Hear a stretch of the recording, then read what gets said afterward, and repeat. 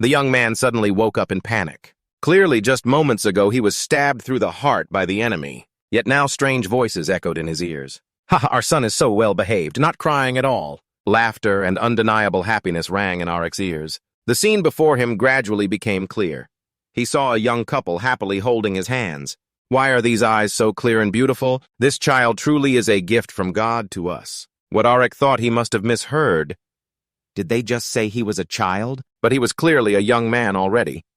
Confused, Aric instinctively started to struggle. But then he realized he couldn't even turn over. The young man before him suddenly lifted Aric up and looked at him with pride. He said Aric must become a great child and follow in his footsteps in the merchant trade. So you will become a talented spear user like me. That's your father. Father Aric hadn't even had time to recognize the man holding him before being pulled into the arms of the woman beside them. What are you saying? So he'll become a great assassin instead. Lily, how could you let the youngest become an assassin? That's terrible. If he's a man, he must use a spear. Aric felt dizzy as the couple started arguing. Come on, I'm the one who should say that. Come on in this situation. Though hard to accept at first, after a while, he understood that he had been reincarnated in the body of a baby named Denu from the Suarez family. The key point was that he was reincarnated in the Antioch Empire, a country that had been his enemy in his previous life. His father in this life was Aaron Suarez, a wealthy count and a talented merchant. His mother was Lily Suarez, a beautiful and strong woman. From the first time he opened his eyes in this new form, Aaron and Lily had already started arguing about whether their son should become a merchant or an assassin. That debate seemed to happen every day. Aric didn't find it too strange. It seemed he was the youngest child, so they wanted him to carry on their legacy even more. Today, the Suarez Count and Countess returned to the castle with their youngest son after postpartum care at the hospital. Looking at the magnificent estate before Aric, even in child form, he burst out laughing heartily. Oh dear, Den seems very happy to be home, huh? Look at the boy laughing so happily. Lily cooed. Indeed, Aric was very happy because this time it seemed he had reincarnated in the right place. If this is your home, then it's even easier for the military talent hidden in your body to have a chance to emerge. 2 months later, as Aric gradually got used to being Denu Suarez, it was also when he began babbling his first words. He also became more familiar with his name, Denu. This was truly an interesting and strange experience, because in his previous life, wandering far from school, he rarely interacted with children. The few children he met were seriously injured, bandaged, and crying with nowhere to go. Many cried for their parents, then grew weak and passed away without leaving a trace in this world. Compared to that brutal battlefield, Aric was now a real noble, and the Suarez family was a wealthy and warm place. Though it had been 2 months, every time he thought about not having to worry about food and clothing in this family, he felt incredibly lucky. While Lily was happily watching her son start to babble, Aaron rushed into the room with a long spear. It seemed he still hadn't given up on raising his son to be a merchant. It made sense, since Aaron Suarez was the strongest level 6 merchant in the Empire. Though he seemed a bit crazy and often got scolded by his wife, Aaron was a true hero of Antioch, known as the Blue Hurricane. Lily sat her son back down on the firewood, then continued scolding her husband as usual. Hey, how can you bring such a sharp weapon into the child's room? I just wanted to show Den the spear. I said no means no. Aaron needed to have a distinguished status, but still feared his wife because Lily's background was no joke. When she was young, she was the kingdom's best assassin. Both of them are the best in their fields. So everyone wants the youngest son to carry on their legacy. Arguments like this happen almost every day, so they've gotten used to a harmonious family atmosphere. You also know the reason why your parents are especially concerned about your future is that the 2 Suarez sisters chose paths unrelated to mercenaries or assassins. Now you are the only hope for your parents' legacy. Speaking of which, Denu's 2 older sisters really like their little brother. Only Arabella Suarez, who had a natural talent for magic from a young age, chose to become a mage. At 52 years old, she is already a level 3 mage.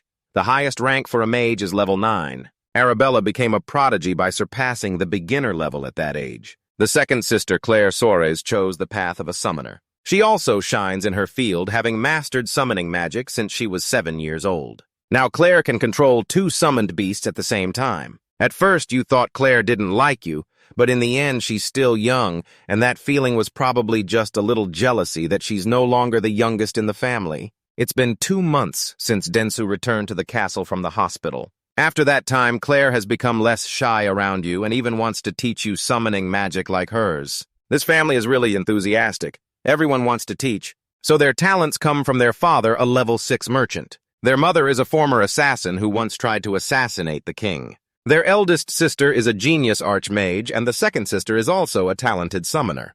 The Suarez noble family is truly a perfect aristocratic family. It's also an ideal family that you back when you were Aric longed for. Now you have what you yearned for in your previous life. So in reality, it accidentally raises a question for you. Then what meaning does revenge hold in this life? Although your death in your previous life was tragic, since that place was a battlefield, saying you would take revenge on those who defeated you is truly ridiculous. Now that it's night every day, you feel very happy. Saying you'll take revenge on those who defeated you in your past life is really absurd. Assassins, mages, or summoners make so much noise that even the chickens fly and dogs bark. But that noise helps Den believe he truly has a home, so he silently enjoys those peaceful days. Although noisy, it's also very happy. Not long after the first milestone in Den, So Grace's life arrived. The So Grace family has a special ceremony called the choosing ritual. When a child in the family turns 1 year old, they become the main figure in this ritual. Many items are laid out in front of the baby. People predict the child's future based on the item they choose in the ritual. You've also just turned 1 today, your birthday. The townspeople are curious to see what their little young master will choose. While the 2 young ladies are both succeeding in their fields as mage and summoner. The lively chatter echoes through every street corner, and everyone is looking forward to the choosing ritual. In the So Grace Count's castle, a large table covered with white silk is set up in the Great Hall. On it are items symbolizing various professions, such as mage, assassin, swordsman, and many more. Dukes and nobles gather here in great numbers. They all want to witness the youngest, So Grace heir choose his future. If it were an ordinary child in this situation, they might just feel excited and happy. But Den is different.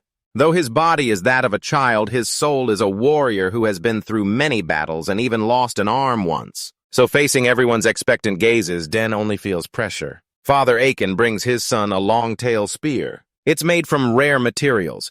When infused with mana, it becomes heavier and sharper. It's the spear Aiken has carried all his life, and he hopes his son will choose it to carry on his legacy. Meanwhile, Mother Lily brings a dagger named Naxon for her son. The dagger is forged from materials embodying all the elements in the world. It can contain and combine with various poisons to enhance its power. The 2 daughters of the So Grace family have also soon joined the recruitment race to return to their professions. So this time, Arabella brought a supplementary space bag that only mages or those possessing magical talent can use. Meanwhile, Clare brought the summoning seal that summoners use to call their summoned beasts. The crazed gazes from all directions grew even more intense. He felt as if he could hear all the thoughts of his family. This was troublesome, but as the young master of So Grace, he couldn't avoid it. So he began crawling forward under the expectant eyes of everyone. He was very hesitant about which one to choose. He had to rely on the expressions of his family to decide further. But strangely, as Den crawled close, all 4 other items sensed him and emitted dazzling golden light. The nobles and princes in the Great Hall began whispering. They all thought that the young master of So Grace must be an omnipotent person to have a reaction to all those items like that. So they were very pleased with this unexpected phenomenon. In his previous life, he was very talented on the battlefield. But in this life, that talent seemed to have been elevated to another level. "What should we do, father?" "Has this ever happened before?" Arabella asked worriedly. Aiken shook his head. He himself had never seen such a thing. Aiken looked at his wife, Lily, also looked at him. At that moment, the couple rarely agreed on a decision. "Then we will teach the boy all 4 of these." Arabella and Clare both let out a loud sigh of relief. Meanwhile, little Den 1-year-old smiled brightly. It seemed this was the answer he had most hoped for from his parents. Thus Den grew up under the full hope of the entire So Grace clan. Just as promised on his first birthday, all 4 taught him the best skills in their respective fields. Like today, Aaron and his son were busy practicing spear skills on the training ground. Den's talent remained from his past life, even blooming more than when he was Aric. The proof was that after just a few years, he had mastered all the spear techniques Aaron had taught him. Count Sologris also seemed very pleased with this son. The talent Den possessed far surpassed other 7-year-old children and even exceeded older kids. After the 2 finished sparring, Aaron's and Herman's subordinates approached, carrying a strange spear. This was the 7-year-old birthday gift that Count Aaron had painstakingly prepared 2 years ago, crafted personally by a famous artisan in the capital. Originally, he wanted to give it at the official birthday party, but to compete with his wife, Aaron deliberately gave it to his son before Lily. Happy early birthday, my son. Aaron's smile was full of pride and affection. Although he had been in this new identity for 7 years every time like this, he silently thanked heaven for giving him such a lucky life. He immediately unfolded the practice spear in his hand and accepted the gift. Thank you, Father, I will use it well. The quality of the new spear is evident just by looking at it.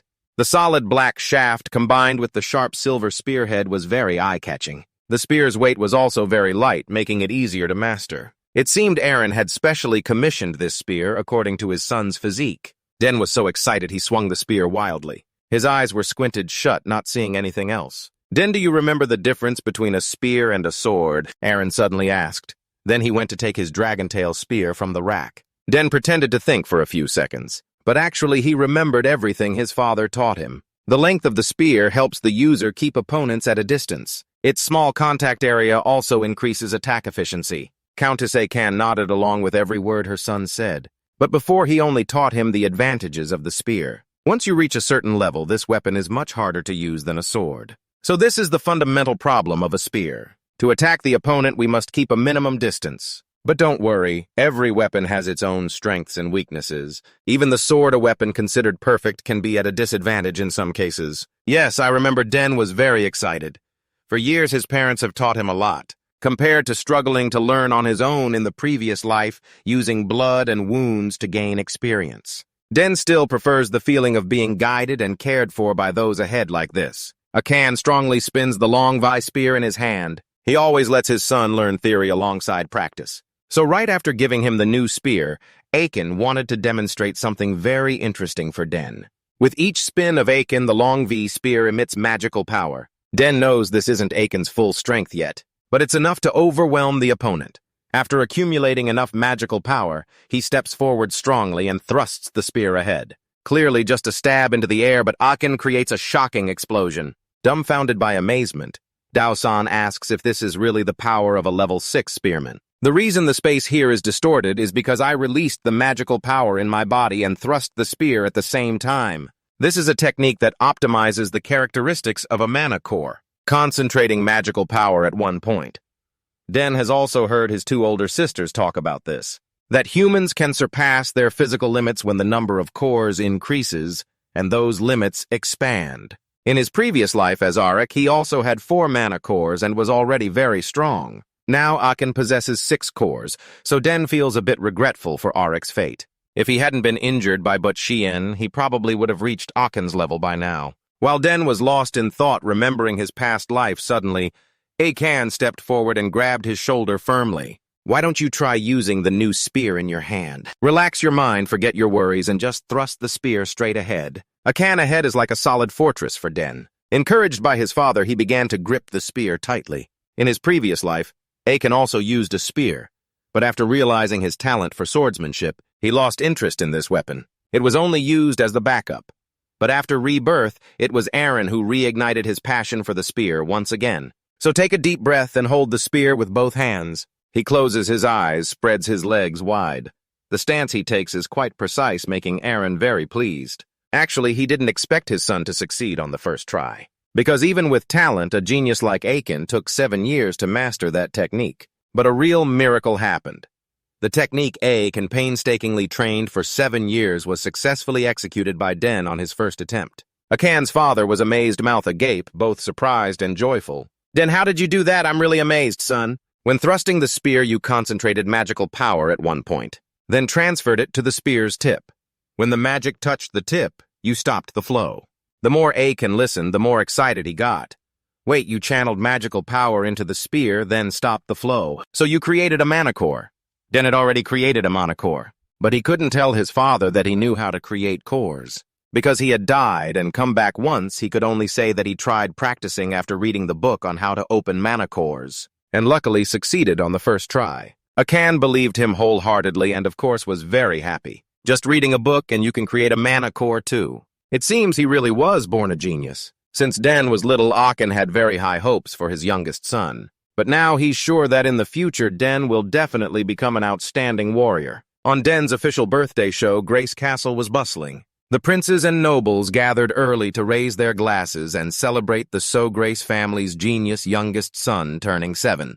And this time at the party, someone appeared that Den never expected. That is Duke Buttermilk, the one who sent you to sell salt in your previous life. The relationship between Count Sogress and Duke but seems close. After greeting each other, Aachen called his son out to properly greet Duke Butt. Upon meeting him again, memories from the previous life clearly resurfaced, as if it only happened yesterday. "Is this the son you always brag about, Aachen?" Butt stroked his beard while seriously evaluating him from head to toe. "His name is Denso Grace. It's an honor to meet you, Duke, but—" Denso responded formally, but inside anger was blazing fiercely. Denso's obedient demeanor pleased but very much. Then another trouble appeared. Denso saw a shining pink hair approaching. That was Layla, the youngest daughter of the Taming family. After letting the children greet each other, the two fathers sat in a corner to chat. Recently, Lady Taming has been falling ill. This made Duke but extremely worried. Aachen could only comfort him with a few words but could do nothing else. After chatting a bit suddenly, but noticed something and disappeared. He originally had a few things to say to you as a level 6 knight of the Antian Empire, because he sensed the talent you possess. But not only did he disappear, Duke Butt's daughter Layla was nowhere to be seen either. The two fathers started scanning everywhere. Finally, they discovered the two children had sneaked out to the back garden. Seems like the two kids were bored of this noisy party. In the garden, Layla couldn't hide her happy expression being with Denso. "Actually, I don't like going everywhere with Dad. But today I feel happy because I came with him." She really wanted to compliment Denso for looking even more handsome under the moonlight, but kept it inside to save face. Denso politely replied with a few words. Layla began to wish for a peaceful life like Denso's at the Show Grace Castle. Unlike her own Taming family, where nobles come to see Duke, Butt and even the royal family daily. Every time Layla has to dress up neatly to greet them out of courtesy. But what she really wants is to dress simply and go to the sword training yard. Denso exclaimed, "This little girl who looks fragile actually has sword skills." Layla wanted to prolong the conversation, so she asked Denso what he liked to do normally. "Maybe I always look forward to spear training the most, so I answered spear." At first, Layla seemed surprised that he trained with such an oversized weapon from childhood, but quickly remembered that Lady Showgrace is a level 6 spear user. It's normal for their family to pass down their skills. "You work hard, training with the spear because you want to join the academy, right?" "I don't train for that reason, so I shook my head." "Why not? Isn't training to enter the academy obvious?" Layla wondered. "Well, I just want to train so that when I get in, I can do even better," he answered, as if he was sure he would be accepted. Layla talked a lot, seeming very admiring of his confidence. Denso also showed that he lives by the motto, "Failure is the mother of success." This made Layla admire him even more, since in the Taming family, failure is considered shameful, and she fears those words appearing in her life. Denso just thought this little girl was very talkative. He didn't understand why Duke Butt's daughter seemed so insecure when her situation was quite stable. Suddenly, Layla got excited to show him her swordsmanship. Although it was late, Denso reluctantly took Layla to the training yard inside the castle. What surprised him was Layla's swordsmanship was really good, at least from Aric's perspective, who had spent a lifetime sword training in his previous life. Her attack and defense were very flexible, and her strikes were well-timed. However, after a short while, the rhythm started to become chaotic. While Denso was lost in thought, Layla had already shown all her skills. She looked up with an expectant expression. "So, excellent. Really impressive. You really think so?" Layla exclaimed, her eyes sparkling. She wasn't usually talkative, but suddenly he felt he should sincerely offer her some feedback. So he started pointing out all the flaws he had observed in Layla earlier. Starting from the third move, she had an extra half-step which threw off the entire rhythm and made the process chaotic. Layla's expression changed instantly from cheerful to awkward. He clearly thought he had made her upset, but unexpectedly she picked up her sword and repeated the moves. This time the results seemed much better. Layla was so happy she lunged forward to hug Den repeatedly, thanking him for helping her spot mistakes she'd been making all along. "Hey, you're suffocating me. Can you put that sword away now?" Den quickly pushed Layla away. Even though they were just kids, it was better for boys and girls to keep some distance. Meanwhile, the servants were searching the castle for the two of them. Den had to return to the main hall because it was time for the gift-giving segment of the 7-year-old's birthday celebration. This year was even more special for Den because it also marked the anniversary of obtaining his first mana core. Aiken and Lily handed Den a dignified wooden box. He opened it to find a family crest pin, something his two older sisters often proudly kept safe for him. This pin will be a symbol of your honor and status. As Lily finished speaking, countless congratulations echoed from below. It was the first time Den received so much praise, even though he hadn't achieved anything special yet. Den found himself loving this identity more and more. Just as everyone was happily celebrating, suddenly a loud explosion rang out. The ceiling began to shake, causing the guests to panic. They worried someone had broken in or was trying to sabotage the young master's birthday party. The shock lasted for 10 seconds. Even Den started to worry and glanced at Aiken, but Count Showgrace remained calm. Aiken thought today would be peaceful. Can you guess who it is? So Aiken spoke as if he knew who the troublemaker was. All the guests turned their gaze to the ceiling. From the skylight above, a beautiful figure with shiny golden hair swiftly descended. She landed lightly, ending the shaking in the room. Check the clock. Make sure my sister isn't late, okay? It turned out to be the eldest lady Arabella, and the shock she caused was from teleportation magic. This was a spell only mages of rank 5 or higher could use. Arabella had successfully stolen the spotlight at her brother's party. The guests started praising her as a genius. They were already used to the eldest sister's loud and flashy ways, so it wasn't surprising that she was the one behind the recent commotion.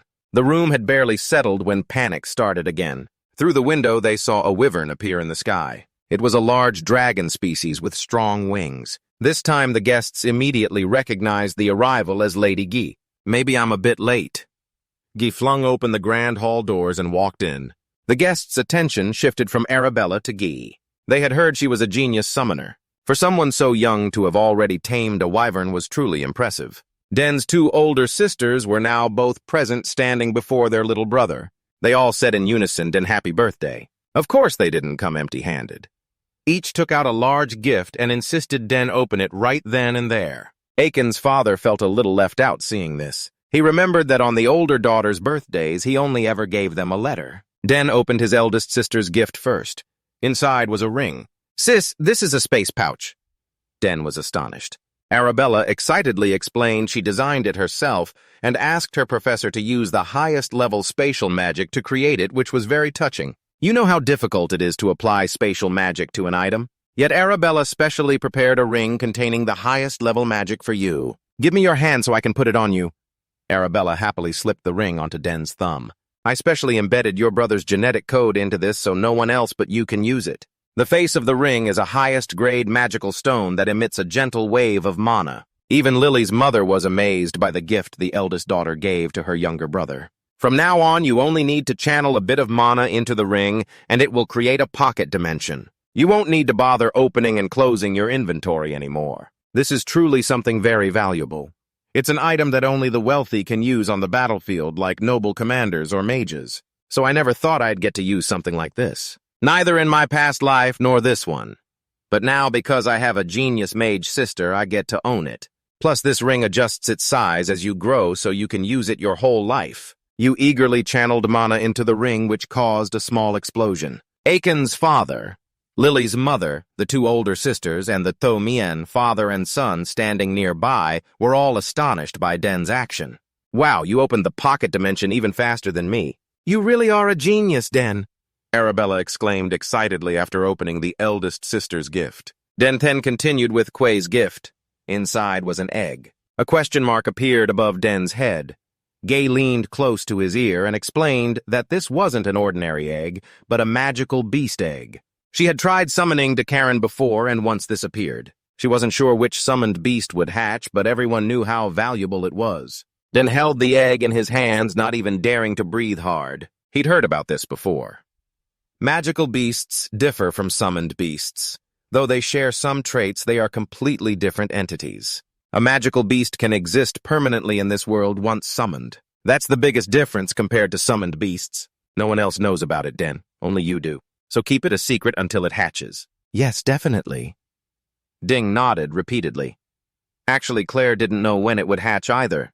She could only remind him to channel mana into the egg once every morning and once every evening so it could recognize him as its master. "What are you two whispering about for so long?" Arabella impatiently shouted. Only then did Clare giggle and whisper into her younger brother's ear. They were all studying at the academy, but took their precious time to come back here to celebrate their younger brother's birthday with such elaborate gifts. Just these two things alone showed how important their youngest brother was to them. Aaron felt a bit jealous seeing both daughters' gazes fixed entirely on Den. He cleared his throat and spoke reproachfully. "All right, my two princesses, I'm glad you've returned. Even though you said you didn't have time before, shouldn't you have greeted your parents?" Arabella finally realized she had been so focused on her brother that she'd treated her father like heir. She quickly forced a smile to make up for it. Countess Grace was very indulgent with her children and didn't blame them. The family of 5 reunited joyfully and happily amidst loud laughter and chatter. Den suddenly noticed Layla hiding in the crowd. For some reason at that moment, Den felt she was strangely lonely. Den's birthday party ended perfectly. The Thomin father and son temporarily stayed at the Suarez mansion. The next morning, Boot woke up very early and took a walk around the grounds. Arabella's radiant appearance last night had him rubbing his forehead thinking all night. She was even better than he had expected.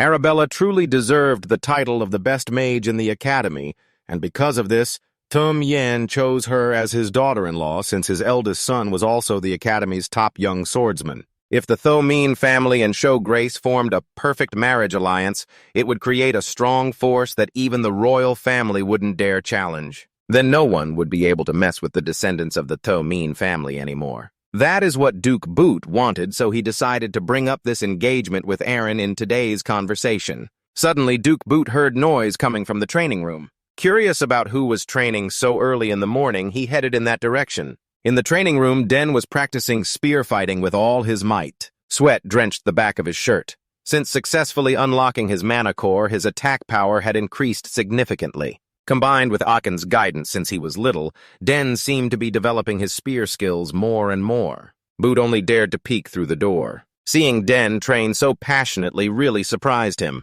because regardless of his movements or concentration, he didn't resemble a 7-year-old kid at all. Even the simple spear thrusts seemed so skillful that even battle-hardened soldiers couldn't execute them so perfectly. Duke Boot had heard rumors that the youngest son of Count Sologris showed incredible talent at just 1 year old, but he had always dismissed it as idle talk. Seeing this in person today, Boot realized those rumors were true. Den was training very seriously, while Boot carefully observed each of his movements. Suddenly, he was a bit stunned when he noticed Den's posture. His stance and movement were quite similar to a swordsman's. The important thing was that those movements felt very familiar. But Boot couldn't immediately recall where he had seen them before. At such a young age, why Boot muttered Den's actions suddenly stopped even though his eyes never turned toward Boot. It turned out Den realized someone had been standing there for a long time. "I don't know who you are, but it's better for you to show yourself rather than hiding there." Being discovered by a kid and spoken to like that made young Boot a bit nervous. "Sorry, Den, I wasn't trying to spy on you. Sir, Your Grace, Duke of Nightfall." The spear-wielding boy trotted over. Although he looked like a child, Boot felt there was nothing ordinary about him, especially given those sharp eyes. "I was so captivated by your beautiful training early this morning that I forgot to greet you.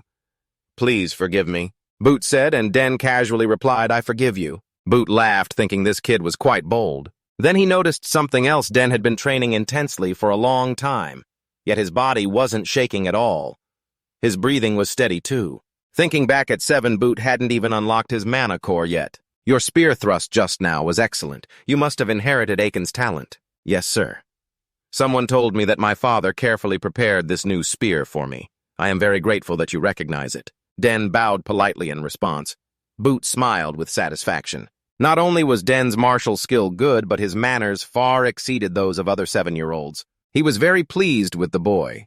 In his mind, Duke Boot began to kindle another marriage alliance between Den and his youngest daughter, Layla. Thinking that Boot tactfully mentioned Layla to Den, saying she was also training in swordsmanship, and that after joining the academy they could become good friends. "Yes, sir, I will definitely treat her well." Den smiled brightly. Boot liked the boy's straightforward personality more and more. Seeing the conversation had become lengthy, he had intended to leave and give Den space to continue training. But just as he turned to leave, Boot couldn't suppress his curiosity and turned back to ask Den, "I'm just curious, have you ever trained with a sword before?" Boot's tone was neither heavy nor light, but it made Den uneasy. Could it be he saw through Den's habits from when he was the swordsman? Acrid. Yes, surprisingly, he recognized it just from a glance. But Den wasn't too worried. How could Boot imagine that someone who had died by the sword would be reincarnated as a child? No, sir, he answered calmly. I've only read a few basic swordsmanship books. I've never actually trained with a sword, but felt it shouldn't be like lying. But if that's the case, it's really strange because he swore he had felt something like pure battle spirit in every move of yours before. But in the end, chose to push it aside because to him you were just a kid anyway. Then the two of them really said goodbye, but also prepared to leave Showgrace Castle to return to his home in the capital. Before leaving, but reminded you that if you ever had the chance to come to the capital, you must come find him. That was not an invitation to a feast, but because he especially liked you. As Butt's figure gradually disappeared, you immediately gave a strange smile. This feeling is really interesting. You're not sure if Butt remembers the swordsman, Acrid, who was once defeated by you, but it seems you have found your target. That is to defeat the one who once defeated you before. Just thinking about that is enough to make your blood boil. If now Den slowly prepares step by step, surely one day he will make but Tom Mien bow under his weapon. Then continued training until losing track of time, until your close servant Herman spoke up to remind you. Young master, it's time to go home now. Herman, have you been waiting for me all this time? It is my duty to quietly fulfill all your requests. Herman handed you a sweat towel as he spoke. You feel this guy is even more suited to be an assassin than you are. He's been waiting here for you all this time and you didn't even notice. Herman said everyone in Showgrace Castle is very busy now because the next banquet will soon take place in the castle. It's still part of the series of banquets celebrating the full moon of the 7th birthday, and many nobles have already gathered at the castle. As for their two older sisters, they have a midterm exam coming up, so they opened a teleportation gate to return to the academy without having time to say goodbye to Den. You obediently followed Herman back to your room to wash up and change into a formal outfit. Then Den followed his parents to receive guests. Although this took much less effort than spear training, it made Den much more exhausted. Your social schedule was even busier than usual because it was your birthday. Whenever you had a little free time, you would sneak out to the garden to rest and relax. While admiring the flowers, you suddenly remembered something Arabella once told you, that flowers in nature also contain a lot of mana. Since you had time, you sat down to analyze the mana of the roses in front of you. Den closed his eyes, focused his mind, and sensed the mana. Recently, besides spear training, you also tried practicing magic and summoning, but there was no significant progress. That's why Den was still undecided on which field to focus on. Being talented in too many things can sometimes be troublesome. Putting that worry aside, Den continued sensing the mana of the roses. It was surprising that even a small flower could contain such a strong and fierce mana flow. You once heard Arabella say that if a person can sense mana in nature and turn it into their own mana, then that mana will stay in the body and become a magical layer. Perhaps this is a breakthrough step in Den's magic study. Because before you could only sense mana vaguely, but now you feel it more clearly and more and more. This process was going very well, but suddenly the mana flow from the garden into your body was interrupted. You felt like you were missing a step, very uncomfortable. Before you could understand what happened, you heard two children's voices saying, "So boring, we just got here and Dad is already busy talking with other nobles." Dad pushed us aside and introduced us. After everyone saw our faces, we just went back to the room to rest like usual. Is it okay for us to do that, brother? You act like it's our birthday, who cares? Do you think the young master of the Soares family would care about this? It turned out the mana flow was interrupted because two kids whose parents they didn't know were stepping on the rose garden. It seemed they had gotten lost. After wandering around, they saw you standing alone in the garden. "Hey, you!" The older brother spoke up. "Are you a servant with that outfit? Anyone will do, just lead me to the exit quickly." His demeanor was extremely arrogant. As soon as Den saw the other party, he hurried over and shouted for them to get out of the rose garden quickly. But these two were furious just because he dared to yell at them when they stepped on a few small flowers. "How rude, right? Do you know who I am?" Den asked with concern. "Whose kid are you?" He only cared about these two crazy guys. They refused to walk on the big path and insisted on stepping on the rose beds in the garden. His posture was very bold despite being much smaller than those two kids. The older brother thought Den was just a servant, so when he saw Den acting arrogantly like that, he rushed over, grabbed Den's collar, and began to threaten him, saying he was the son of Count Tyran, a distinguished guest of the castle. Today, this name Tyran caused a moment of stunned silence. He was the one Den had captured in his previous life after a devastating defeat on the battlefield. Tyran was unpopular with the people because of his unpleasant personality. Meeting his son today, one had to admit, like father, like son. Even in the southern countryside, you'd surely know the Tyran family, right? They're very famous in the capital. My family can make someone like you disappear without a trace. So watch your words, he said while grabbing Den by the collar and raising his fist, looking like he meant business, not just bluffing. Seeing the other party wanted to get physical, Den knew talking seriously would be pointless. If negotiation was impossible, then only force would work. But Den was smaller than him, so he came up with a plan. Den tilted his head back to gain momentum, then rammed his forehead hard into the opponent's face. The hit was so strong it made the older brother stagger backward and fall flat on his back. Blood poured from his nose. His younger brother was also shocked. In their eyes, Den was just a servant. So no one expected a servant to act this boldly. "I'll kill you, damn servant!" he screamed. But Den just felt like he was listening to a joke. "What, you want to kill me, then try it." Despite his nose bleeding heavily under Den's threat, he recklessly charged forward. Too bad he didn't know he had just stirred up a hornet's nest. Although Den was small, he was agile. Moreover, his soul belonged to an experienced swordsman. Of course, he wouldn't let himself lose to this inexperienced kid. From his opponent's footsteps, Den could easily tell he wasn't a weapon user. So most likely he was a mage or a summoner. One side attacked continuously, the other defended smoothly. Den's speed was like a squirrel's, making it impossible for the opponent to keep up with his movements. After dodging more than 10 punches from the fool, Den was a bit tired of just dodging. Then Den remembered the magic flow from the rose garden he saw earlier. What if he could control that magic with his will and convert it into a physical form? Thinking this, Den immediately tried. His left palm glowed. It was truly mana power. Den raised his palm and struck the air. The hit carried strong mana and smashed directly into his opponent's chest, sending him flying nearly 10 meters away. His younger brother rushed over when he saw him knocked away. Den didn't bother about his injuries. After all, he brought it on himself. Den only regretted that the rose garden was completely destroyed. The eldest son of the Tyran family painfully propped himself up to sit. His anger burst even stronger. "Bastard!" he snarled, veins bulging. "You can use magic. Who the hell are you?" Seeing the situation worsening, his younger brother quickly tried to stop him because he didn't want things to get worse. But the Tyran eldest son was just as unpleasant as his father. "You're crazy. Getting hit like that, he won't survive." He staggered to his feet. "Get out of my way, I'll kill that bastard." Then he threw his head back and shouted loudly, "Hear my call!" In the end, one thing was clearly confirmed. That is the eldest son of Count Tyran, a summoner. At his summons, a fierce wolf appeared along with its growl. His sharp laughter rang out, "So this is Genpu that I summoned. You'll soon face the consequences for messing with Degron Tyran. Genpu, tear him apart into pieces for me."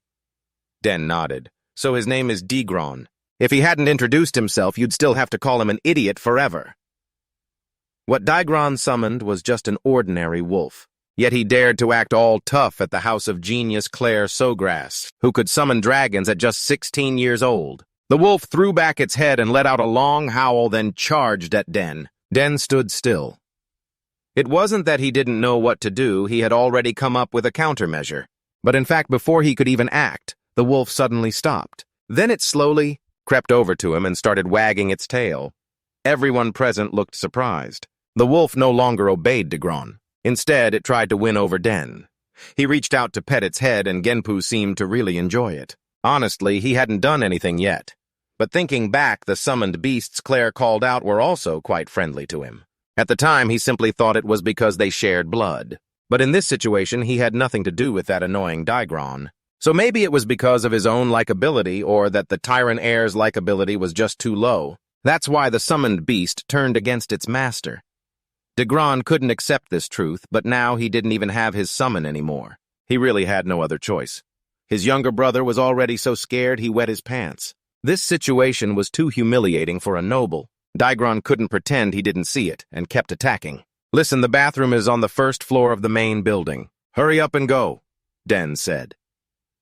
Degron grabbed his younger brother Den's arm and dragged him away while still muttering threats that he would come back for revenge. Den stood there momentarily unsure how to handle this dumb dog. After this reluctant fight, he almost figured out how to connect with summoned beasts. The process was actually simpler than Den thought. just like the way Clare once taught him. Plus the faint connection between Degron and Genpu. Den carefully overlaid his magic on that master-servant bond, and Genpu quickly connected to him. This was definitely unexpected for Den, when he had no connection at all to summoning magic. Yet just because of likability, he could get a summoned beast. While Den was still enjoying the feeling of standing in his new position as a summoner, he heard a middle-aged man's voice. It was the brat bullied your son. Den turned his head. Sure enough, Degron had come back to settle the score with him. But he tattled and brought Count Tyran along. The man was still fat and clumsy, exactly as Den remembered. This idiot's making a big deal out of this again, Den thought. Meanwhile, Degron was babbling, blaming Den. Clearly, he started the fight, but he told his father that Den was bullying him and his younger brother Den. Then he forced the cancellation of his own connection with Genpu. And Count Tyran was just a fool. In that situation, he didn't know right from wrong. He could only listen to one side, his son's. My name is Mogath Tyran, head of the great Count Tyran family. You're the brat who made my son look like this and stole his summoned beast, huh? Exactly. So Den answered without fear. Actually, he was a bit distracted by the other's oversized figure. Looking closely, Tyran was even fatter than when Den had taken him prisoner. Seems like he's lived a boring, peaceful life these past years. Mogath took a few rude steps forward and pointed his finger in Den's face. As a guest, if possible, I intended to let it slide. But this is something I can't ignore. Why is a kid like you here all alone? Spill your identity quickly. Den sighed. He hadn't planned on boasting. But since the other party pressed him to the end, he had to flex a little, to scare them a bit. I am Denzel Gregg, youngest son of Aiken Gregg, the Southern Lord, and current head of the Count Gregg family. The Tyran father and son were shaken by that one statement, especially Degron.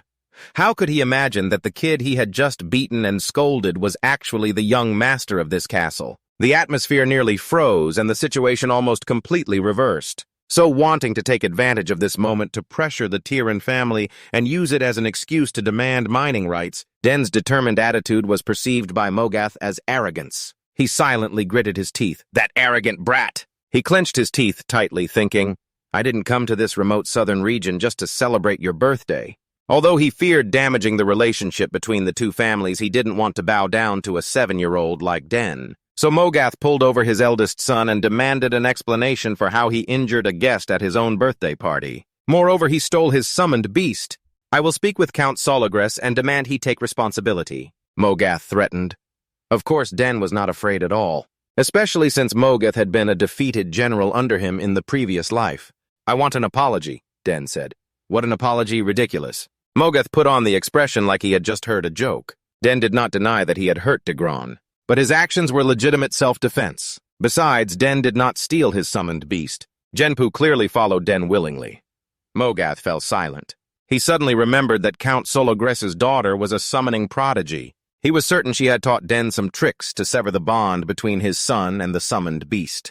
And even if Den's self-defense was justified, Mogath still felt the boy was too arrogant for his bold attitude toward adults. Seeing Den's unwillingness to cooperate, Mogath decided not to speak with him further. Instead, he looked forward to making things difficult for Count Sologres. Speaking of Chow Chow, here he came. It seemed the servant had reported the commotion in the garden. So Aaron arrived, followed by Duke Tom Dien. I thought he had taken his daughter back to the capital, but was still staying at the castle. So something important must be going on.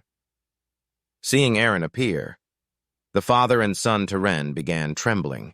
Count Aiken was a man who cared deeply for his family but was not biased. Therefore, Aiken gave Degron a chance to recount the recent situation once again. Of course, when that bastard told his story, he had definitely exaggerated. It was astonishing how he could lie with such a straight face. You're sure that in the future Degron won't be much better than his father? After Degron finished complaining, Mogath began adding salt to the wound. He thought Aiken needed to discipline his son carefully because stealing someone else's summoned beast was wrong. Count Sologres was a fair and clear-headed man, so he couldn't listen to accusations from only one side.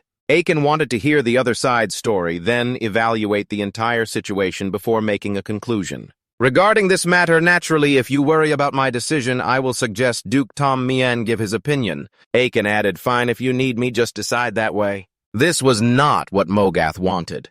He believed the Duke of Tom Mien's involvement would only complicate things, and he began to have a bad feeling that he would gradually lose and be the one who had to apologize. So he started to recount the details of what had just happened. Of course, in the story Degron just told, there are some truths, but he didn't mention that the root of the problem was that he trampled on the Sologris family's flower garden, including the fact that he angrily grabbed Dean by the collar, including the insulting and contemptuous words he said to him. Of course, it also includes when he summoned that wolf Genpu and ordered it to take his life. As for why Genpu left Degron Den doesn't really know the details. He only asserts that he did not steal the summoned beast, and maybe that wolf saw his kindness and Degron's cruelty, so it decided to change masters. Den spoke very slowly but clearly. Regardless of whether what he said was true or not, Boot was very surprised that a 7-year-old child could express himself so fluently from beginning to end. Completely different from the stammering manner of the Tyran boy earlier. Nonsense. Mogat spoke up to refute there's no way someone who isn't even a summoner could acquire a summoned beast. Surely the kid must have used some secret skill, or he has innate empathy with summoned beasts. A summoned beast that isn't close to its master would accept someone like you as its master. Mogat thought what Den said was just nonsense, and Aken also found this hard to believe. To clarify this, the Duke asked him to prove it with the summoned beast. If he could really summon it, then it would prove that a summoner's status isn't necessary to summon. Hearing this, Degron's face immediately turned pale because he couldn't summon Genpu. Of course he couldn't summon it. Degron accused him of stealing his summoned beast, but in reality it followed him on its own, and he had completely severed its link with Degron. So then I'll start the summoning, but it seems I need the summoning sigils that he possesses. Hearing this, Degron couldn't believe that he wanted my summoning sigils. What nonsense are you talking about? Each summoner has a unique sigil with a code, and even if others know it, it won't work. Based on what you said, even if the kid uses your sigil, it won't work. Then trying it out won't hurt. Aken's words were calm, but carried a hint of threat. You are absolutely right. So the Tyran father couldn't refute this. Although unwilling under the pressure from the adults present, Degron finally had to compromise. He handed over his sigils. These are the unique summoning sigils that summoners carve after awakening, so no one else can use them. But with Den, it's different. De Groot's wolf Genpu was covered by Den's magic power. This unique sigil is just a tool for it to respond to Den's call. After focusing his mind for a while, Den actually succeeded in summoning to everyone's astonishment. The Tyran father and son were stunned, repeatedly muttering the words impossible. That's truly amazing. You say the kid has never studied summoning? Boot asked Aken if that was true. I'm not sure what happened either because Den successfully summoned Genpu. So justice now seems to be on your side. Count Aken demanded the opposing father and son give a proper explanation. Count Mogat knew he was beaten logically, so he had to drop the issue of the summoned beast. It seems we misunderstood that the summoned beast was stolen by your son, but my son never intended to take Den's life. Yes, yes. Degron hurriedly nodded like a woodcutter, saying he only wanted to scare Den a bit and never intended to harm him. Of course, the Sologris Count and the Duke of Aromas didn't believe the father and son's words, but since the Tyrans were honored guests at today's banquet, they were caught in a dilemma, unsure how to proceed. And at that moment, Layla appeared. He's lying. Her determined demeanor and tone were nothing like her small stature. Layla lifted her skirt and politely greeted Aaron and the Tyran father and son. This was also the first time Mogat saw the Duke Boot's daughter. It was just a pity that in their first meeting, this little girl bluntly called out the son's lie. Layla stepped in front of Aaron and began explaining her abrupt statement just now. Actually, she had accidentally overheard the conversation, or more precisely, the argument between Dean and Degron while walking in the garden. Hearing her say that the bastard was so scared he broke out in a cold sweat all over his head. Originally, Dean had the upper hand, but after Layla appeared and recounted the whole story, she had heard Degron's defense completely collapsed. In the end, he still had to bow his head low and apologize to Count Aken. Of course, it was not a willing apology. After apologizing to Count Sologris Degron, also had to apologize to the young master of the Sologris family. After all, this was a grudge he had caused the boy. And standing in front of such a short kid only as tall as 3 cloves of garlic, Degron really didn't want to apologize, but he still reluctantly uttered the words, "I'm sorry." Everyone here, even a child like Layla, understood that it wasn't a genuine apology. It was just that Degron was accused by a third-party witness and had no other choice. That's why Aken wasn't really satisfied with this resolution. He also felt a similar reluctance like his father. But based on his experience, instead of stubbornly dealing with the opponent now, it would be more beneficial if he showed generosity here. "Fine. I accept your apology," he said in a tone also full of reluctance, receiving Dean's forgiveness. The Tyran father and son both breathed a sigh of relief. The Suarez family was the most powerful in the south and not easy to provoke. If Dean really wanted to settle this completely, the Tyran family would probably get caught in a storm. But Butt seemed to have guessed that Dean would act this way from the start. He already knew the boy was special. Clearly, Dean could have stubbornly thrown a tantrum like a typical 7-year-old because the fault was obviously on the other side. But he generously forgave him like an adult. Seeing his son so understanding, Count Solagres was very pleased. He also respected his son's decision. But just thinking about that bastard Dagger trying to kill his beloved son with a summoned beast made Aiken's anger flare up. That pushed him to not let this matter go so easily. So even though it was late, Aiken still bluntly kicked the Tyran family out of his castle. This was clearly a huge insult to Mogget. After all, he had worked hard traveling here from the capital, and certainly not just to celebrate a birthday. If he got kicked out now, everything would be ruined. Mogget had to stay at the Showgrace Castle at all costs. At least not be expelled right now. Thinking of that, he threw aside all pride and dignity. He lunged forward to grab Aaron's hand and apologize. The Tyrant Count also promised to do whatever Aiken demanded. But unfortunately, the powerful Showgrace family didn't need anything from the Tyran family. Aiken's attitude was extremely cold. I guess if Lily's mother were here, her expression wouldn't be much better. Who told Mogget's son to dare touch their precious son? We will soon send soldiers to your room. Aaron brushed Mogget's hand away and declared. Then he turned back to Butt and said, let's go. Duke, but promptly nodded, then led Layla along. The four of them left together. He glanced back and saw Degron being furiously scolded by his father. He didn't feel any pity at all. He just felt that both father and son deserved it. They were the ones who caused the trouble first. So this was just reaping what they had sown. The only thing he didn't expect was that Aiken's father, who was always laughing and often scolded by his wife, could be so terrifying when angry. On the way back to his room, but couldn't hide his curiosity and asked about Dean, because earlier Layla's daughter had told him that Dean could knock Degron away with a single magic strike. This was something that had never happened in the history of the Anthien Empire or even other kingdoms. A child who could both wield a spear, use summoning magic, and now magic spells as well. Aiken couldn't conceal his satisfied smile. To be honest, even from your first birthday night, I witnessed all 4 items responding to you. But as you grew a little and began to show abilities in many areas, I was still surprised. The important thing is talent is one thing, but your calm attitude is another. It caught Butt's attention. Usually when kids fight, they get very tense and fiercely try to get the upper hand. But it wasn't like that with you. Because of your behavior, but became more certain that you will grow up to be a wonderful man. It's still too early to say anything, Aiken humbly replied while patting your head.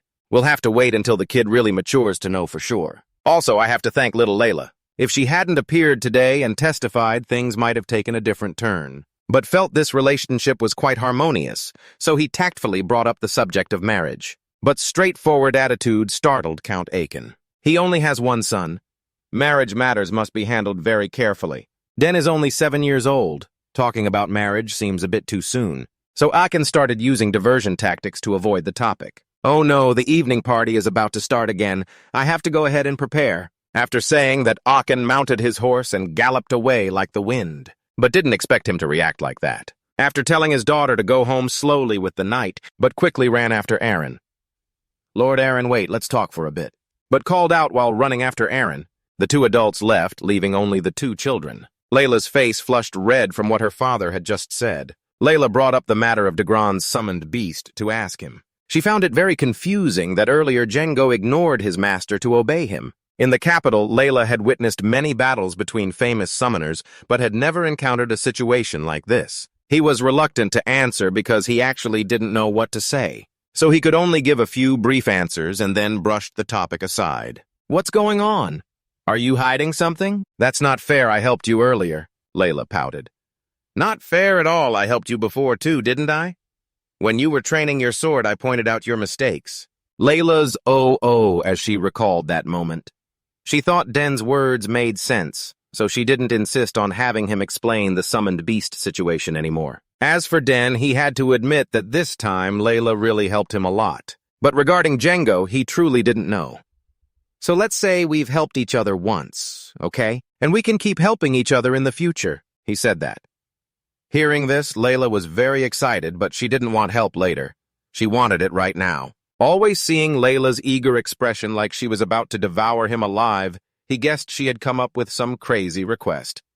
Sure enough, she asked him to teach her how to use mana strikes, like the one he used to knock Degron away earlier. The reason was simple.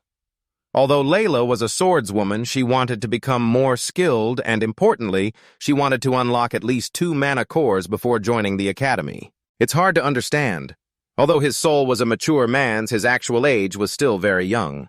Layla's body and soul were both those of a 7-year-old child. So why did she have to be in such a hurry? Noticing Den's puzzled look, Layla explained that she wanted to become skilled to make her mother happy. You know my mother loves me very much.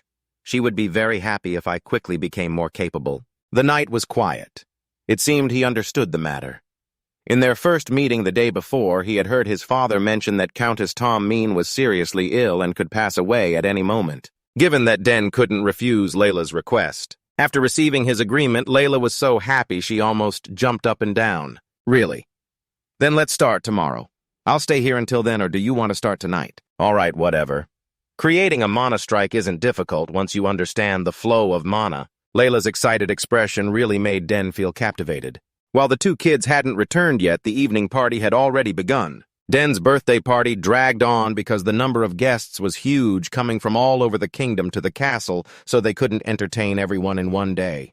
But no matter who the guests were, they definitely liked to gossip. Indeed, during that evening party, the main topic for most people was the fact that Count Tyran had been kicked out of the castle. They also caught wind of Dagron Tyran causing trouble with young Master Den and being taught a harsh lesson. They traveled all the way here and caused such a scene, how embarrassing. Also, sir, have you heard the rumor that young Master Den is an outstanding summoner just like his older sister? The guests began to marvel at this news. They always knew he was skilled with a spear. If he's also talented in summoning, then the Showgrace family truly has a shining gem. The rumors didn't stop there. The guests even heard that he used magic to knock Degron away. Although no one could verify the truth of the rumor, most had concluded that Den was an exceptional talent skilled in many fields. Just as Den returned to the party, a gentleman approached to start a conversation. He introduced himself as Baron Open and asked Den if he knew anything about his eastern territory. I know a little, Sir. Baron Den bowed politely and replied, I've heard that place is famous for grilled salmon fins and Sophia stones. Ha ha, what a clever boy! Baron Open laughed heartily. Yes, the salmon and Sophia stones from the Open family are the best on the continent. Of course, he didn't come just to brag about his hometown's specialties. The Open family head like Buttermilk was watching Den closely because of his exceptional talent, and he probably came to introduce his daughter, Miss Cynthia Open, to Den. Den clearly seemed a bit uneasy and became even more awkward when Cynthia suddenly approached him and whispered, asking if he was the future heir of the Showgrace family. After all, there was only one son in the family, so it was quite predictable. But in this situation, it was still better to be modest, right? I don't really know about that. Come on, don't pretend with me. I've also heard you're talented in many areas. Then Cynthia grabbed Den's hand excitedly and asked him to look after her. After all, in the future, we might become family. This reaction from the girl made Den embarrassed. What kind of era is this? Not only do nobles hint at wanting to marry into the Acquaintances family, but now even kids are this straightforward.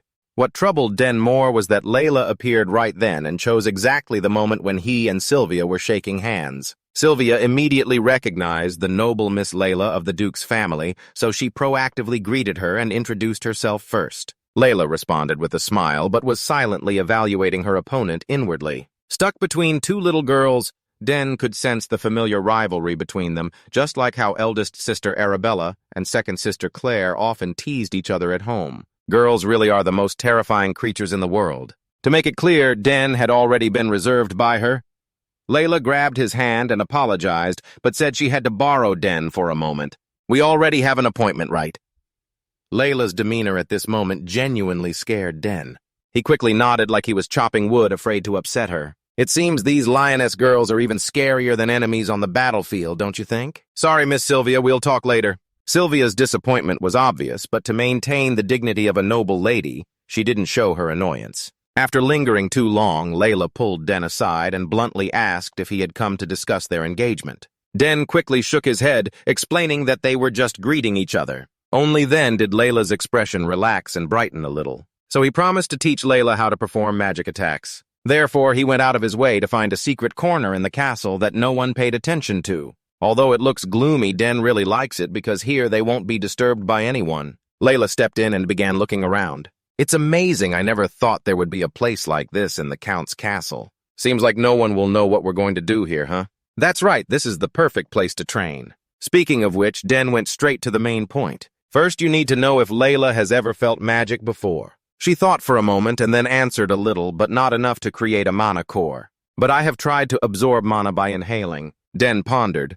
So this girl still hasn't reached the breakthrough stage. As for you, you had already learned on the battlefield in your past life. Den thought the Duke would teach his daughter, but it turns out she's just like a blank sheet of paper now. So if that's the case, Den has to teach her from the very basics. She must feel the mana she has absorbed into her body. To do this, the most important thing is imagination. Close your eyes and imagine mana flowing through your body. This wasn't difficult for Den, and he was sure it wouldn't be hard for the Duke's daughter either. After all, like father, like daughter, right? A talented man like But Tho Yen. How could his daughter be useless? Layla focused on following Den's instructions, but after a silent period, she could only sigh deeply and say it seemed ineffective. Den didn't expect her to succeed on the first try anyway. Den told her to focus and try again one more time. But he didn't expect that the place he thought no demon would dare come to had not escaped the castle owner's notice. He didn't know when Aachen had quietly hidden in a corner carefully observing. Although his son was still young, he already knew how to teach others, which made a father like him very proud. And Aachen wasn't the only one who sneaked in but suddenly appeared behind him like a ghost. Right after he asked, "What are you doing here?" "Oh, Holy Spirit, Duke, you nearly gave me a heart attack." "It's not that surprising, but why are you here? Is there a couple secretly dating late at night?" But only asked jokingly. He actually already knew everything. He also criticized his old friend for having no talent for hiding, even though his wife was the Empire's most famous former assassin. If the castle owner goes around spying on others, people will talk badly about him. His old friend asked, "Spy on what?" Aachen said, "I'm only following my son here," but exclaimed, "What a coincidence, I came here tailing my daughter." Aachen still felt a bit awkward after, but mentioned the marriage between the two families, but since they were here, they might as well stay. The two of them leaned in to see what the kids were doing. At this time, Den was still focused on teaching Layla how to feel magic, completely ignoring the two parents. While he raised his right hand, Layla suddenly noticed the ring on his pointer finger. A space pouch. "Yes, my sister made it herself and gave it to me as a birthday gift a few days ago." Layla gaped in amazement. She felt a bit jealous of Den in this regard, because after joining the academy, her older brother stopped paying attention to her, so she nodded and pulled out a full-length mirror from her inventory. Seeing Layla confused, he explained that imagining something in your head is easier if you look in a mirror rather than just using your imagination. Layla chuckled loudly, then stepped forward to the mirror and tried again. Her father at home isn't usually this open, but suddenly said with a tone both happy and bittersweet. Aachen looked puzzled. "Did something happen? I clearly see she's a bright child." The Duke Butt's face darkened at this moment. Indeed, from the outside, everyone thought like Aachen, but even a father like Butt wasn't sure about the girl's inner feelings.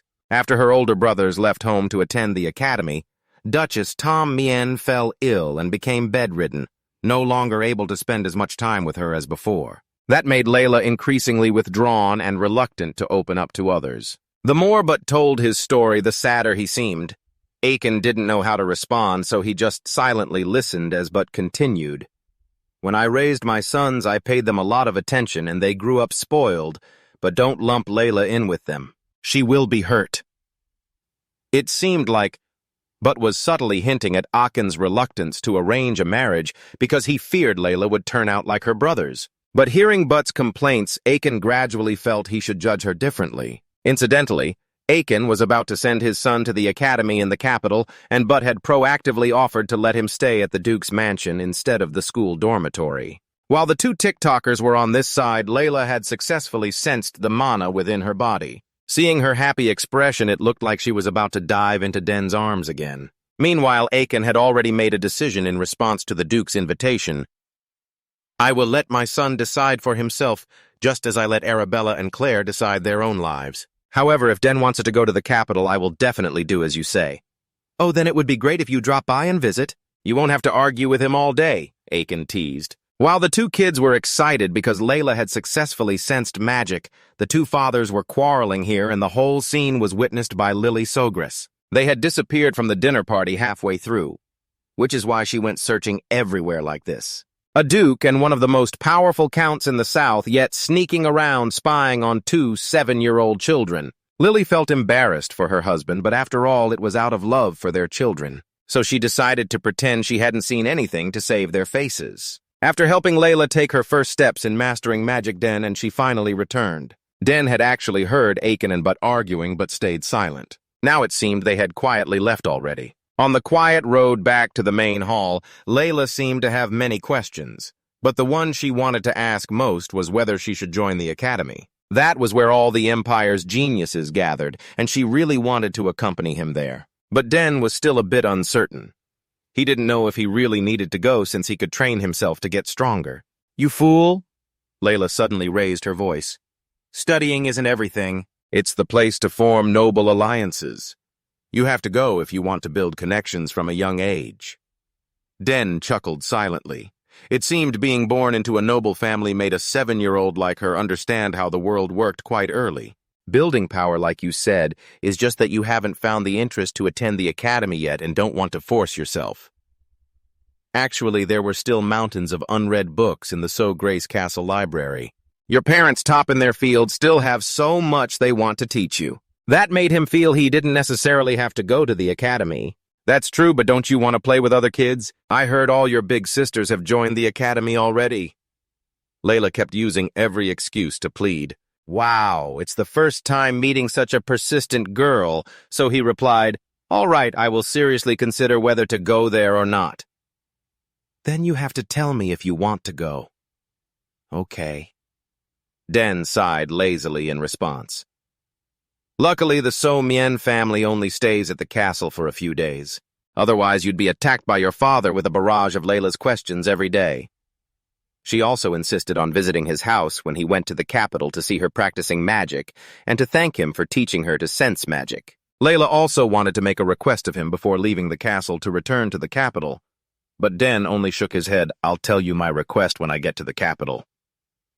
Those words were like a promise to Layla that he would definitely come find her. So Layla couldn't sleep all night from excitement. The next morning, 2 carriages took the So Mien father and son and their entourage home.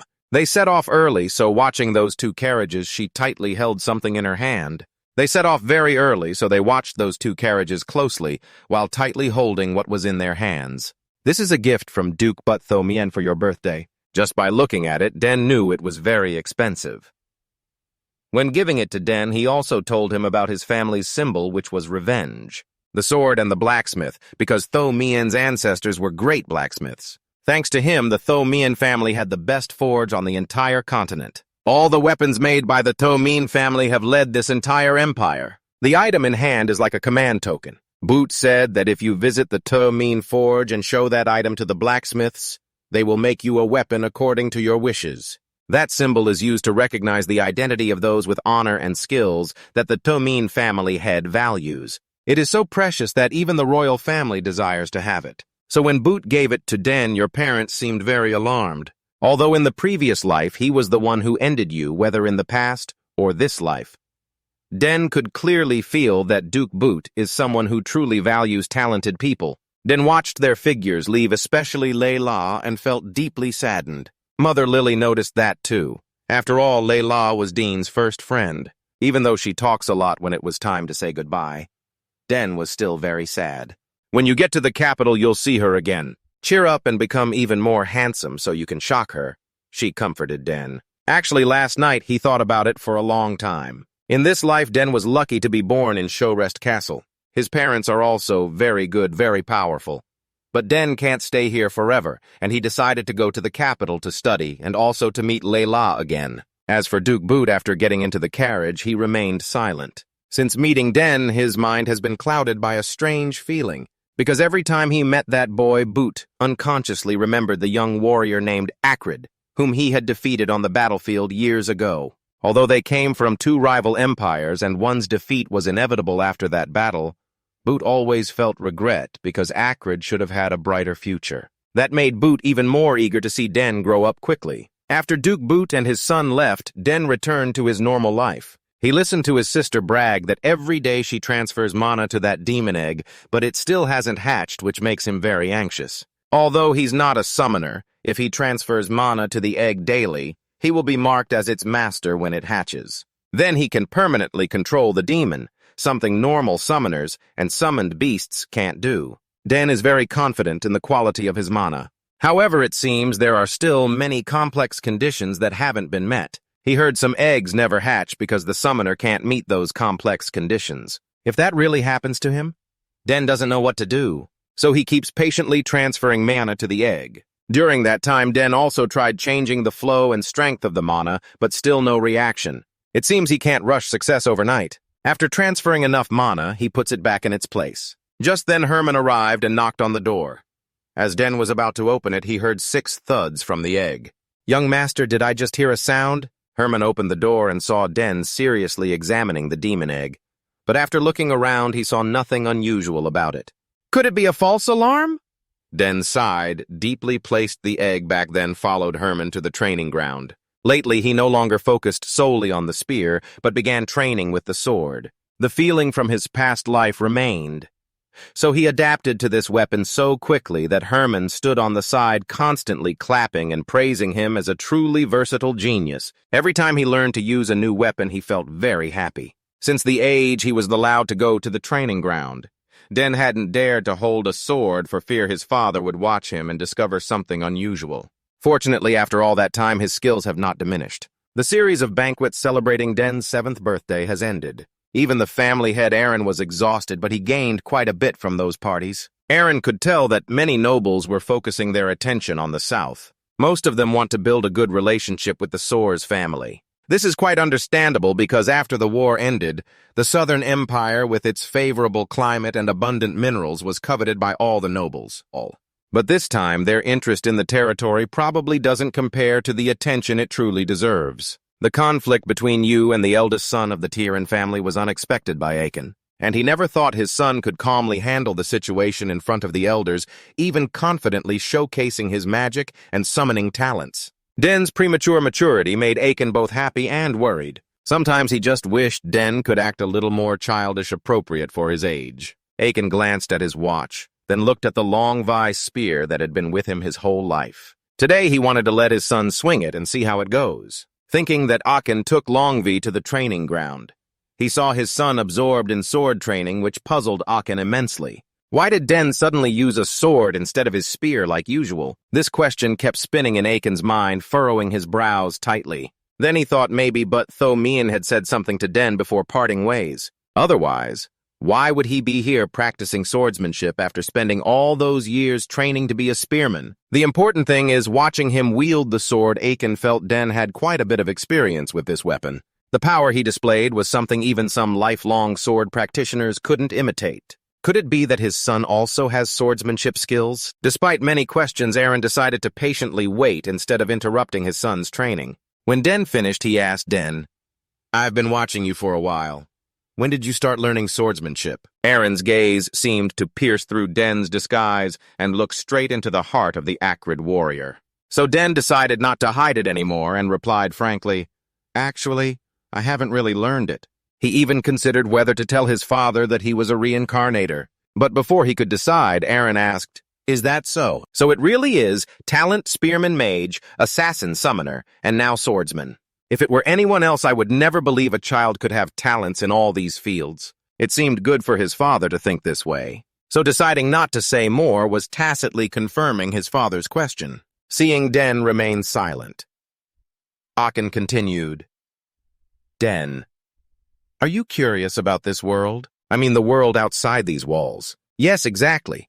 Previously, he just wanted to keep his son close to him and his wife. But every day he witnessed more of his son's talents, and Aiken felt the Suarez territory was too small for Den to grow his talents. If he kept him here, it would probably be a loss for Den himself. With a tinge of sadness, it seemed his father realized he couldn't keep him forever. As for Den, though he wanted to fly high, he didn't want to leave his parents or the family he never had in his past life. "Father, I want to go out and explore." Den took a deep breath and answered firmly. Aiken responded with a gentle smile.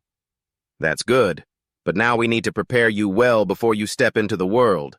Though a bit regretful, he would surely grant his son's wish. Then he took out the legendary long Vi spear. It had been a long time since he last saw it. This was the thing that resonated with Den on his first birthday. Aiken held it. It was the first time Den truly held Long V in his hands. That was also Aiken's feeling when he saw the spear react even stronger than it did on Den's first birthday. Back then, the guest thought the spear reacted because Aachen was nearby. But now, seeing his son holding Long Vi with such a strong reaction, Aiken was certain that he needed his son's talent to shine the brightest on this continent with that spear. Den Aiken placed his hand affectionately on Den's shoulder and called him, "One day this spear will be yours. Before that day becomes strong enough to hold it with all your pride." Receiving Aachen's great expectations, Den also promised to diligently follow his teachings and do his best. Aiken threw back his head and laughed loudly. It was hard to find words to fully express his pride for his son at this moment. After that, Aachen began the days of helping Den get familiar with the continent's greatest spear. That night, Den lay on his bed, hands folded on his forehead, deep in thought. He had always been curious about the world outside, even during the days he fought on the battlefield in his previous life. Back then, all he knew was war, cleaning up camps, maintaining weapons, and eating bland food. The only way to escape was either for the war to end or to die on the battlefield. And Den escaped that reality in the second way. After being given a new life, he mostly stayed inside Suarez Castle. He couldn't even imagine what life outside the battlefield would be like. For the past 7 years, Den had unconsciously relied heavily on Father Aiken and Mother Lily. And when about to leave that embrace, he unconsciously felt lost. Aiken didn't know how his talents would be used, how the world would receive him, or what he could do in this world. But he had the chance to go anywhere and do anything. Originally, he had hesitated whether to stay and selfishly enjoy the warmth of his family. But the next day after Aiken's encouragement, he changed his mind. "All right, time to step out and explore the world outside." Den unconsciously spoke aloud, "So I've made my decision, son." Another voice suddenly echoed in the room. Den startled and sat up, not knowing when Lily Soares had come in. Mother, when did you come in?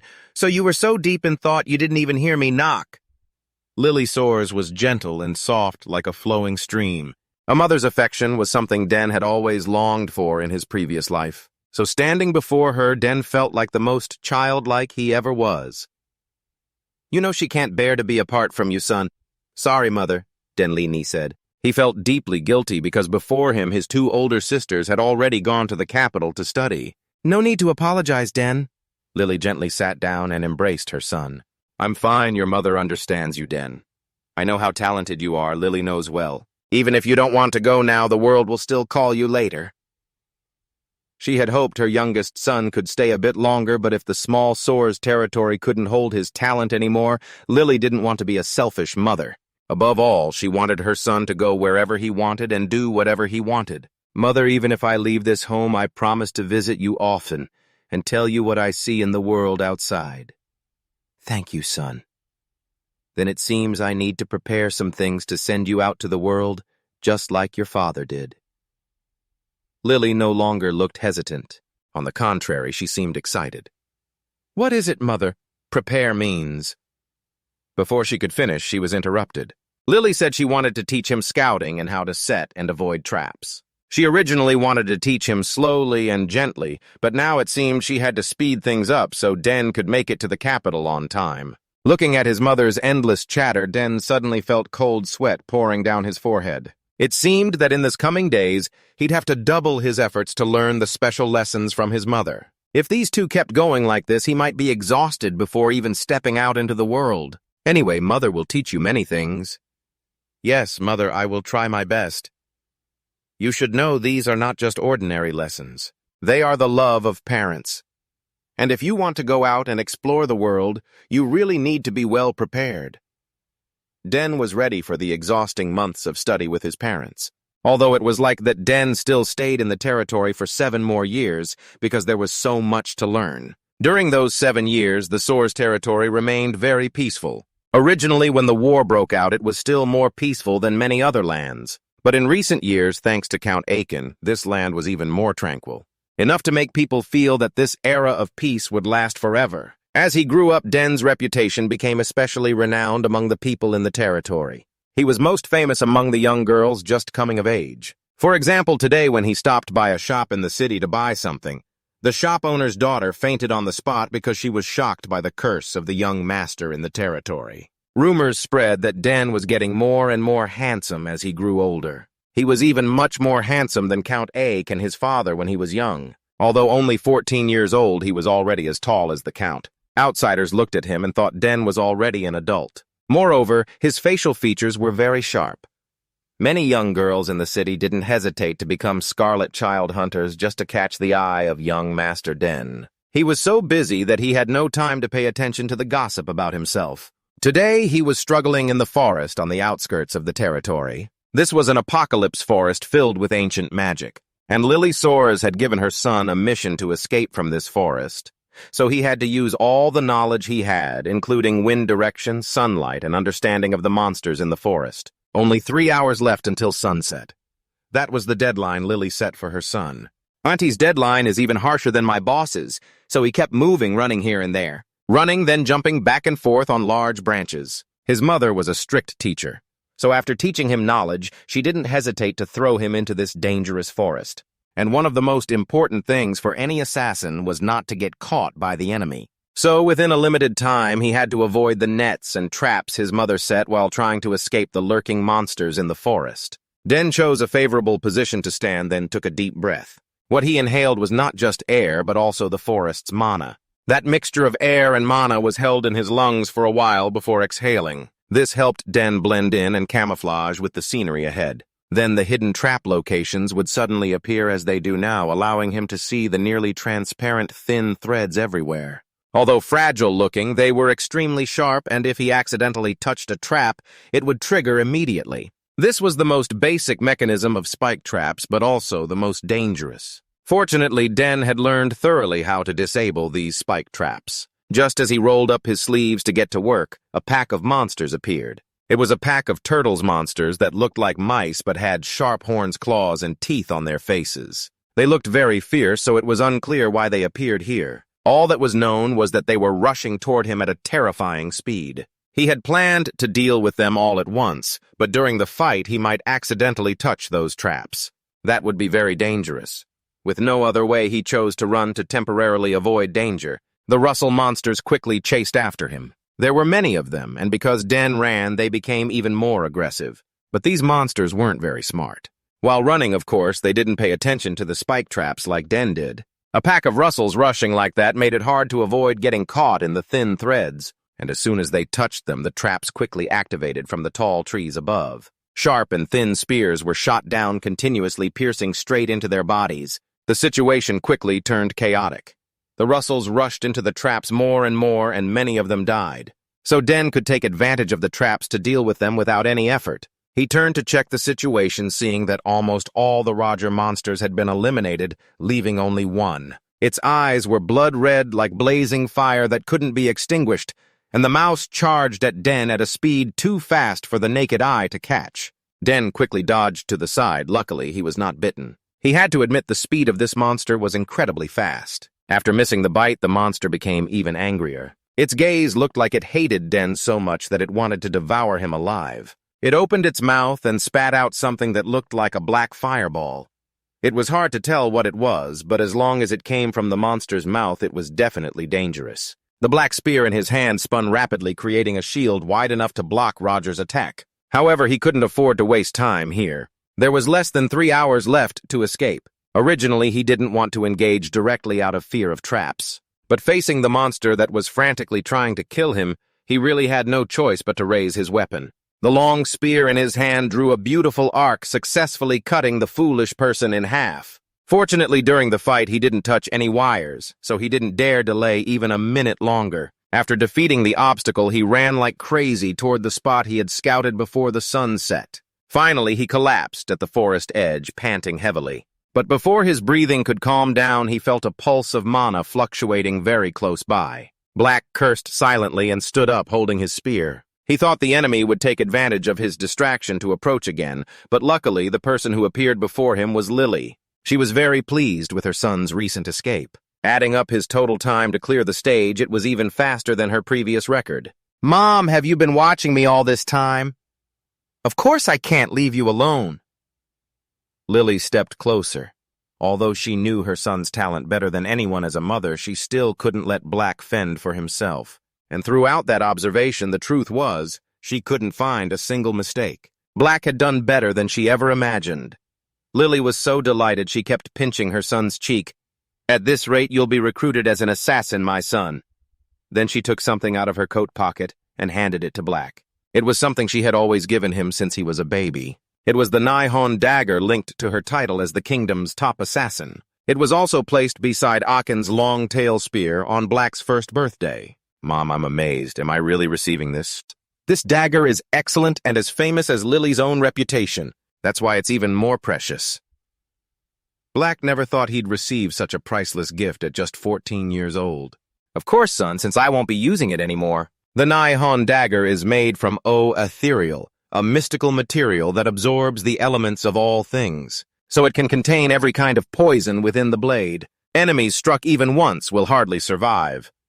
It was truly a magnificent weapon, and if Lily had given it to Black, he guessed she had taught him everything she needed to. The practical combat training was over.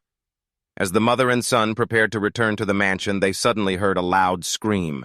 Following the direction of the scream, they hurried to help. The man was taken to the annex tower in Soar's castle. When he woke up, he was still in shock. Well, where am I? I remember eating mushrooms in the forest, he murmured just as the door opened. Dem brought in a cup of tea. You're awake. You're still undergoing detox, so don't move too fast. Detox. Who are you? Did you save me? Dem nodded. It turned out the man had mistakenly eaten a red-capped mushroom, a deadly poison. If fate had not been on his side and if Black and his mother hadn't been nearby, he probably would have met his ancestors by now. Black handed him the tea, secretly observing the man a little more. He didn't ask the man's identity yet, but earlier, Black had noticed a Nixon magic tower insignia on his belt.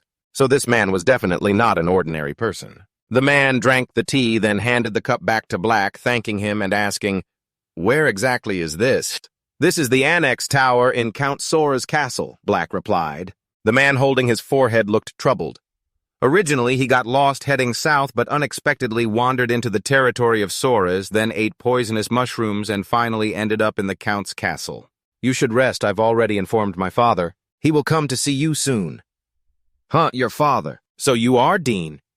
He nodded to confirm the man's suspicion was correct. The old wizard seemed very excited upon confirming that Dean was the youngest son, because Dean was the younger brother of Arabella Suarez, a young magical genius watched closely by all the magic towers. "Your father says you look quite like your sister. But how did you find out about me?" the man asked again. "Just a coincidence. I was training with my mother in the forest at the time." That old wizard. A loud, clear voice. I almost thought I misheard. That crazy forest is so tough that even an 8th-level wizard like him got lost, and the unstable reversing mana flow in the forest blocked his spell casting heavily enough to weigh down his entire body. Yet a young teenager like Dean chose it as a training ground. Seeing the confusion in the other's eyes, Dean explained that the forest was his family's property, and to outsiders it was even more dangerous. Moreover, the mana circulation in the forest was different from the mana that current wizards usually used. So it's best for wizards not to come here if they don't want to get hurt. This man encountered monsters, got trapped, experienced reversed mana, and ate poisonous mushrooms, a full combo of misery. Hearing that, he could only mutter one thing: lucky he's not dead yet. But that's not the main point. The point is that the forest is so dangerous, yet this young guy is already training there. So just how strong do you have to be? "So you also crafted my antidote?" the old man asked skeptically. Indeed, he was amazed again. How could a just teenage kid like Dean create an antidote requiring broad knowledge and precise crafting skills? At that moment, he felt like the Soros family had gathered all the world's best qualities. The father is the greatest level 6 merchant in the empire. The mother is a former excellent assassin, once famous. The 2 elder daughters are geniuses in their fields, and the youngest son, not yet revealed, is even more formidable. If this were a time of war, he believed the Soros family could become the most powerful noble house in the Antean Empire, even overshadowing the royal family. Anyway, since he came to save this old wizard's life, he thought he should repay that favor. But before thinking about debts, the man decided to introduce himself first. His name was Cinderella Ghost. Not long ago, he was the master of Nixon Magic Tower. "If you want anything, just tell me," I will use it to repay the favor of saving your life. I have everything in this world except what I don't have. Although Ghost's words were a bit vague, you could tell he was referring to his personal space. Many wizards can live without a house by putting everything into their personal space. Oh, really? Dean replied with a rather indifferent expression. Ghost seemed surprised at Dean's eerily calm demeanor. Being the master of a magic tower is no small matter. Others would surely be surprised or show respect upon hearing that. But Dean remained so calm as if to say, "Oh, is that all?" Ghost was unwilling to give up and gestured wildly in front of Dean, trying to emphasize that his existence was anything but ordinary. "You will hardly have another chance in your life to meet someone like me. No need to be modest. If you want anything, just tell me." Dean was pensive. Ghost was happy, thinking this attitude showed Dean was about to ask for a favor. But he was disappointed again because Dean then said, "I'll take some time to think about what I want and then let you know." Ghost was furious. Who the hell is this kid to not care at all? Of course I'm not too eager. Because if we talk about the storage space of a mage, you were given one by Arabella 7 years ago. Master Ghost was fine, so he told him to lie down and rest while he took the empty teacup outside. The sound of the door slamming echoed like a hammer striking right at Ghost's mood. He was stunned for a few seconds, then gave a bitter laugh. Living this long, this is the first time he's met someone who didn't even look at him, and moreover, it was just a kid. Originally, Ghost had a pretty fast recovery speed. He only planned to stay in this castle for a few days, but given the current situation, Ghost expected to stay here longer to investigate this interesting kid. The next day, Dean told Herman about having a high-level mage staying in his house. Hearing that he was the former owner of the Nixon Magic Tower and an 8th-level mage, Herman seemed very excited. Yes, this was the normal reaction Ghost hoped for when revealing his identity. Unfortunately, Dean remained too calm. Even when such a powerful figure owed him a favor, and he could demand anything, he still maintained that calmness and spoke. Herman said Ghost was a supreme, powerful figure because magic towers function like independent territories on this continent. They are like countries, and the owners of the towers are the kings. No one really expected that the old man they casually saved in the forest would be such a big shot. But they didn't know why the owner of the magic tower like him was wandering in the forest, Herman wondered. Moreover, the forest he got lost in wasn't an ordinary forest. Mages all considered it a forbidden area for reasons Dean had explained to Ghost before. It seems this old man was lucky to survive after encountering such dangers. Dean practiced swordsmanship with a casual attitude, but in fact he heard everything Herman said. The current problem troubling Dean more than the old man Ghost was that all the swords in the training yard were too short and light, no longer suitable for him. It seemed he had grown too fast and these ordinary weapons could no longer satisfy him. Herman quickly replied that he would prepare a long sword for tomorrow's training. Speaking of weapons, he suddenly remembered the scented pen and the token the old man gave him 7 years ago. Time passed quickly, and Dean still hadn't had the chance to use it to exchange for his own weapon. "Dean, it seems like you've been training very hard today." The Soros family head suddenly appeared at the training ground today. Aaron had gone out early on some business and returned earlier than expected. Part of the reason he hurried home was the appearance of the former owner of the Nixon Magic Tower. Aaron simply thought maybe he could help Arabella somehow, like becoming her master, for example. So he hurried back to receive the guest. Actually, he had thought about this when he heard Ghost reveal his identity, but he wasn't sure if he could endure his sister's temper. Over the years at the academy, she had caused quite a few troubles. For example, Arabella once broke the nose of an upperclassman just because he kept pursuing her. "Anyway, you saved another life. Good job, Dean." Aaron patted him on the shoulder, pulling Dean away from thinking about his eldest sister's broken nose punch. "Not everyone could do what you did. What you did really made Dad proud." Dean left the training ground following Dad back inside. On the way to his room, Aaron kept complaining that it was harder to meet his own daughter these days than to reach the sky. Arabella had just finished a semester and was considering which magic tower to join.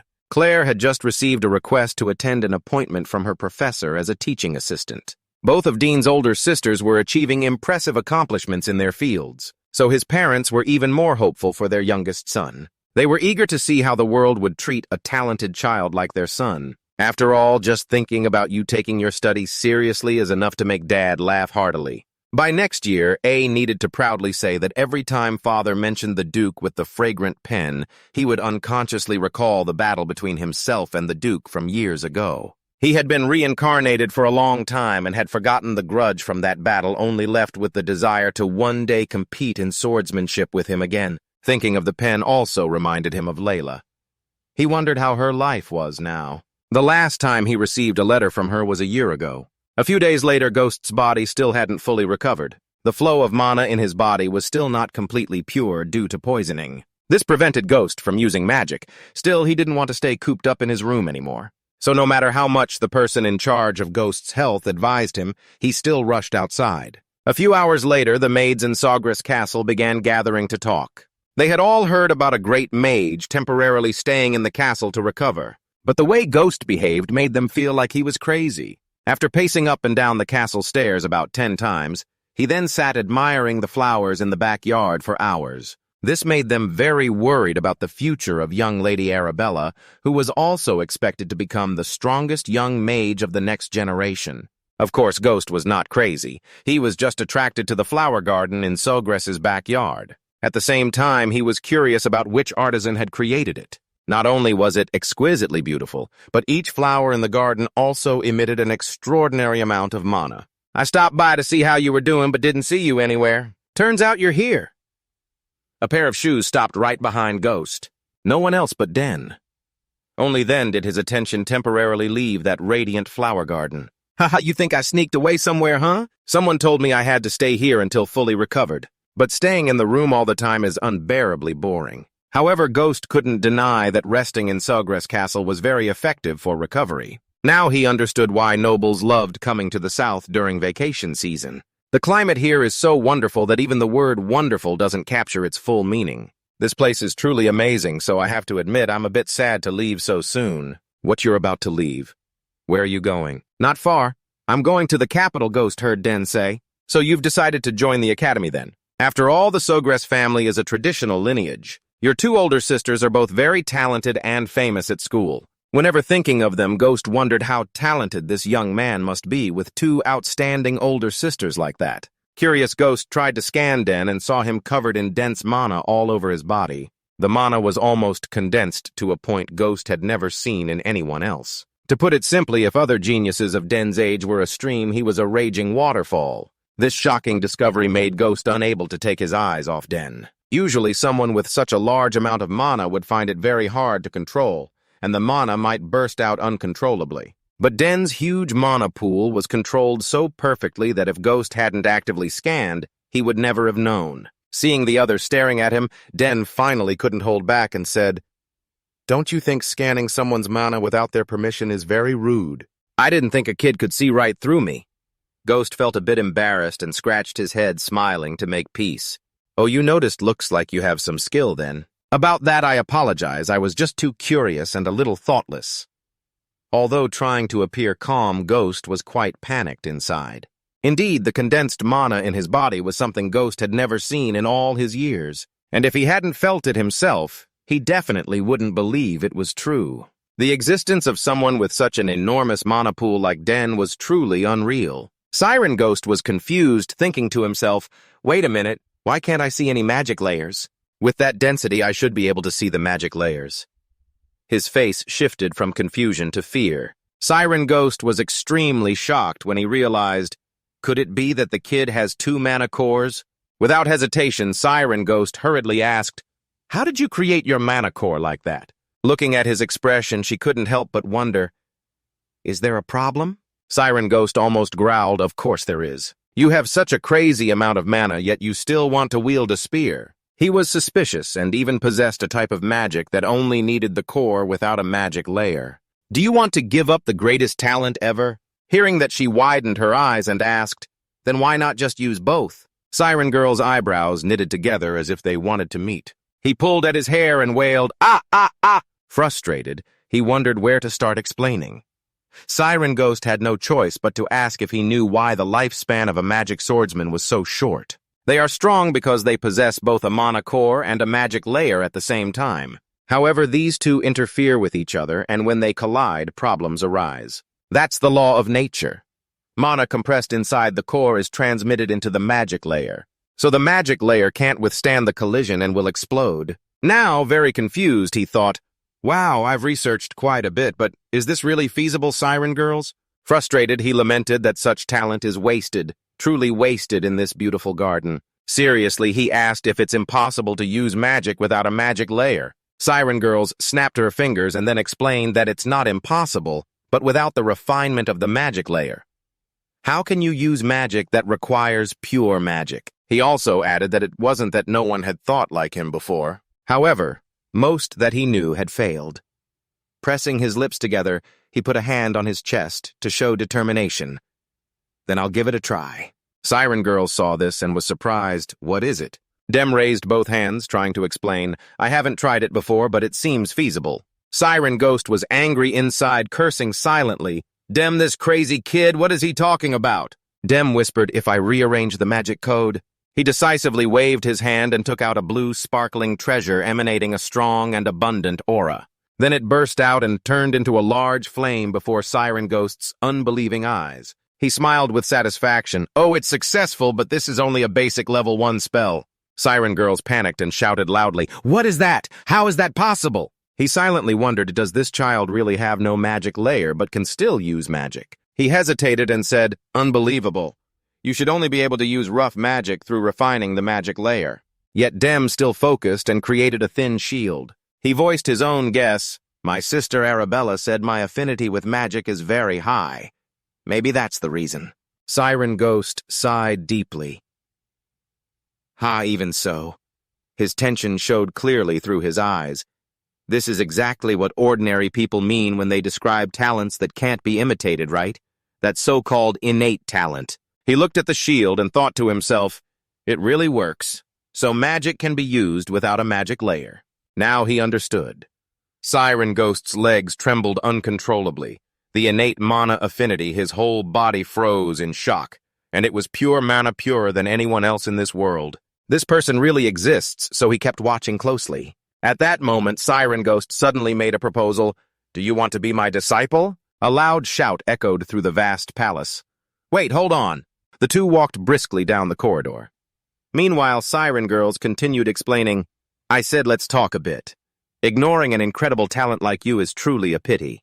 She seemed to have lost all patience. The man was curious. Do you know how to use level 2 magic?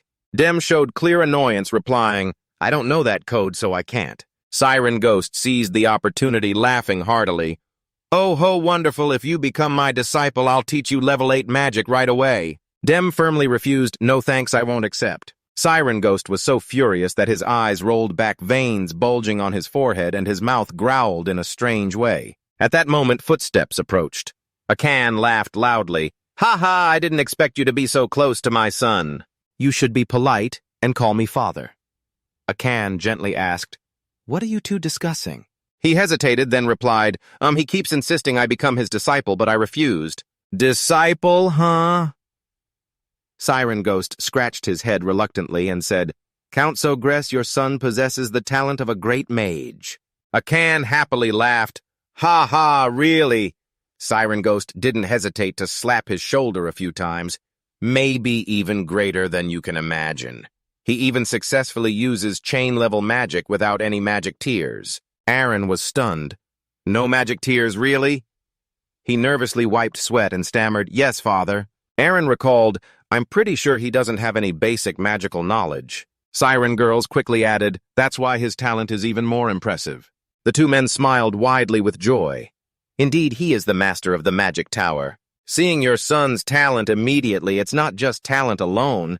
Your son is a genius. He could even become a rare magic swordsman. Imagining him at night, clad in iron armor, sword in hand, rushing to the battlefield, shouting something like, Swords are better than spears. Thinking of this, Akan's face darkened. He frowned coldly and asked, Magic swordsman. I feel a chill run down my spine. You shouldn't say that in front of father. Siren Ghost didn't notice anything unusual and chuckled. Yes, a magic swordsman. Finally interested, right? If you become my disciple, I'll take full responsibility and make you the strongest magic swordsman in the Empire. Just 1 second later, he suddenly went speechless. What? Why do I have the feeling Akan angrily shouted that he won't become a magic swordsman? Siren Ghost stubbornly argued, But why not isn't a swordsman with magic especially suitable for him? Aaron lost his temper and accidentally announced, "My son Den will not be a magic swordsman but will become a magic lancer." Siren Gao was startled and scared, thinking, "What is that the problem?" Den fell into a state of helplessness, unable to speak. Aaron's face turned as red as a tomato. Siren Ghost stood in confusion. "Ha, why is everyone in this family the same?" For a mage becoming a disciple and sitting alone in the study room to tell oneself this means something very important. Mages usually nurture their successors through an act called inheritance. This tradition has existed since ancient times and continues even to the modern era when formal magical education was established. He slowly closed the book. Yes, the master of the magic tower is not just looking for a disciple but also a successor. He recalled that considering a level 8 grand mage lingering nearby meant his talent was something incredibly remarkable. He placed his hand on his chest after hearing so many compliments, feeling something stirred within him. Suddenly, he woke up. "Ah, I know.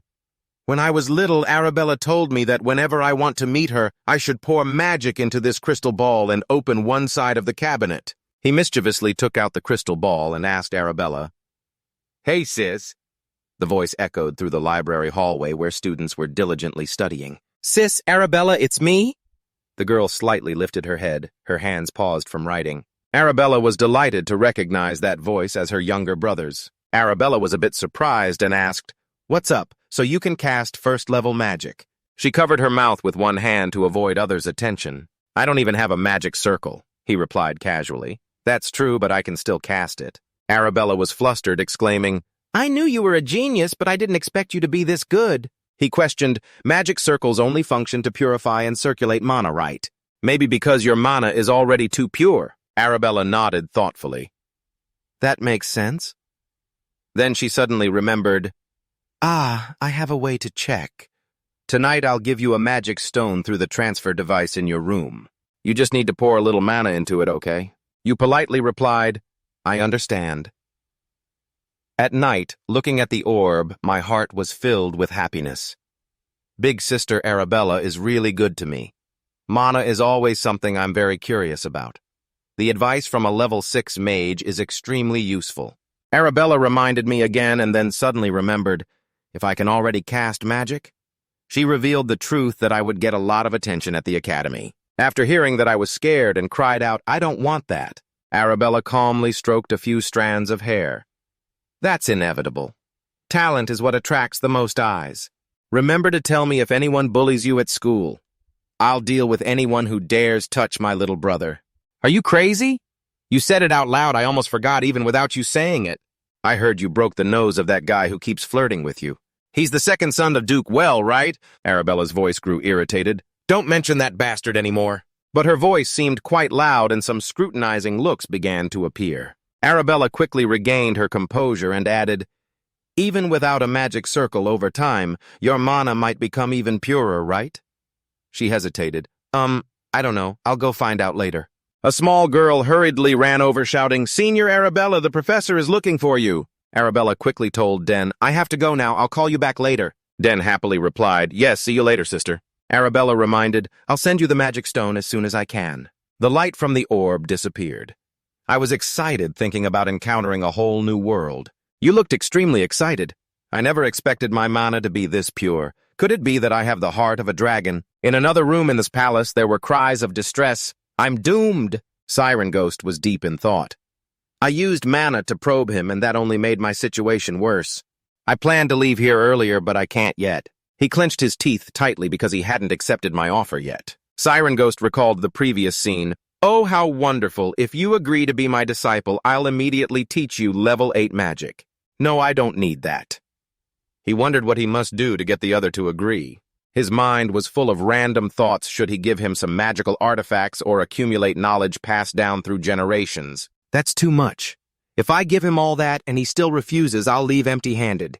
Suddenly a voice called outside the door. "Sir, are you in there? It's me." Siren Ghost was startled. Why is he here? Has he agreed to my offer? The door burst open as the words "come in" were spoken. Den quickly stepped in happily saying, "Great sir, you're here. I have something to talk to you about." Siren Ghost asked, What do you want?" Seeing Den's expression, a thought suddenly occurred to him. "Wait him." Siren Ghost chuckled. Ha ha, I knew it. You want to become the disciple of a great level 8 mage like me? Den coldly replied no. Siren Ghost immediately shifted to an annoyed tone. Then what are you here for? Didn't you say you weren't interested in magic? Den smiled. It's not that I'm not interested in magic. Siren Ghost suspiciously asked, then why don't you want to be my disciple? Do you already have a master? No, I don't have a master. Siren Ghost lost patience, thinking, is this guy joking with me? He asked, if not, then what exactly are you here for? I pursed my lips, thinking I don't know how to develop once I reach the second level. It's hard to learn from Big Sister Arabella because she's very far away. In the end, the best way is to learn from Siren. He still owes me a life. Den seriously said, I don't want to be just an ordinary mage. Siren Ghost was surprised. What, so you want to become an arcane warrior? Den immediately denied, no, I will become a high-level mage assassin summoner. Siren Ghost's face twisted in disbelief. What, that profession really exists? Den cheerfully added, and there's a swordsman too. He calmly took a small sip of tea. So silly, it's hard to explain, Siren Ghost said bluntly. Are you still going to refuse me even when you know this is your only chance? So he calmly replied yes. Siren Ghost rested his chin helplessly, muttering, damn, he's too stubborn. A passing thought flickered through his mind. Ah, maybe that will work. Siren Girl slammed her hands on the table and asked, do you want a letter of recommendation? Den's eyes widened in surprise. A letter of recommendation. Siren Girls excitedly said, I heard you want to get into that academy, right? If I write you a letter of recommendation, you'll be admitted directly. Then, carefully setting down the teacup, he began feeling hesitant. This offer is really tempting. After a long moment of thought, he slowly answered, all right. Siren Girls hurriedly said, great, now let's discuss the details, shall we? Then asked, can I set conditions? Siren Ghost showed clear satisfaction. He's tempted now. I'll seize this chance and make sure he can't escape. He comfortably agreed, of course, just say it. Then lowered his voice.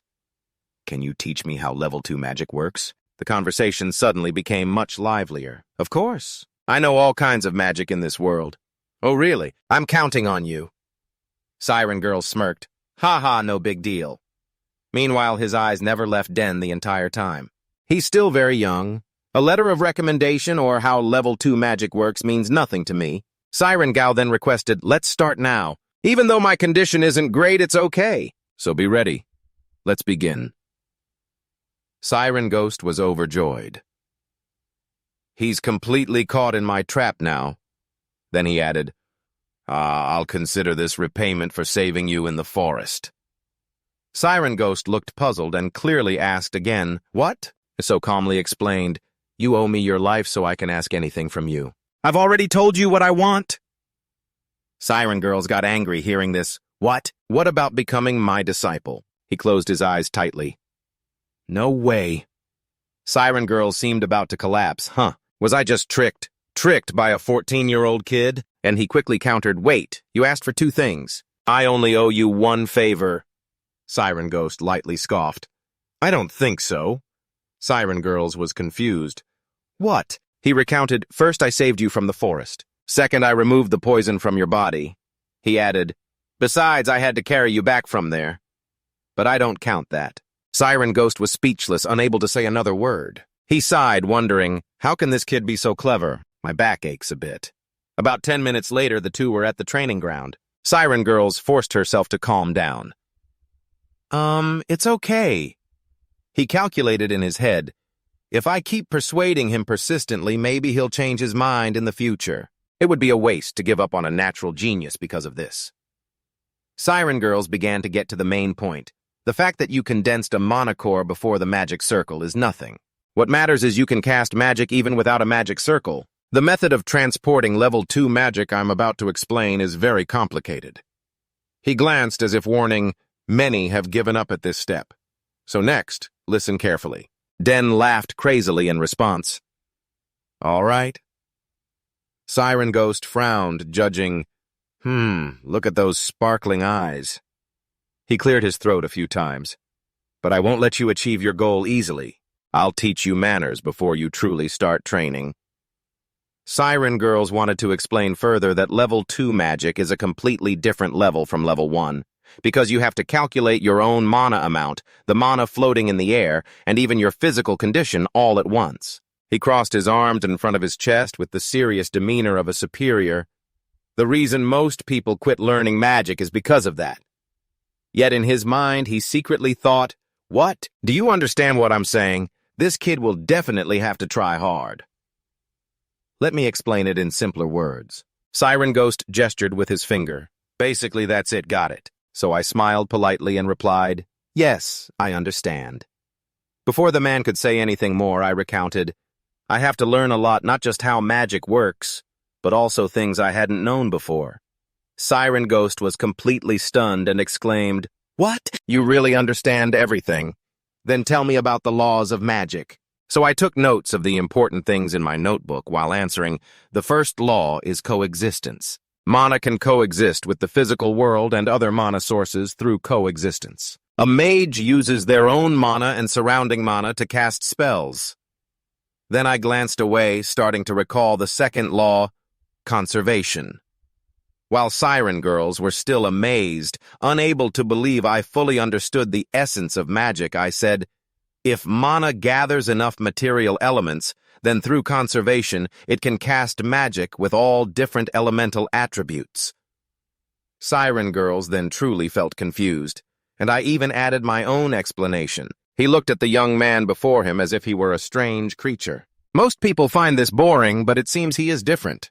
How is someone like that even possible?" Setting that aside, Siren Gao raised his voice. "Each time magic levels up, it becomes exponentially more complex. Instead of explaining, I will demonstrate for you." From his arm, a surge of abundant mana flared. Siren Ghost summoned a magical barrier with perfectly uniform square grids. For example, this is level 1 magic. It can be cast using simple laws.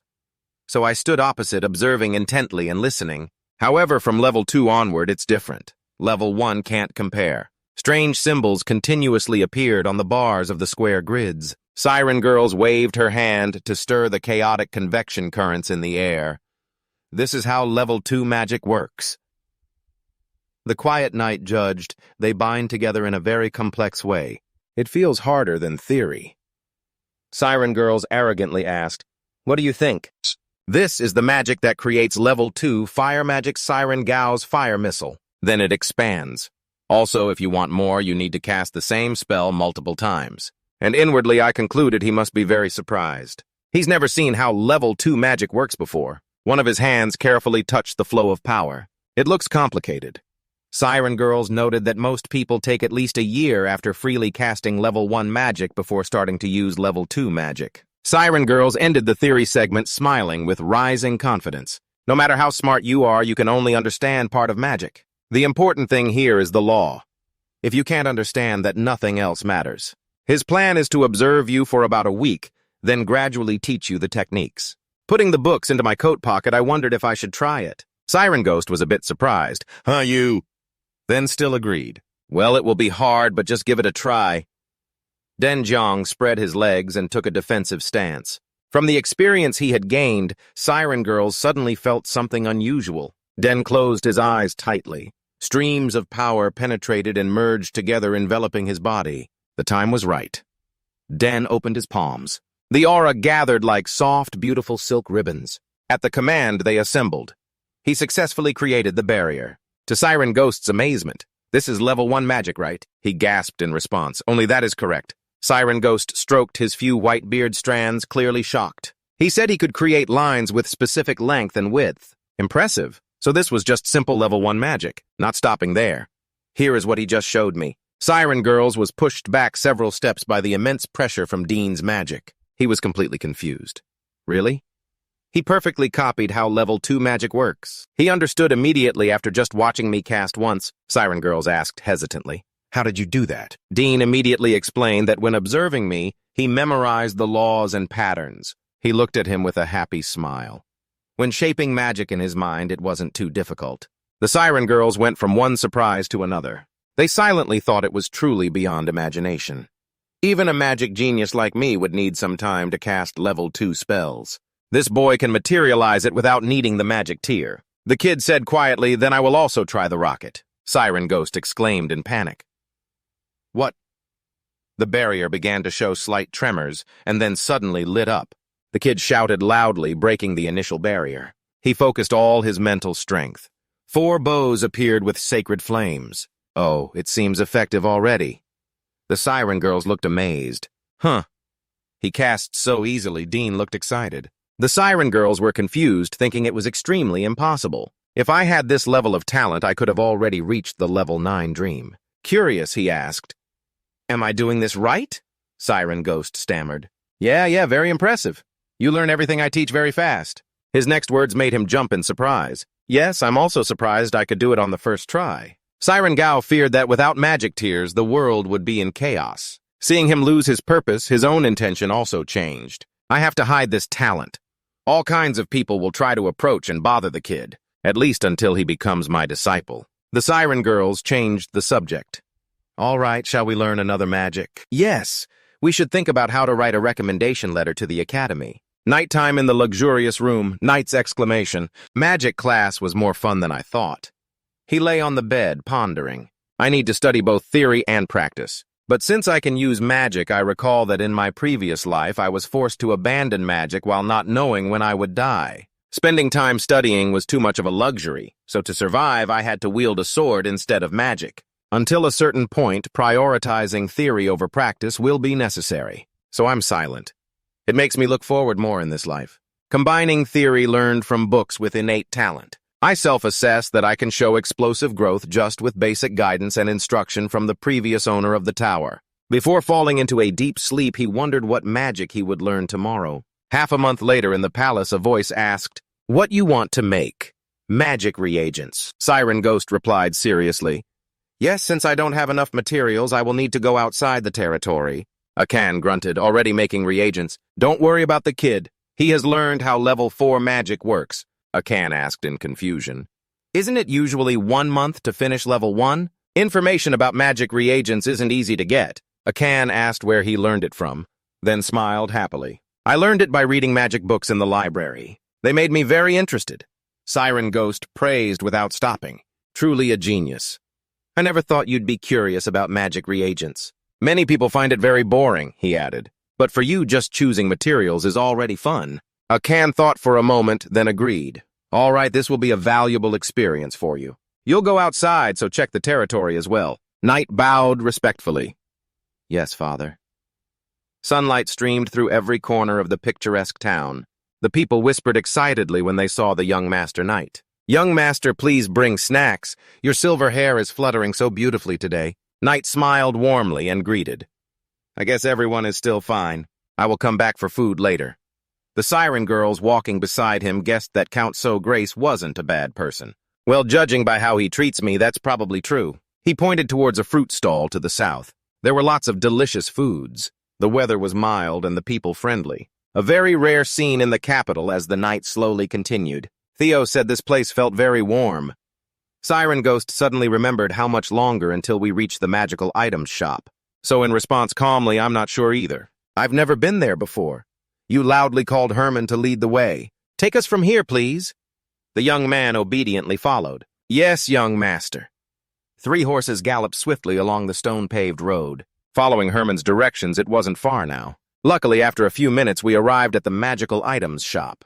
"Oh my, is the young master really here?" The murmurs of amazement never stopped. "Your silver hair and emerald eyes are truly remarkable, just as the rumors said. Thank you for welcoming us.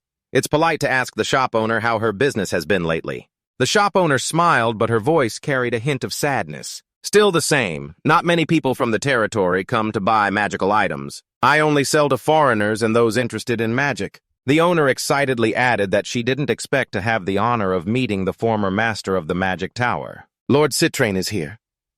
The knight silently assessed and recognized him with just one glance. That's true, as few become masters of the magic tower in the Empire. The shop owner then respectfully bowed and advised, "Feel free to look around the shop. If you need anything, just call me." Siren Girls gently spoke to Den.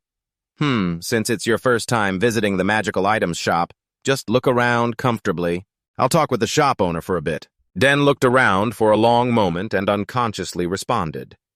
Inside the shop, countless jewelry and antiques were arranged and displayed, leaving Den unable to help but marvel. Oh, this place has so many interesting things. He rubbed his chin thoughtfully, also feeling something strange, a strong sense of déjà vu. Den raised one arm. Moreover, in front of the shop, a magical barrier suddenly appeared. Den also realized that if he touched the magical items, he could sense their magical reactions. He closed his eyes tightly, guessing it was because his magical sensitivity was quite high. Suddenly, Den sensed something unusual was happening around him. Glancing around, he wondered what the noise was. A strong reaction was coming from that direction. What could it be? As Den tried to observe up high, the nearby shop owner suddenly called out, "Young master, those are just decorations." Slightly startled. "Oh, is that so?" Siren Girls calmly suggested. "Why don't you come over and check out some potion-making ingredients? Moon roots are also very good." After hearing this, the shop owner quickly brought out the ingredients. She even praised it as a perfect choice. "There are at least 50 types of potions containing moonroot, all grown by myself, so the quality is very good." But he still couldn't stop thinking about that strange feeling. Really strange. At the same time, a sparkling light shone from behind the shop, so he hurriedly turned around. The item looked like a cracked piece of glass. Den ran over with an incredulous look on his face. "It must be it, the stone is resonating." Herman looked at him with great concern. "Young master, what's wrong?" Den nervously explained. "I sense something from this stone." Herman showed obvious suspicion. It's just a decoration." Den lightly touched it through the magic wall. "I'm not sure either, but this stone is really strange." When holding this glass shard, he was very astonished. "I get it now. The more magic I channel into it, the stronger the reaction." He seemed drawn to the source of the light. Could it be that it only reacts to his magic? The other two didn't notice and continued chatting animatedly. "Your eyesight is excellent. Using it as a sample is perfect." Then get me a bunch of moon roots and some berries." Conqueo stepped forward with a question. "May I ask what this is?" The shop owner looked puzzled. "Where did you get that stone?" Siren was also confused. "What is that stone?" "Ah, that pile is just decoration," Den whispered. "Decoration?" He thought to himself that it couldn't be just any decoration reacting to magic. The shop owner sighed deeply. "Just thinking about that stone annoys me." Siren Ghost grew curious. "What's wrong? Were you tricked by someone?" The shop owner sadly began to explain. "A few years ago, some street vendors paid me with a large package. When I opened it, inside was that stone. The man had already left." The shop owner sobbed, pulling at her hair. "I didn't know what it was, so I sent it for appraisal. In the end, it was still just a stone, nothing more. I didn't know where to put it, so I just left it there. It still stands there silently at night. Strange, clearly this stone is not ordinary." The shop owner regained her enthusiasm and introduced, "Young master, if you want something better, please look over here. I have some very special magical artifacts. I'll show you my family's store." "All right, let's go inside." The shop owner held an item with both hands. This is a scroll of business cards. In his mind were a series of random thoughts. Even though this place has many interesting things, when he looked at the stone, he only wanted this. The shop owner explained, "If you put it inside, it will automatically save the information you want. And you just need to call out that person's name and their business card will appear as well." Before she could finish, he requested, "I'll take the scroll of business cards and this stone." The shop owner was surprised and asked, "Huh? Why do you want that useless stone?" He was extremely firm in his own judgment. "I'm sure I will need the stone," Siren Ghost said suspiciously. "What do you intend to do with it?" She didn't answer, only smiled with narrowed eyes. After leaving the shop, Siren Ghost exclaimed, "I didn't expect you to be interested in decorations or art." "Or maybe that stone has something special about it." She chuckled softly, "Ha. Don't you realize it? Of course, if not, why would you want to buy a useless stone?" Knight replied seriously, "Exactly, this stone is definitely not just decoration. It can react to my magic." Siren Ghost hummed coldly, whispering, "I'm not sure what that stone is either, but hearing you say that makes me curious." Knight suggested, "There are too many people here. Let's go back to the palace and examine it more carefully." Siren Girls agreed without hesitation. "All right." They urged their horses and rode back to the palace. The two immediately went to the training ground. "Do you know what it is?" "You're assessing it." "Lower than my priceless experimental tools." Siren Girls cleared her throat and said, "We'll find out what it is." Siren Ghost summoned power, although a mage had appraised it and said it was nothing special. No matter what he said, can anything compare to this of mine?"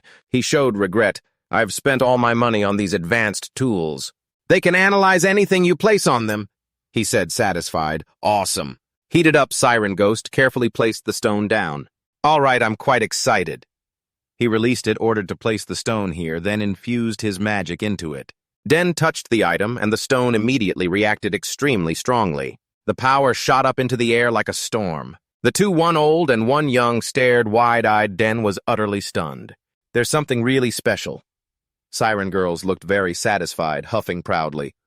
All right.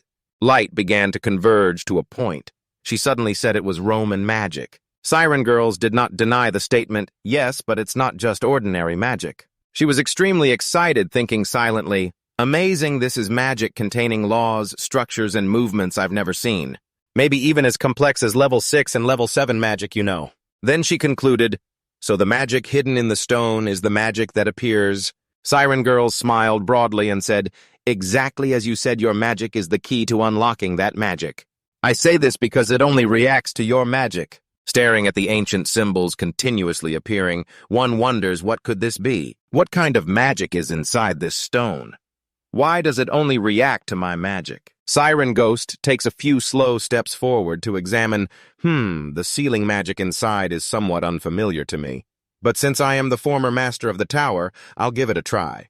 DN speculates if successful, maybe I can find out why my magic is different from everyone else's. Siren Ghost sighs and replies, maybe so. I can only hope it works. Elsewhere in the royal palace in Arabella's personal laboratory, filled with thick books and neatly arranged recording devices on the desk. It looks like the owner cleans them regularly. Arabella stands alone in the room murmuring something.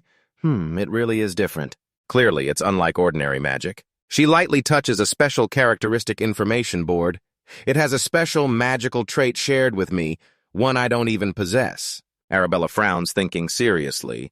But what field of magic does this belong to? The results don't include reagents, portal magic, or magic techniques. If not these magics, then what is it? Arabella scans through each noteboard to make sure she doesn't miss a single line. She reasons it must be related to something. Something flashes through Arabella's mind. She excitedly shouts, of course, there is a lost field of magic. Night magic would fit this.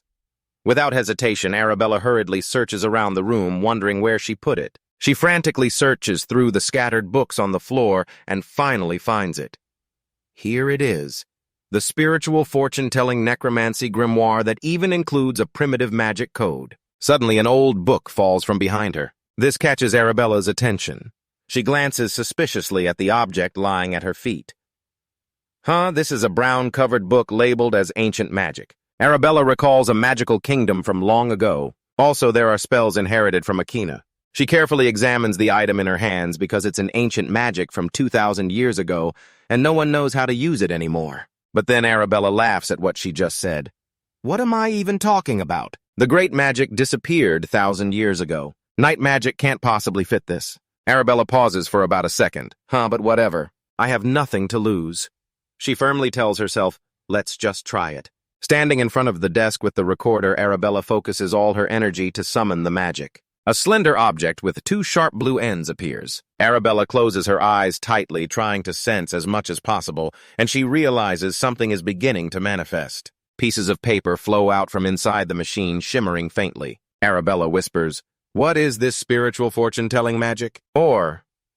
Arabella lifts the long scroll, hoping it's not necromancy. The dense lines of text run through Arabella's mind like a film. She nearly falls backward instantly. Arabella's eyes widen in fear. No way. From outside the door, a scream can be heard clearly. What the hell is this? Outside at the training ground, the aura from the stone still shows no sign of weakening. Siren Ghost happily says, the seal has been lifted. He signals that there's something inside. Siren Girls who noticed this from the start reply, that's right, we'll take it out. His hand slowly moves into the source of the light. When he retrieves the treasure, the surrounding power gradually dissipates. There's a bit of surprise. Is it a silver bracelet? Siren Ghost shows obvious frustration and scolds looks just like the kind of bracelet anyone can buy at the market. I thought there'd be something special in the material, but there's nothing. He stares wide-eyed at every detail of the bracelet. Siren Ghost quickly reminds it's that because it only reacts to your magic. You should try wearing it. Be polite and say yes, then take the bracelet from the man's hand. Its size seems much larger than your wrist. A tense night waiting anxiously for what is about to happen to oneself. As predicted, the bracelet began to change. Siren Ghost exclaimed in surprise. Oh, sure enough, it's reacting. Curious, Denu, I see some strange characters. You quickly observe more closely. What is this? Let me see. Later, Den asks him, do you know what they mean? Siren Ghost moves closer. He realizes that's right. But this character is an ancient script that no one in this world can read. He hesitates on the ancient script he mentioned, not letting you finish asking. Siren Ghost cuts in. These are characters used by the ancient magical kingdom of Athena. Be silent. I've heard Arabella mention the name Akina when I was young. She said it was a time when even the smallest items were made from magic. But one day that era came to an end. The only things left are some relics and the stories passed down. And also this magical code. Siren Ghost laughs loudly, ha ha. I know your magic is special, but I didn't expect it to be connected to the ancient magical kingdom. That's my guess. That must be why I could move so easily in the forest these past days. Siren Ghost's eyes half closed. Seems so because the magic from that forest originates from Akina. He thinks silently, I've always wanted this child to become my disciple, so there's still some doubt. But I don't see anything else in this bracelet. Siren Ghost replies coldly. You can take your time to explore it. But don't go telling anyone about this. Be obedient. Yes, I will follow your instructions. Suddenly, a very loud sound erupts, startling both of them. What's that noise? Siren Girl stands up in panic. Don't tell me this alarm means there's a monster attack. But just a second later, he looks much more excited. Haha, very good. My body is almost fully recovered now. I can finally relax a bit. Siren Ghost eagerly awaits this moment. Finally, I can repay the favor, he says urgently. Den, what are you still doing? Go get the spear or something. Den reaches to take something from his coat pocket. Siren Ghost stares wide-eyed and confused, asking, what is that? It makes a sound like it's coming from over there, so Den explains this sound has nothing to do with any monster. You also explain that this sound means my eldest sister is trying to contact me. Siren Ghost looks disappointed. What, you should have said that from the start. Den forces a smile, ha-ha. There's no way a monster would appear in this area. Now, if you'll excuse me, I'll talk to my eldest sister for a while. While Cinderella Ghost irritably turns her face away, Den hurriedly answers the call. Yes, sis, what's up? Arabella asks excitedly. Den, why did you take so long to answer me? Sorry, sis. Did you need to talk to me about something? She recounts that while she was analyzing magical codes, Arabella suddenly stopped the main topic. Wait a minute. Is there someone next to you? So, she replied honestly. Don't tell me you also realized your magic is ancient magic already. Arabella screams excitedly. What? How did you know that? A sharp voice speaks from the other end of the line. Oh, that's right. When you and Siren were analyzing some stones, I guess they were from the ancient magical kingdom. And you said the stones only react to your magic, right? Politely, yes, that's correct. Siren Ghost is even more surprised now. Oh, the girl recognized that just by analyzing the boy's magic. I know she's a genius, but she's even more talented than I imagined. Arabella asks if anyone else knows. He replies coldly, no. Good. Listen carefully to Sister Siren. Please listen together. It's best if you keep this a secret. If you reveal it now, you won't be able to bear the consequences. The man then spoke up. Ahem, Miss Arabella. I've heard quite a bit about you since last night, Siren. I realize I dove straight into the matter without introducing myself. Don't worry too much. I will keep this secret safe. He was worried because if this got out now, not only Den, but the entire Showgrace family would face serious consequences. Arabella exclaimed, Indeed, you immediately understood the issue at hand. Den wondered if this conversation was being recorded. Arabella smiled softly and said no. Once this conversation ends, it will automatically disappear. Siren Girls breathed a sigh of relief. Good, no one wants to leave behind messy evidence. Besides, I plan to return to the Magic Tower and investigate this matter further. The girl happily thanked him for helping us. Siren Girls quickly declined. No, Miss Arabella. I'm doing this out of the responsibility of a mage, so it's nothing. Then he suddenly remembered. While we were talking, I heard you're looking to join a magic tower. Have you decided which magic tower to join yet? Arabella held him for a few seconds, tightening the bracelet reluctantly in response. Not yet, sir. However, I'm not considering the Nixon Magic Tower. It's not specialized in the field I like. Siren Ghost thought bitterly. I used to wonder who that kid took after to be so decisive. Looks like it's from his sister. He crossed his arms and laughed heartily, ha ha ha. I understand. Anyway, you don't have to join our magic tower. And standing quietly beside us, judging. She's pretty straightforward. Arabella spoke her final words before the conversation ended. I'm sure there will be talented people joining your magic tower out there. Anyway, we'll discuss the details tonight, okay? Den softened her tone and reminded, okay, take care. Siren girls casually complimented.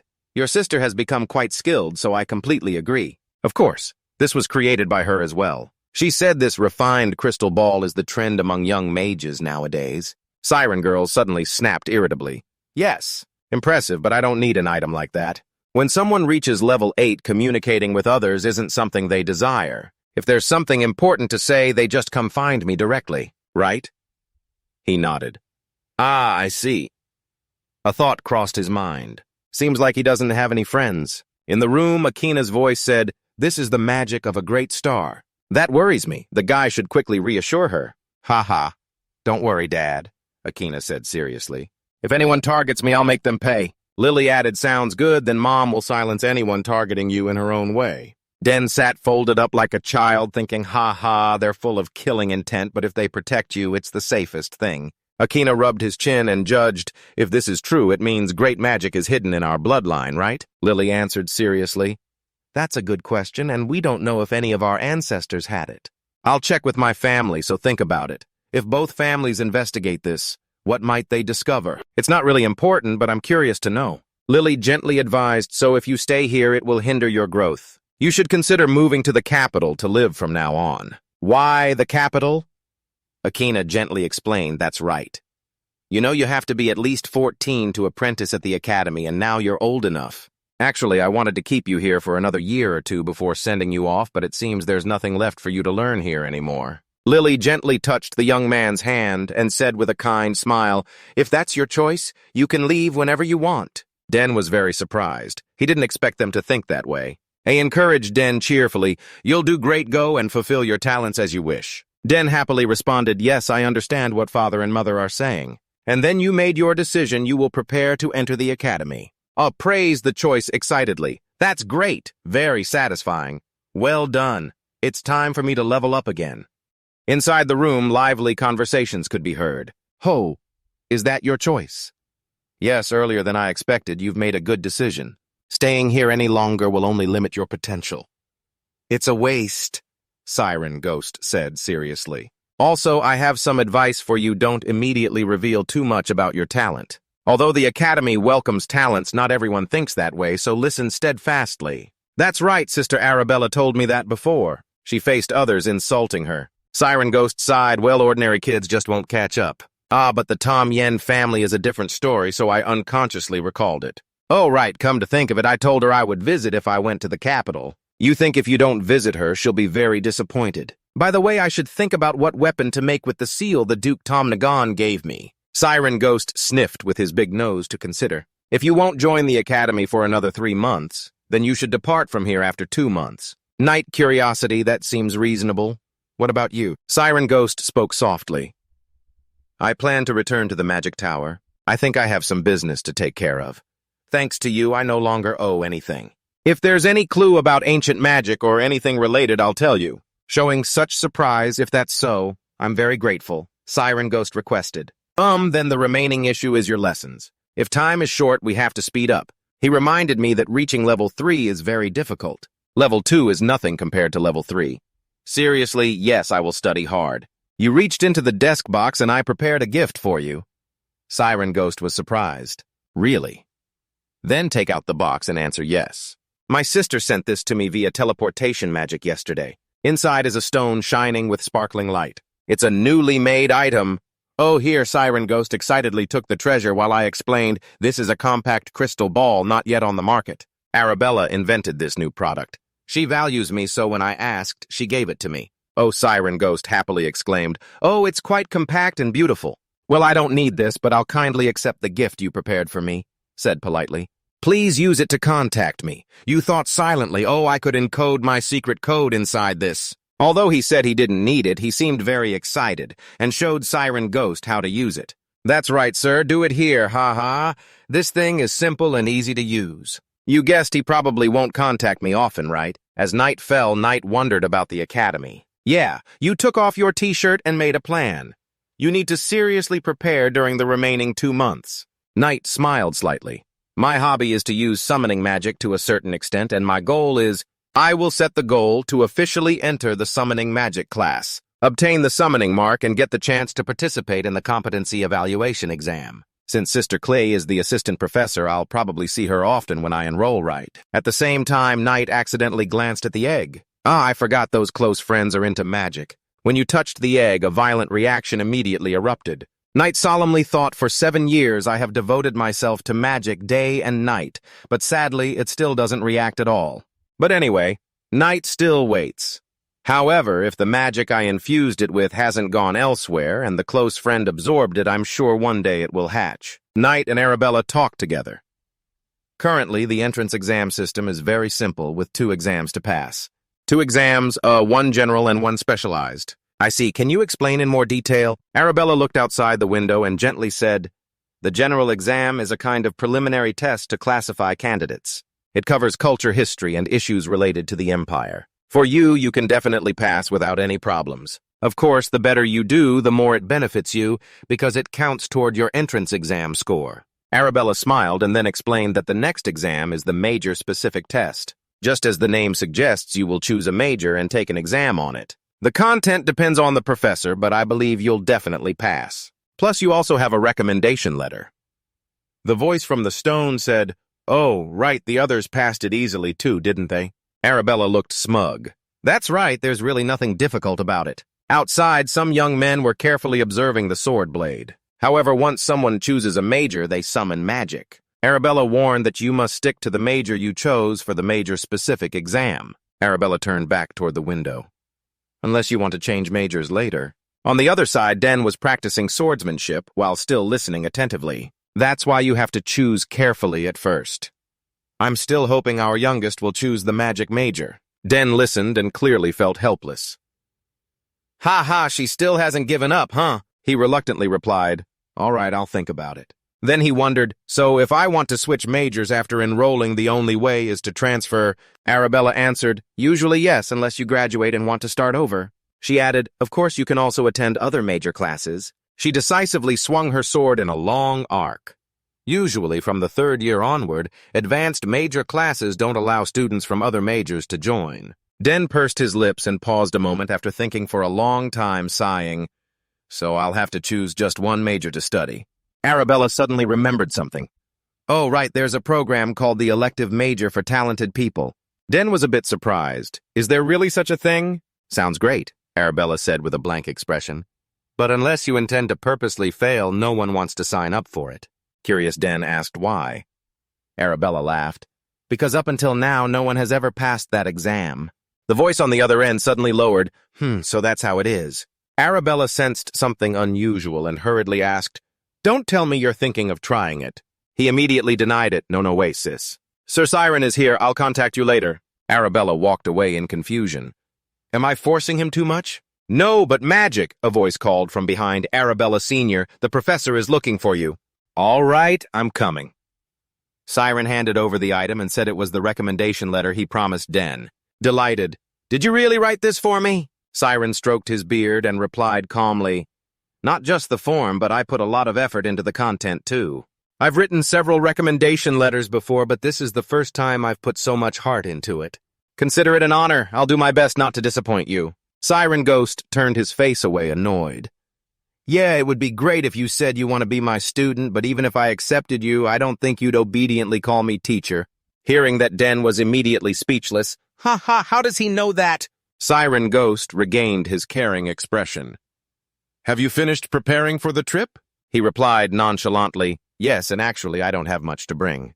Besides, the Academy's dormitory facilities are very good, so most of the essentials are already provided. Siren Girls shivered.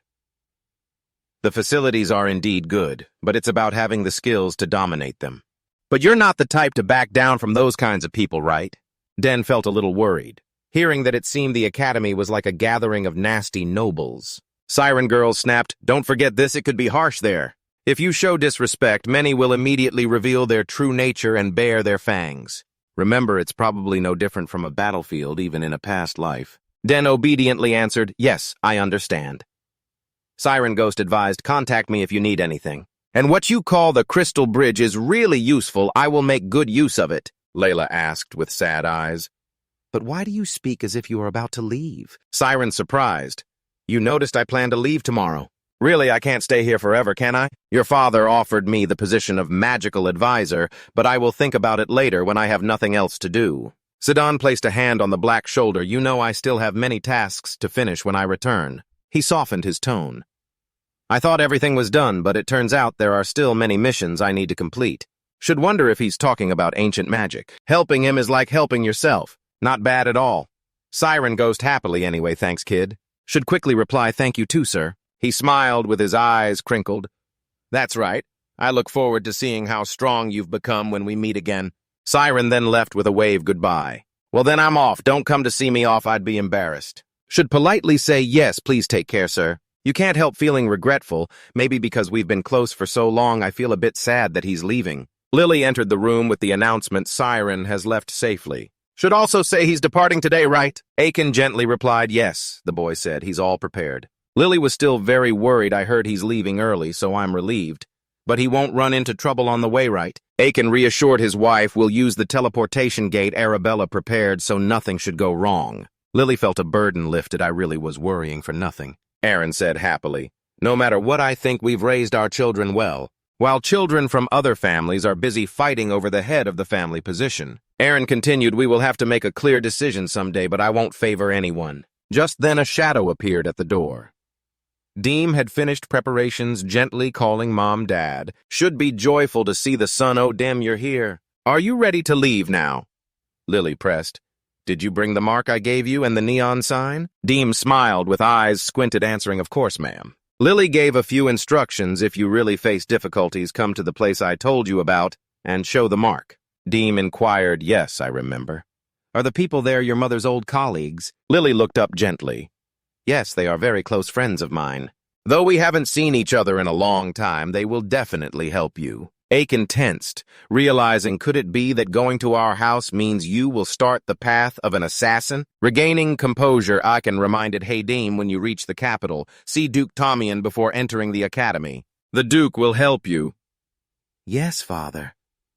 Thinking about having to part with her son made Lily cry. He has grown so much that he's about to leave us like this. Aiken was a bit embarrassed, not knowing what to do. Haha, send him off with a smile, madam. Lily sadly urged to hurry, we won't go far. Should tighten the bag strap about to leave, but suddenly feel my legs growing heavy. You look at your parents one last time and say, then I'll take my leave. Following Dame's footsteps moving toward the palace gate. Aiken coldly ordered subordinate Gilad keep a close watch, ensure. Dam reaches the teleportation gate safely, then report back to me. The young man quickly covered his face and obeyed, yes, master. Before Gilbert left the room, Lily suddenly spoke. It's been a while since I saw her silhouette smile. You know what to do, right? Watch carefully if anything unusual happens during Dame's teleportation.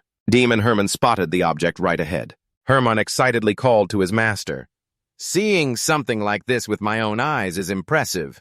This is the landing platform, but I already recognized it inside. Yes, this is the teleportation gate that the eldest sister had prepared beforehand. Herman kept praising Miss Arabella. He seems like a truly wonderful person, so I completely agree with that statement. That's right. I understand why it took a whole year. Herman pointed at the object curiously and asked, if you step in, will the teleportation spell activate? Den smirked and replied, yes. I wonder how much effort she put into it. Teleportation magic, like other types of magic, can only be used if the code is arranged correctly. Magic must be continuously infused when the code is rearranged before teleportation can occur. So evaluating from top to bottom the gate Arabella installed is a perfect device that meets all the conditions for teleportation. Herman bowed slightly, his voice tinged with worry. Then please be careful, young master. Den patted him on the shoulder. You still look very relaxed. All right, you be careful too. Herman was the one who would step through the teleportation gate first. His footsteps pressed firmly on the grass. It only took a few seconds to reach the central area of the great gate. Den took a deep breath. She said, all I need to do is infuse magic into the gate to activate it. He spread his arms wide to summon power, the aura slowly lifting Den's body to the platform. A powerful storm-like wind suddenly blew, forcing Den to brace himself with his arms. The surrounding space began to solidify, and the teleportation gate swung open. Den closed his eyes tightly, trying to feel it. and when he felt a strange lightness seeping into every fiber of his body, the teleportation gate took him away, vanishing from sight. Bright sunlight poured down on the bustling street. This place was just as beautiful and poetic as Den's homeland. He rode his horse, standing before the city gate with excitement. This must be it. Den eagerly looked around. This is the entrance to Actemia's capital. The sound of horses' hooves stopped when a strange voice was heard. I've been waiting for you. A man clad in mighty iron armor respectfully called out Lord Den Suarez. He introduced himself respectfully. I am Louis Asma, captain of the first night squad of the Thorian family. After hearing that, Den nodded. I understand. He felt a bit uneasy. Being personally welcomed by the captain of the knights was a little intimidating. Louis announced solemnly, We will escort you from here. As soon as he finished, he quickly glanced behind, where the subordinates were ready and waiting for orders to provide careful protection. They all shouted in unison, Yes, Lord Louis. Determinedly, they said, We will depart immediately. Den smiled cheerfully. I'm counting on you all. After taking a few steps, Den's mind was filled with wandering thoughts. Now that I've really arrived, the feeling is so strange. I never thought I would step into the heart of the Anthean Empire, which I once despised. The flags fluttered in the summer wind, and I'm here as the best among them. Someone hurriedly whispered, Come see this magic. This kind of opportunity doesn't come easy. From the other side came a sales pitch. Over here, paffed ice cream frozen by magic, only 1 copper crown. Den couldn't help but exclaim, Ha ha, there really is everything here. I didn't expect the capital to be this lively. Lahui suddenly spoke, introducing, That's the mansion of the Thorian family. Den was slightly startled, having not paid attention to the direction, and looked ahead. The grandeur made him marvel. The mansion is really massive. After that, Den was completely silent, because he sensed something strange. Watching the continuous flow of people, Den unconsciously bit his lip, feeling like someone was watching him, or was it just his imagination? 2 rows of people respectfully bowed their heads to welcome Lord Den Suarez. He responded cordially, Thank you for your warm welcome. Something so simple still surprised Den a bit. The formation was proper, the etiquette and rules they followed seemed perfect and natural, quite different from our southern region. The main gate had guards waiting for a long time. He stepped forward with a smile and introduced, I'm Denso Grace, greetings to Duke Thorian. The man clasped his hands behind his back, embodying the demeanor of a calm superior, as he responded, Hello, Den, long time no. See, Min. With a gentle, caring face, he asked, Are you still well? The trip must have been very tough. Come inside, Min exclaimed in surprise. Looking closely, you've changed a lot compared to 7 years ago. Kids your age, or even 1 or 2 years older. Min placed a hand on Den's shoulder. It's hard to compare, but you definitely have. I'm very proud of you. You flatter me, sir. Min gave a few instructions. This place might not compare to your father's castle, but enjoy your time here while preparing for the academy entrance exam. Also, I will assign a servant to assist you, so if you need anything, just let us know. Den cheerfully said, Thank you, sir. By the way, is Layla still well? The 2 continued chatting. Of course she's fine. But did you have a fight with her? What do you mean? Hin reported that lately when her name is mentioned, she seems unhappy and withdrawn. I'm not sure. Min cleared his throat. I understand. Maybe it's the pressure from the upcoming exam. Someone like Layla can easily overcome it, so just laugh it off. I'll ask when I see her. He thought to himself, what could the problem be? Could it be puberty? Min agreed. Exactly, we'll have a chance to talk more later. Oh, just a reminder, be gentle. Why wonder? Min suddenly became thoughtful. You'll understand soon enough. Min remembered and reminded, Oh, you should go to your room and rest. A servant will take you there. The subordinate bowed politely. Wishing you a good rest, sir. The friendly servant said yes, thank you very much. The door was carefully closed, so he guessed he would stay here for a week until the exam. He glanced around, but this living room seemed a bit too luxurious. Setting down his bag, he told himself to unpack and head to the training yard first. A girl carefully pushed open the door without making a sound. She suggested, I'll take you to the training yard. Den's eyes widened when he recognized the voice. Layla asked irritably, Den, why did you take so long to arrive? She loudly scolded, You made me wait forever, not knowing when I'd see you. Den was still stunned. Is that Layla? He immediately became excited. Long time no see, how have you been? Layla snapped. Yeah, of course I'm fine. She stormed forward. Don't you have anything to say to me? Embarrassed, he replied. What? Say what? Layla suddenly shouted. Why didn't you write me a letter? At this, Den held her back. Being questioned repeatedly made him itchy. After a moment, he stammered, I intended to reply, but forgot sorry. Layla snorted coldly. Sorry, and that's it. He scratched his head, laughing. I came here in person, after all. Because I had to prepare to leave the capital, I wasn't in the mood for anything. Please forgive me this time. He asked, What can I do to apologize? I can do anything you want. Layla furrowed her brow, thoughtful, for a long while without speaking.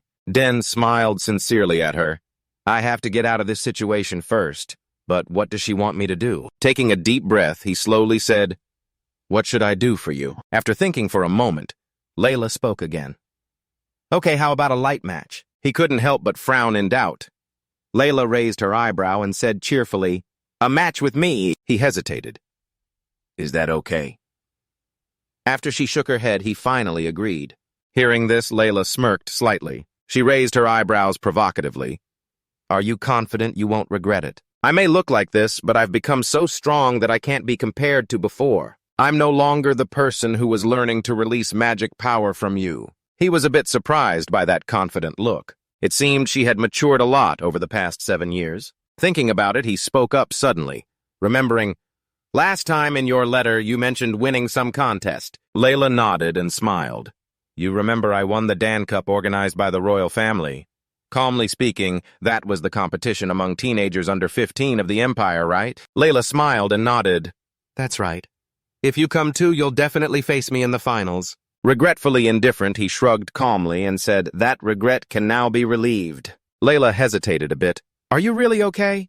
You still have the entrance exam. What if you get hurt? He smiled wryly, thinking to himself, Who should worry about whom here? But he didn't say it out loud and calmly waved his hand, I'm fine. Hearing this, Layla happily said, Good, it's late today, so tomorrow as soon as we wake up, let's have a match. The next morning at the castle, just as promised, Layla came to find Den after hearing his proposal. Layla couldn't believe it and exclaimed, Could it be you're still using a bladeless weapon? He shook his head and explained, It's just a light match. Using a training weapon is fine. No matter how skilled a warrior is, they can't handle every situation. But what if you get hurt during the fight? Layla sighed and reassured him. Don't worry, because the best healer in the Empire is working for my family. But he asked back, What if something happens that the healer can't fix? Layla stammered, speechless, then calmly looked at him.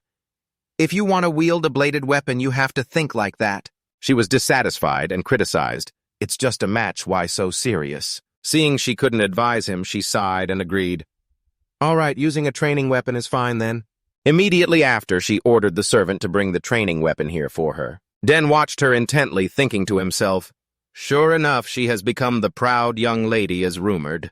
People even say she will soon catch up to her 2 brothers who are actively working as engineers.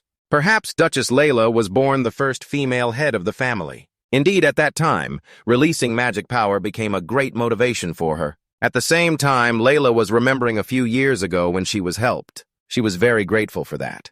Thanks to him, she learned the basics of magic control much faster than her peers, and now she has 2 magic cores. She had been waiting for this day for a long time. If she wins, would he be upset? Just then, the servant brought the weapon to Layla. She reached out and took it casually, saying, Thank you. Den took the spear from her, spinning it a few times with interest, before nodding in approval. It's a training weapon, so the weight is quite light. He had some hesitation at first, but quickly regained confidence because on the battlefield he could use anything he had. What's there to be afraid of? Then his steps grew firmer. The arrogance of a general who had fought many battles on the field had returned. He looked at Layla and said, Then shall we start? Layla was ready too. Den nodded. At this moment, Den pointed the spear forward, his right knee bent, taking an attacking stance. Opposite him, Layla was not idle. She held the sword tightly, her eyes full of determination. She had tried facing an opponent with a spear at the Dancer Cup, but it wasn't difficult. The spear has long range, but its striking power drops sharply when the distance is close. Thinking of this, she grew even more confident in this battle. Immediately, she charged forward in one breath. Her momentum was extremely fierce. The sword in her hand began to surge. The sword tip almost pierced Den's body. Seeing this, she was even happier. But her sword pierced only the air because Den's figure was no longer in front of her, which stunned her into silence. It was the spear in Den's hand. Layla exclaimed in surprise, "When did you get there?" Den, holding the spear, said coldly, "Luckily, this is a training weapon. If it were a real weapon, something serious could have happened." Hearing this, Layla quickly recovered and shouted, "I clearly touched the sword. I just can't believe you're that fast." Then she dropped her sword to the ground and said, "Let's start again." "You said the same method doesn't work, so be careful when moving." Layla snorted coldly, a bit tense, since it had been a while since they last met. This time, she absolutely wouldn't yield. But when she looked up again, she saw a familiar figure standing on the balcony. It was Duke, but who seemed to be watching the battle. He focused his gaze on Den's back. At this moment, Den also felt his eyes on him. He came to check the final result. Den understood his intentions after winning the Dancer Cup.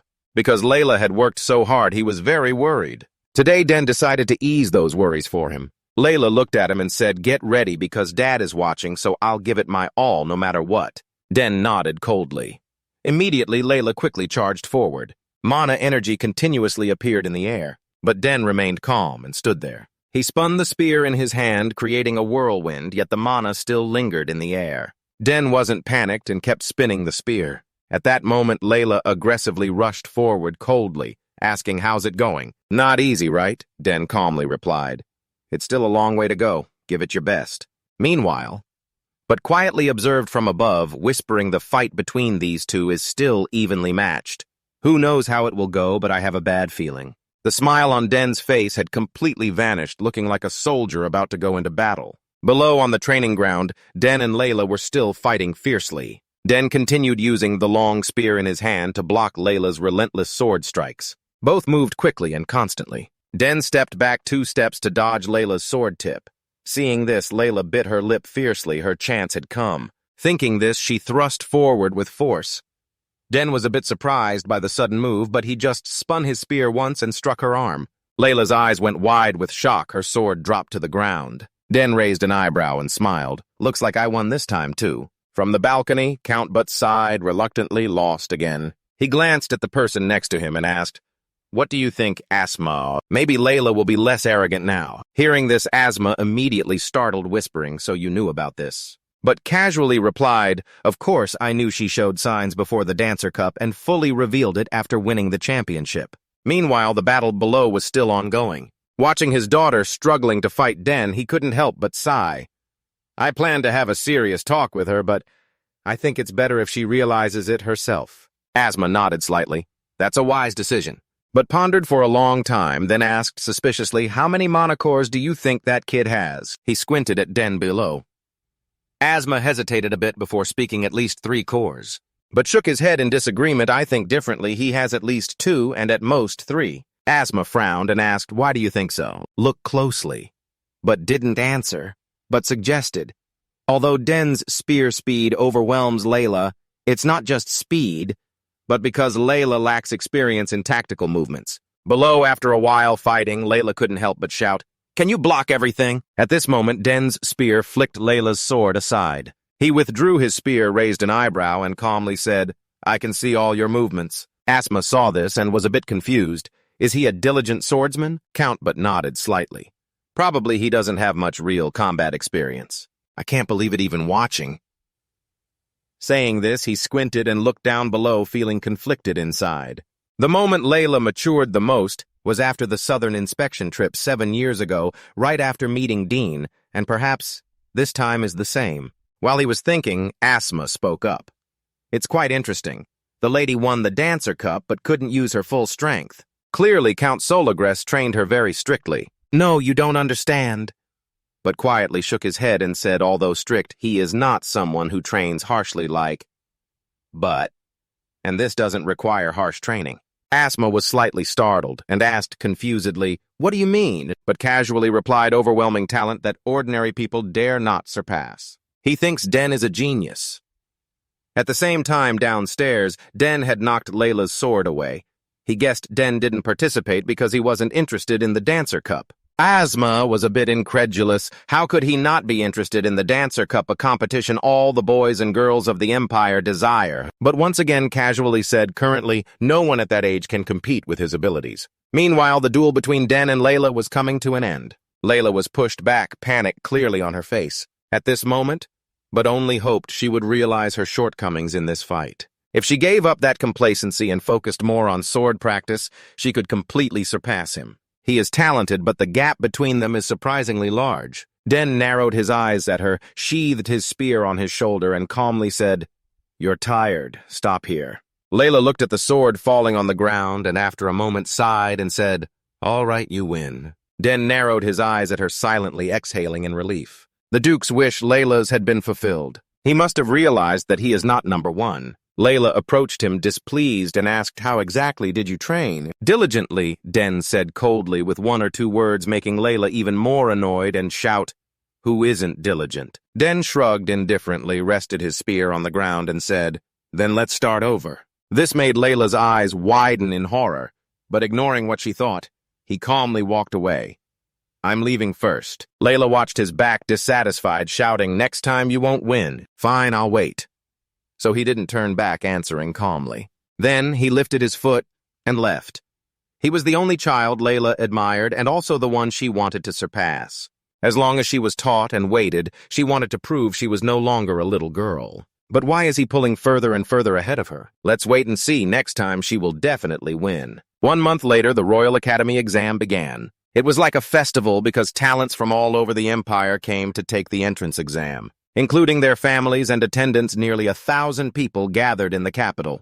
The number of applicants to the Royal Academy this time was about 6,000. Paying the exam fee alone was not enough to qualify, but 2/3 of them did not pass the first exam. So in the end, not many remained. Currently, after finishing the preliminary exam, more than 2,000 people were preparing for the second specialized exam. In the Great Hall of the castle, everyone was discussing this. Someone couldn't help but ask suspiciously, "How many do you think will pass this exam?" Another calmly replied, "At most 200 right." They believed the children in this exam were all good, some even potential talents. At this time, Professor Denu, head of the magic department, hurriedly asked, "The summary of the first exam isn't finished yet. Head of the spell department."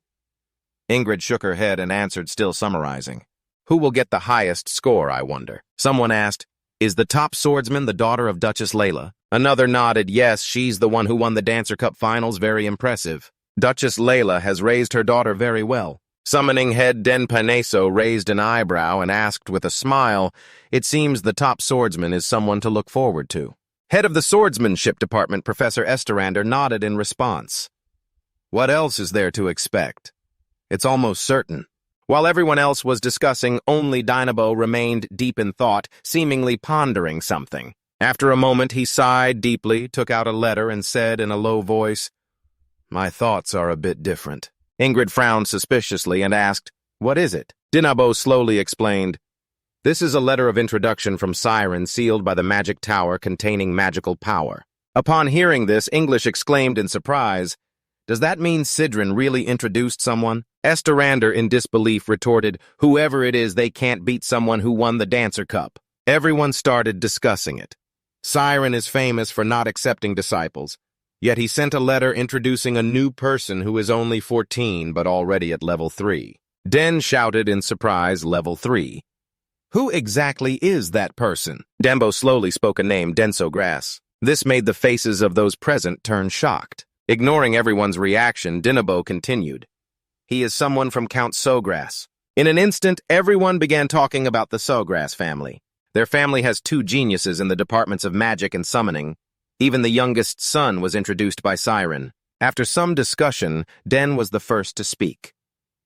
"If it's the Sogras family, then they're no ordinary people." Ingrid nodded in agreement. 2 supreme families of the continent registering at the same time, this must be a hot topic. But Esterander raised his brow and smiled. "Wait, isn't that the family famous for commerce? But this is a letter of introduction for a magic user. It seems the Sogras family is becoming famous for magic now." Hearing this, English sighed with some dissatisfaction. "I thought for sure he'd get into the magic department." Denu shrugged indifferently and laughed calmly. "If he joins my department, he and Arabella will be very powerful. After all, at the Royal Academy, magic is a must." Just then, a voice from outside suddenly broke the atmosphere. "Sorry to interrupt, is the summary of the first exam done?" Upon hearing this, everyone immediately grew excited, eager for the girl to announce the results. Shortly after the numbers were announced, the sword department has 367 students. The magic department has 227 students and the summoning department has 152 people. The numbers were clearly very uneven. The people here immediately reacted in shock. As expected, there's a huge difference in the sword department. Esterander excitedly opened the list. Look. Then he smiled with satisfaction. Indeed, Layla's name was at the top. But at this moment, Denu suddenly looked a bit confused, his hand continuously scrolling through the data. Then he exclaimed, Denso Grass. I don't see that guy's name. I don't. Esterander frowned and asked, Really? What about Sidrin's letter of introduction? Ingrid shook her head slightly.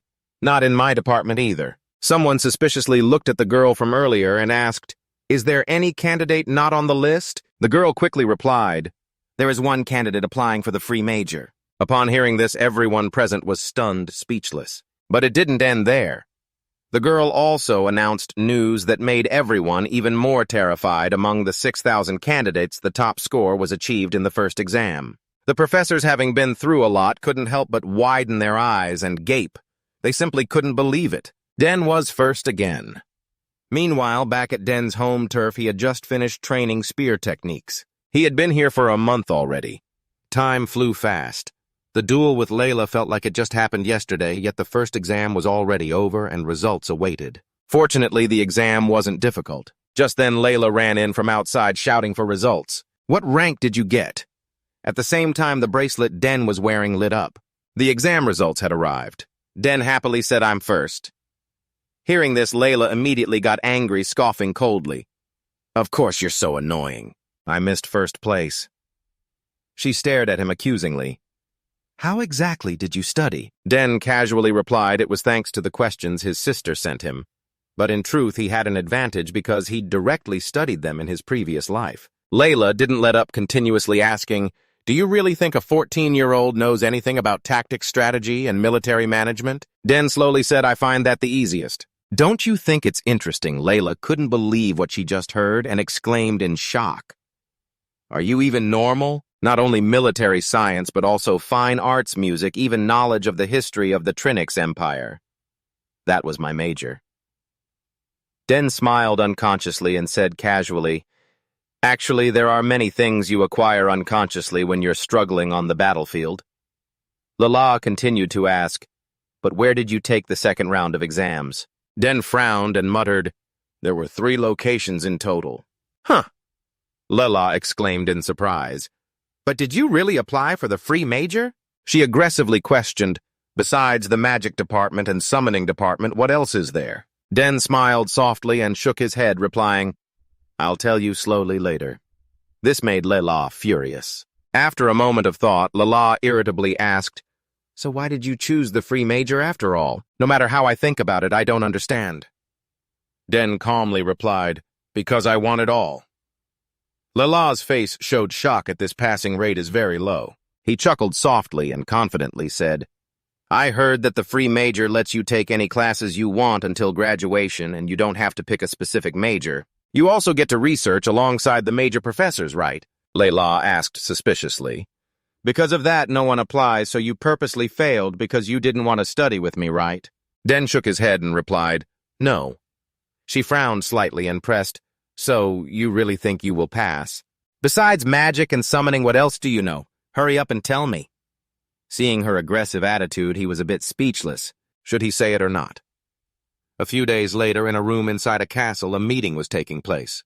3 professors were discussing the free major exam in summoning and magic arts, so different from the core and magic circle that it was almost impossible to pass. Den anxiously spoke.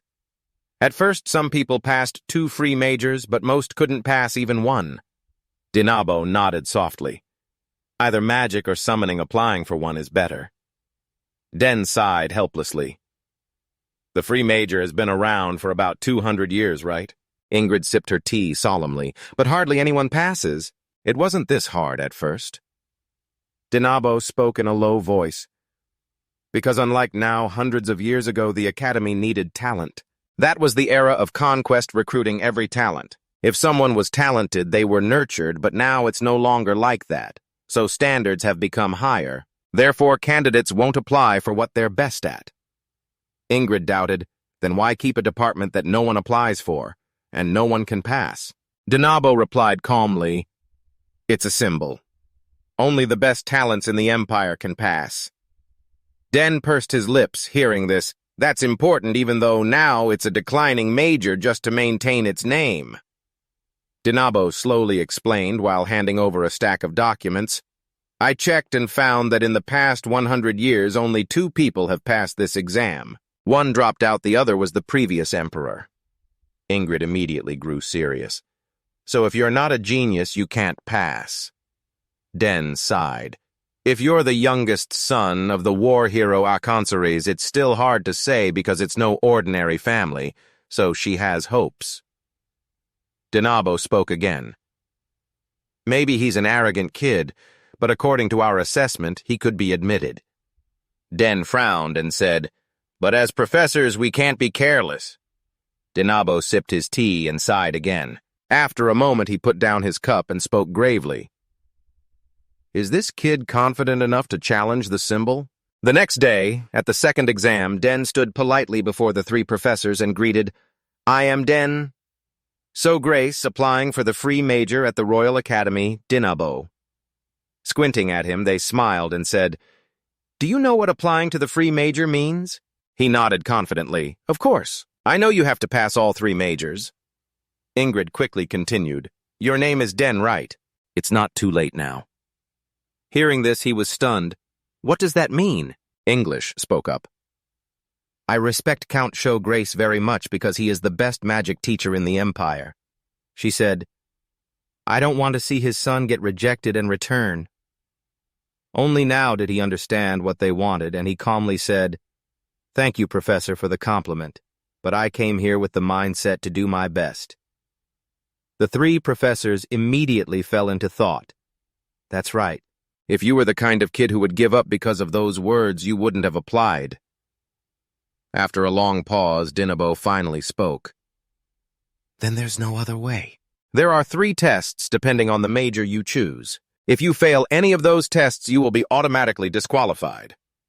He replied, "I understand," and nodded without hesitation. Denabo glanced at Den and suggested, "Then let's start with the summoning department as we decided earlier." Immediately after Den stepped outside to prepare for the test, Den recognized this person, the professor of the summoning department. She is the highest-ranking summoner in the Antion Empire, having set a record with 6 triple summons of level 2 or above. After observing him for a while, Den finally spoke. "The testing method in the summoning department is the simplest. Just satisfy me in any way related to summoning magic." Hearing this, Den immediately smiled, just as he expected a free-form test with no standards or fixed formats. Then he spoke up with a request. "In that case, Professor, could you summon a familiar for me?" Den exclaimed in alarm. "A familiar?" He calmly nodded. "Yes, any familiar will do." Not only was she startled, but the 2 professors behind her were also surprised. English couldn't believe it and shouted, "What? The candidate is asking the professor to summon?" Denabo's face was shocked, speechless. What on earth is this scheme? Since there was no reaction, they thought he would only talk theory, but it seems he simply wants to see the familiar. Den silently studied him for a long time. Then she nodded and said, "Bold indeed, but very interesting. You really know how to appreciate the unusual." She told him to open his eyes wide and observe closely. Den gently nodded and watched her actions. At that moment, a stream of blue light appeared around her, swirling around her palms before spreading over her entire body. She seemed to be murmuring an incantation. After a moment, her eyes suddenly shone brightly, and she shouted loudly, "Answer the call!" In an instant, waves of energy began dancing in the air, quickly converging into one spot. The energy radiated so strongly that nearby trainees were knocked over. Seeing this, the 2 remaining professors were stunned because inside the energy waves, a large wolf began to materialize with long, sharp claws and a large tail wagging in the air. When it was fully formed, the raging familiar Ezra quickly stepped out, letting out a roar that frightened everyone present. Den squinted at it, silently cursing.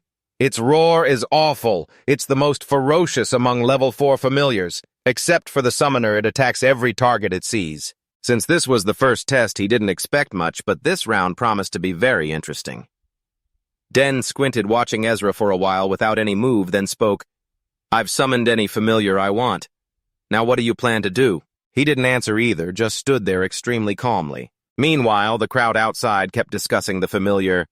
It's the most aggressive among level 4. Even many dual-level knights struggle to defeat it.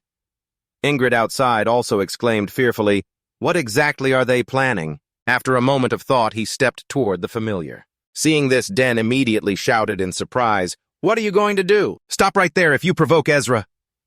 But before she could finish, Ezra roared and charged. Den remained very calm and asked, "As long as it's proven in any way right." Den furrowed his brow in confusion and said, "Yes, but if the proof involves throwing yourself into a fire pit." Before she finished, Den cut in, "That won't happen. Don't worry, everyone." Yet at these words, Den's expression grew even more panicked.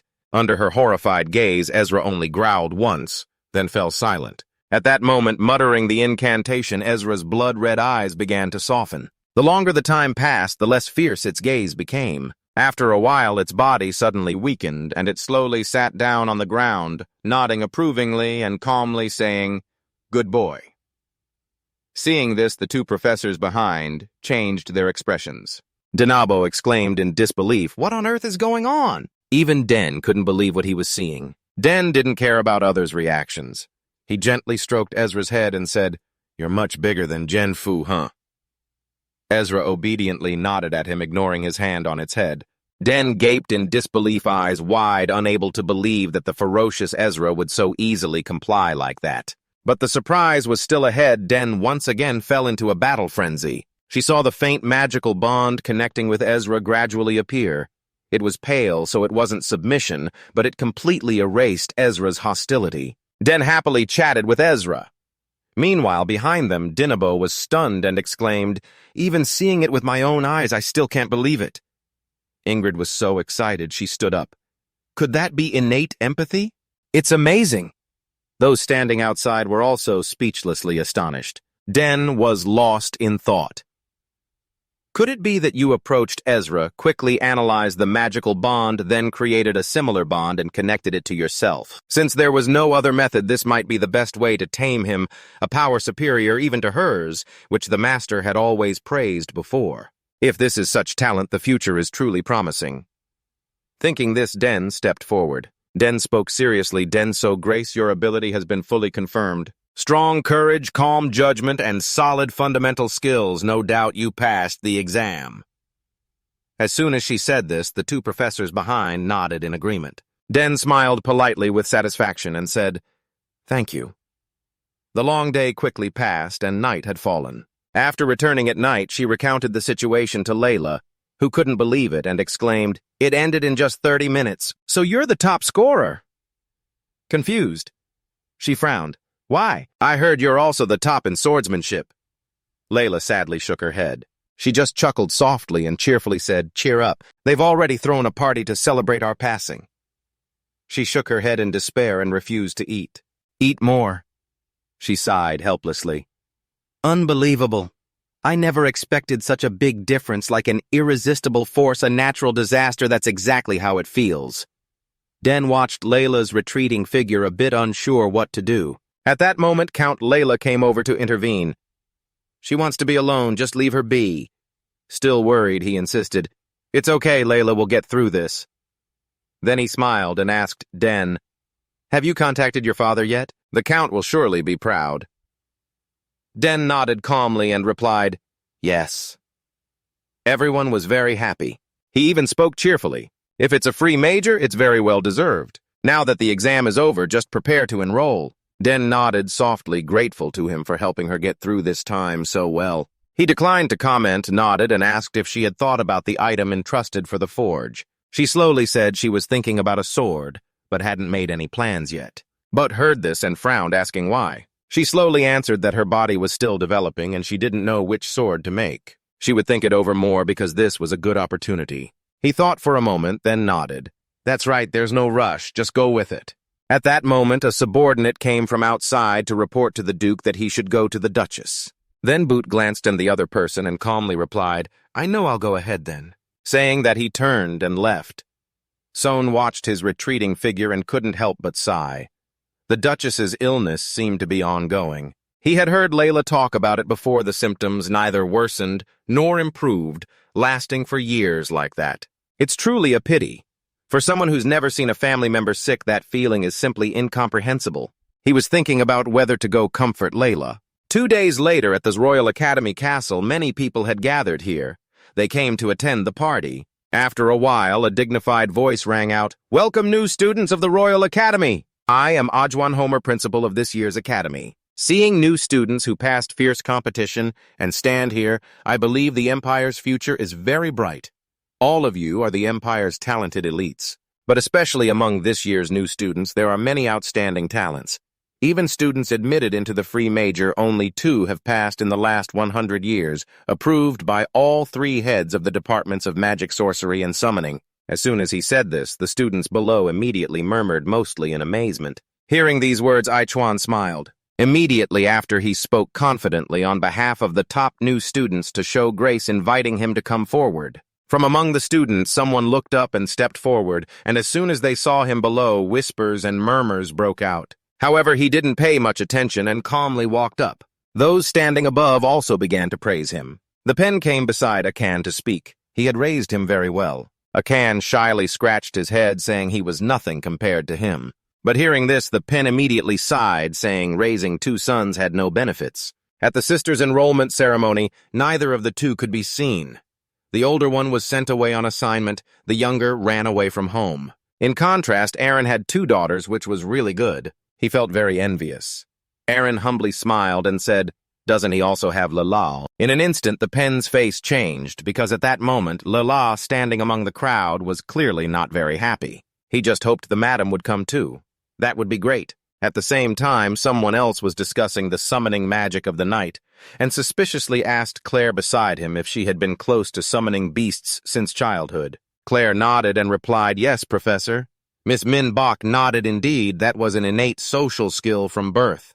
But inside, she felt that the knight was a monster. This unimpressive kid was able to do much more than other summoners. At this time, Gay hesitated a bit and asked the professor if Den's social ability could summon beasts from beyond the horizon. Beyond the horizon was another world with summoning beasts that had lost connection over 100 years ago. After thinking for a while, he finally spoke up, saying maybe the summoning beasts there would choose their own summoners. Everyone continued to discuss the night like that. Below, Principal Huan approached Den and spoke, "You are Den So Grace." In rumor, he handed Den a paper and smiled slightly, hoping Den's talent would shine at this academy. Den reached out, took it, and nodded, saying he would remember Principal. All the students in the courtyard witnessed this scene, their eyes full of admiration. Next was the oath reading by the student representative. At this moment, very satisfied, he finally got into the academy. It took quite some time to get here, but he would not waste this new life he was given. His eyes at this moment were more determined than ever. From now on, this is just the beginning. A little later, the introduction at the main lecture hall finally ended. Academy staff told them to rest for a bit before the next part. So please eat something and rest comfortably. Immediately after, the students began resting in place and the murmurs continued. The main character was none other than Den. At the same time, Lala was beside him, constantly reminding him, "Listen, many people will target you in the future. If anyone offers anything, be sure to think carefully." She heard there were many strange people here who weren't well educated at home. On this side, other students were noisy, with some invited to join the Grand Hall Club. It quickly became lively. Seeing this, Lela was stunned. Seniors inviting to join clubs during break time, she had heard from her eldest sister that there were many interesting clubs here. The seniors were also looking for people to invite into their clubs. Many eyes turned to Den. Lala couldn't help but shout, "Everyone's targeting you, what should we do?" Saying this, she immediately grabbed Den's hand and ran. While running, she said, "First, let's get out of here." Den suspiciously asked where she intended to go, but after only a few steps, a few tall people blocked them. "Den So Grace joined the Body Beauty Club, where you can cultivate and train a beautiful body." Before he could answer, another person ran over saying, "Hey, rookie, you see this? If you join now, it will be a new map." Another girl shouted, "Our Bird Research Club gathers the best talents." Even Lala beside him was being targeted by people. She was a bit startled by everyone's enthusiasm, quickly shouting as she ran away, "I'm not joining." But then a chase broke out in this place. He was used to being pursued by enemies, but this was the first time he was in such a situation. The top student turned out to be this exhausted. In another scene in the hallway of a castle, a figure was slowly walking. This person was Kenta Stress Feel. As soon as people saw him, they started gossiping. They said that after the royal knight retired, he became a professor. He was considered a great successor, but there was a bit of a headache because a new student just joined the free major after several decades. During that time, it was a comfortable position for him since occasionally writing papers and achieving moderate results was enough. Now that comfortable life was over, he had to prepare for teaching, probably very annoyed. At this moment, Kenta had arrived where he needed to be. He bit his lower lip aggressively, looking quite displeased. He grumbled, "The orientation for new students is over. This is ridiculous. Why is there a student accepted at this time?" He saw a figure standing in front of the door. Of course, it was Den, the student just accepted into the free major. Kenta frowned and asked, "You're Den So Grace, right? Coming so early?" Den was slightly startled, turned around, and upon seeing him politely bowed. "Hello, Professor, nice to meet you." He said seriously, "All right, come inside." The two quickly entered the room. Kenta frowned, observing Den sitting on a chair. He thought to himself that he had worked hard to get this position. He came here to rest, not to teach. If it were a map, he was tired of having to guide the knights already. Thinking this, he looked up and asked, "Why do you want to apply for the free major?" Den calmly replied, "To do whatever I want." He suspiciously asked, "You don't intend to switch to a special major?" He casually answered, "No, I don't want to lose this opportunity." Hearing this, Kenta immediately felt annoyed. "If that's the case, I'll have to guide you. No other choice." But then he suddenly remembered Den hadn't taken the swordsmanship test, so the reason for not taking it must be a lack of confidence. Thinking this, he said, "What do you know about swordsmanship? I'm not criticizing, but since you're in the free major and I'm your professor, I should at least know your swordsmanship level." Den frowned after hearing this. "Why suddenly ask about swordsmanship? It feels like I'm not welcome." Then he answered, "It's not that I'm not interested in swordsmanship." Kenta immediately stood up excitedly. "Great, then let me test you." Without hesitation, Den nodded. "Okay." He silently felt pleased. "You've fallen into my trap." He quickly suggested, "Then come to my training ground." He had the right to evaluate students and could easily use poor swordsmanship as an excuse to dismiss someone. The two quickly headed to the training ground. Kenta said casually, "There are many swords here, just pick the one you want." Den calmly nodded, looking at the swords placed there inwardly thinking, "Why is the training ground in a place like this? Even if there are no free major students, this is a bit serious." He sighed helplessly. "Which one should I choose?" Soon after, he reached out and pulled a sword from the corner. Kenta frowned and asked, "Is that enough?"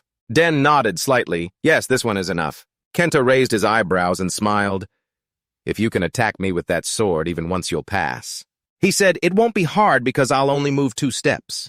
Hearing this, Den nodded, understood. Kenta frowned, observing calmly, and accepted the condition. "So you're confident enough?" Den truly was confident to do that. At that moment, he immediately lunged forward, his gaze extremely determined, the tip of his sword nearly touching Kenta. Kenta was a bit surprised. "Your speed is fast. Is that why you got accepted into the free major?" But while he was thinking, Den's sword kept shifting continuously. Kentis's face immediately twisted. "What is this?" Finally, his sword hand began to raise. He took a step back, then swung his arm to block Den's sword. Only then did he breathe out. That was almost a big problem. To use swordsmanship so unusually, could he be a fool who knows how to wield a sword? On this side, Den had also stepped back, planting his sword on the ground, raising his eyebrows at the person before him, his eyes scanning around his aura beginning to change. Kentis's face was now somewhat ugly. He looked like a swordsman on the battlefield, not the posture of someone from nobility or a knight. While he was thinking, Den charged forward again, his sword continuously dancing in the air, his attack speed extremely fast, pushing Kenta step by step into defense. His face twisted slightly, his sword hand trembling involuntarily, but Den gave him no time to breathe. He came tearing through the air, moving swiftly. His sword techniques were extremely skillful, causing Kentis to doubt himself. Are you really level 6 and have to focus this hard? Is he truly fighting a 14-year-old child? He even didn't need handicap points. Kentis had to keep moving continuously to block the moves. At this point, Den had stepped back, but Kentis's face was not good either. This posture looked familiar. Back when he was still a knight leading his troops to the battlefield, he once saw a brave warrior. But that person had no medals or banners representing a knight. Watching that person fight, he was shocked and wide-eyed. Who exactly is that person? Back to reality, the swords of both met, but it had touched Kentis. Kentis saw this and was startled. Why did he think of something else? But regardless, he had won. He smiled slightly and said, Professor, I think I have met the requirement. Biting his lip aggressively, he was somewhat unwilling. His sword hand clenched so tightly it trembled. Taking a deep breath, he slowly said, "You have passed." He could finally breathe a sigh of relief. Indeed, if this was the strength of a royal knight, it wouldn't get far. Kentis frowned at him, thoughtful inside, but this kid was truly a genius, a special genius. Even with handicap points, he was not inferior to him, someone who had reached level 6. Now he understood why he was not interested in the swordsmanship exam. Thinking this, he asked suspiciously, "Why with this ability do you not take the swordsmanship department exam?" Den calmly replied, "Because I think my family would be upset." Hearing this, Kentis was startled. He frowned thoughtfully. Den's father is a master of theology, and his 2 older sisters are masters of magic and summoning. So you chose all 3 to meet the family's expectations. At this moment, Den spoke again. "Professor, have you confirmed everything already?" Kentis realized he was wrong. It wasn't that he lacked confidence in swordsmanship. He nodded slightly and replied, "You can go now. I will send the notification to you soon." "Yes, thank you, Professor." Den bowed politely. Kentis clearly felt some unwillingness. He watched Den's back as he left. It had really been 7 years. The department heads had served as judges. Did it always feel like this? All his plans to drive him away and live comfortably had gone up in smoke. He couldn't help but sigh helplessly. Recalling his past as a knight, he finally remembered who that person was. That brave general was Acrid, the proud silhouette standing over the corpses. He still remembered this moment clearly. He suddenly realized who he had involuntarily recalled during the battle earlier. Den's sword moves were very similar to Acrid's. Outside the academy yard, after leaving Kentis's room, Den recounted everything to Clare. She exclaimed in surprise, "Did you really pass the test?" He nodded in response. "Probably." She frowned suspiciously and said, "That's strange." Professor Kentis is not someone who easily lets students pass. That professor only participates in regular exams once a year, but this time the principal called him. He really hates troublesome things, so... Hearing this, she nodded in agreement. He really is someone who likes to live by his own rules. Kay sighed and said, "That's why you were surprised." Fortunately, nothing happened. Den carefully watched her smile. A wave of emotion rose within him. She didn't praise him. Truly, Den was her brother. She only felt at ease when he was safe and sound. That was one of the reasons he liked his older sister. Just then, Arabella came running from afar. She was wondering where her little sister was. "So you're staying with Clare?" She smiled happily. "Little sis, you passed the test right." The students who saw the 3 sisters chatting happily began to whisper and gossip. After a while, a man came over and introduced himself. "I'm Max House, in charge of all dormitory affairs. The dormitory is divided into 3 areas based on entrance scores. The area with the highest rank is called Dontech 1. He also told him, "Since you are the top student in the free major, you'll be staying in this area. The dining hall, training ground, and library meet the standards. There's also a lounge and a magic screening room. Additionally, there are secret facilities." Hearing this, Den frowned. "Secret facilities? What kind of secret?"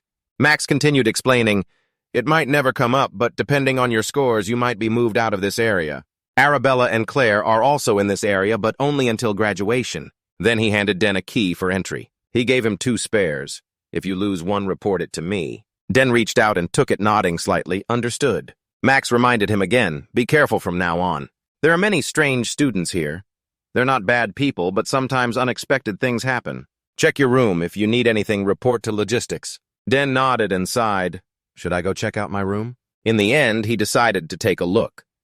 His first impression was that it was very upscale but strangely quiet. He walked slowly down the hallway. After a moment, he stopped. Something wasn't right. He couldn't sense any human presence, as if they had vanished. What exactly is going on? He took a deep breath and sent out his aura with suspicion. Wanting to see what had happened, he quickly closed his eyes. His aura gradually spread everywhere. Soon he caught a faint, oily smell and the soft sound of gears clicking. Clearly this was a trap. He couldn't help but smirk slightly. So that's how it is. It was the initiation ceremony. At the same time, a group of people were watching Den through a screen. Someone suspiciously asked, "Why isn't he moving anymore?" Another cautiously asked, "Hey, Anon, do you think he knows there's a trap?" Anon shook his head confidently. "Absolutely not. My Juliet family is the best hunter clan that has existed for hundreds of years. I'm very confident in my trap." This person was Arnold Julius, the eldest son of Baron Julius, a third-year sniper student. Another person asked, skeptically, "So is it dangerous?" Arnold said casually, "Of course I removed everything that could cause serious harm. It's just meant to make him look like a joke." Another person smiled excitedly. "This first initiation ceremony is really something to look forward to. They believe that if he made it this far, he's going to be pathetic." But someone worriedly asked, "Is he really going to be okay?" "That's the Showgrace family." Anon snorted coldly. "So what? We've all been through a memorable initiation. Just wait and see. He'll probably be scared out of his mind."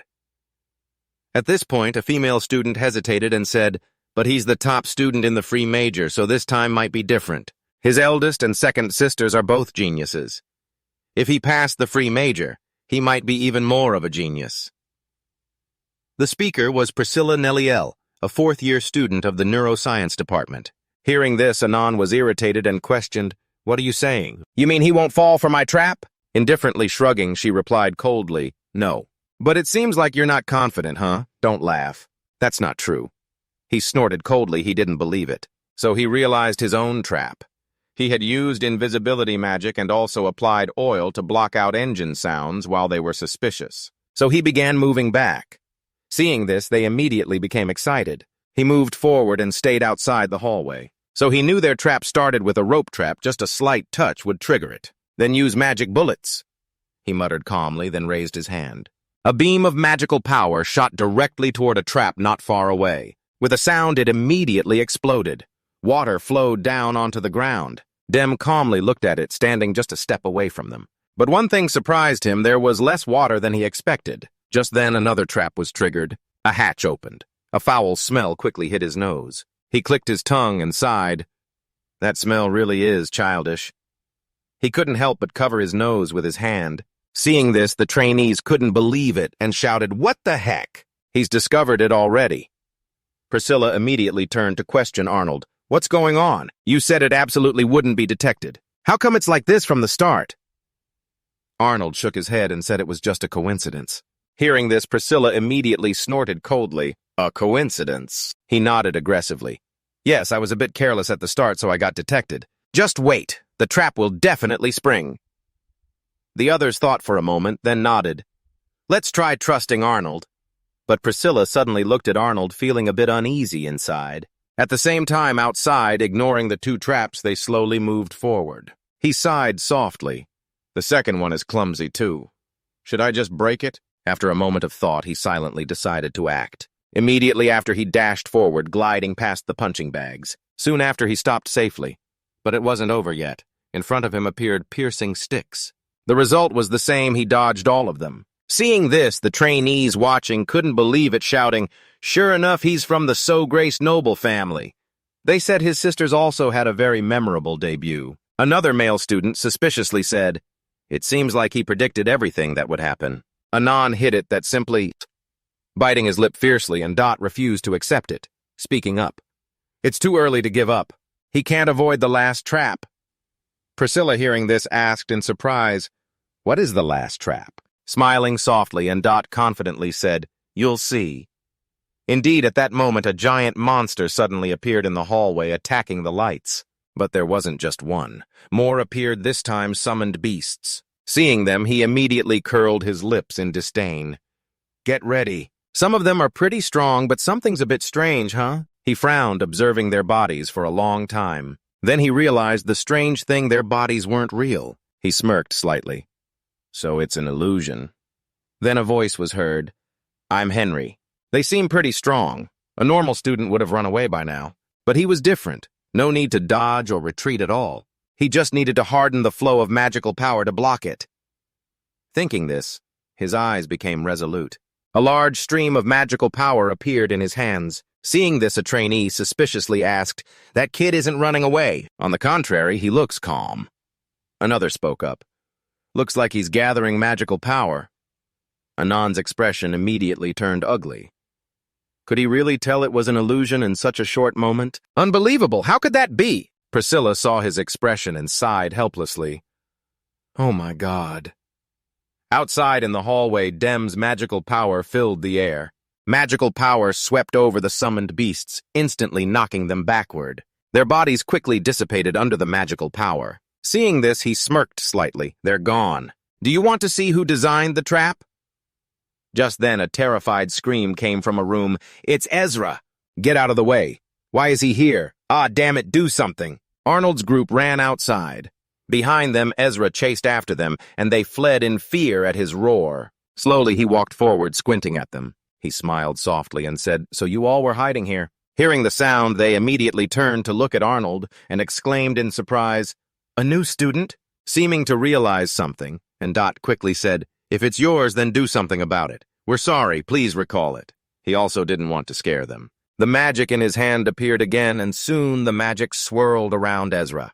Its body quickly began to gradually disappear. Seeing this scene, Anand's group immediately panicked. Is that also an illusion? After the crisis passed, the trainees finally returned to normal. A trainee sighed softly. The debut ceremony is ruined. Then he walked up to Den and introduced himself politely. "Hello, I'm Roy Ian Valentine, a fifth-year metallurgy student and the sole direct descendant of Marquis Valentine." Roy Ian raised his eyebrows, complimenting his fairly good build and handsome looks. "All the sisters are beautiful, so that's natural." Den shook his hand politely, saying, "Hello." "But what is this name talking about?" He continued to praise him. "You're really good at avoiding traps. I heard you passed the free major, so Arnold's traps didn't work on you. Arnold will be very disappointed." He also told him Arnold is the heir of the famous Zulot hunter family. He was the one who designed all these traps. Hearing this, he immediately looked toward An. So he was the one who planned it. Roy Ian glanced at everyone and said, "You all should come greet him too." He pointed to the only girl introduced. "This is Priscilla, a fourth-year neuroscience student. Better not to mess with her, she dreams of becoming a cleric. Kind and beautiful I am, Priscilla Nelliel, the abandoned child of the family. If you're in the neuroscience department, you can't dream of marriage." He nodded and smiled. "Yes, please help me more from now on." Shaking hands with him, Priscilla was astonished and widened her eyes, unable to believe it, exclaiming, "Your magic is so strong. This isn't magic that can be possessed at our age. Incredible level." Hearing this, Roy Ian asked suspiciously, "Is it really that amazing?" Priscilla nodded softly. "Yes." Even Alan noticed this. He couldn't help but frown, using strong magic to stand out. At that moment, another male student came over, smiling. "Hello, Dean. I'm Squaw, a second-year martial arts student, unlike those disgusting guys in the gym club, so don't misunderstand." Hearing this, Dean recalled the big guys who blocked his way earlier. Squad continued. "Muscles are important, but martial arts aren't about showing off muscles. If you want, just tell me. I'll teach you what real martial arts are." He refused to comment further, glancing at the male student standing across. Now only one person is left. Squad also looked that way and said, "Hey, Arnold, introduce yourself. It's your turn." Joyzan smirked and said, "Are you mad about the traps? Just because of that, that's petty." Arnold bit his lip aggressively, hesitated for a long time, then came forward and greeted, "I'm Arnold." He nodded politely and said, "I'm Arnold. So Grace, please help me out."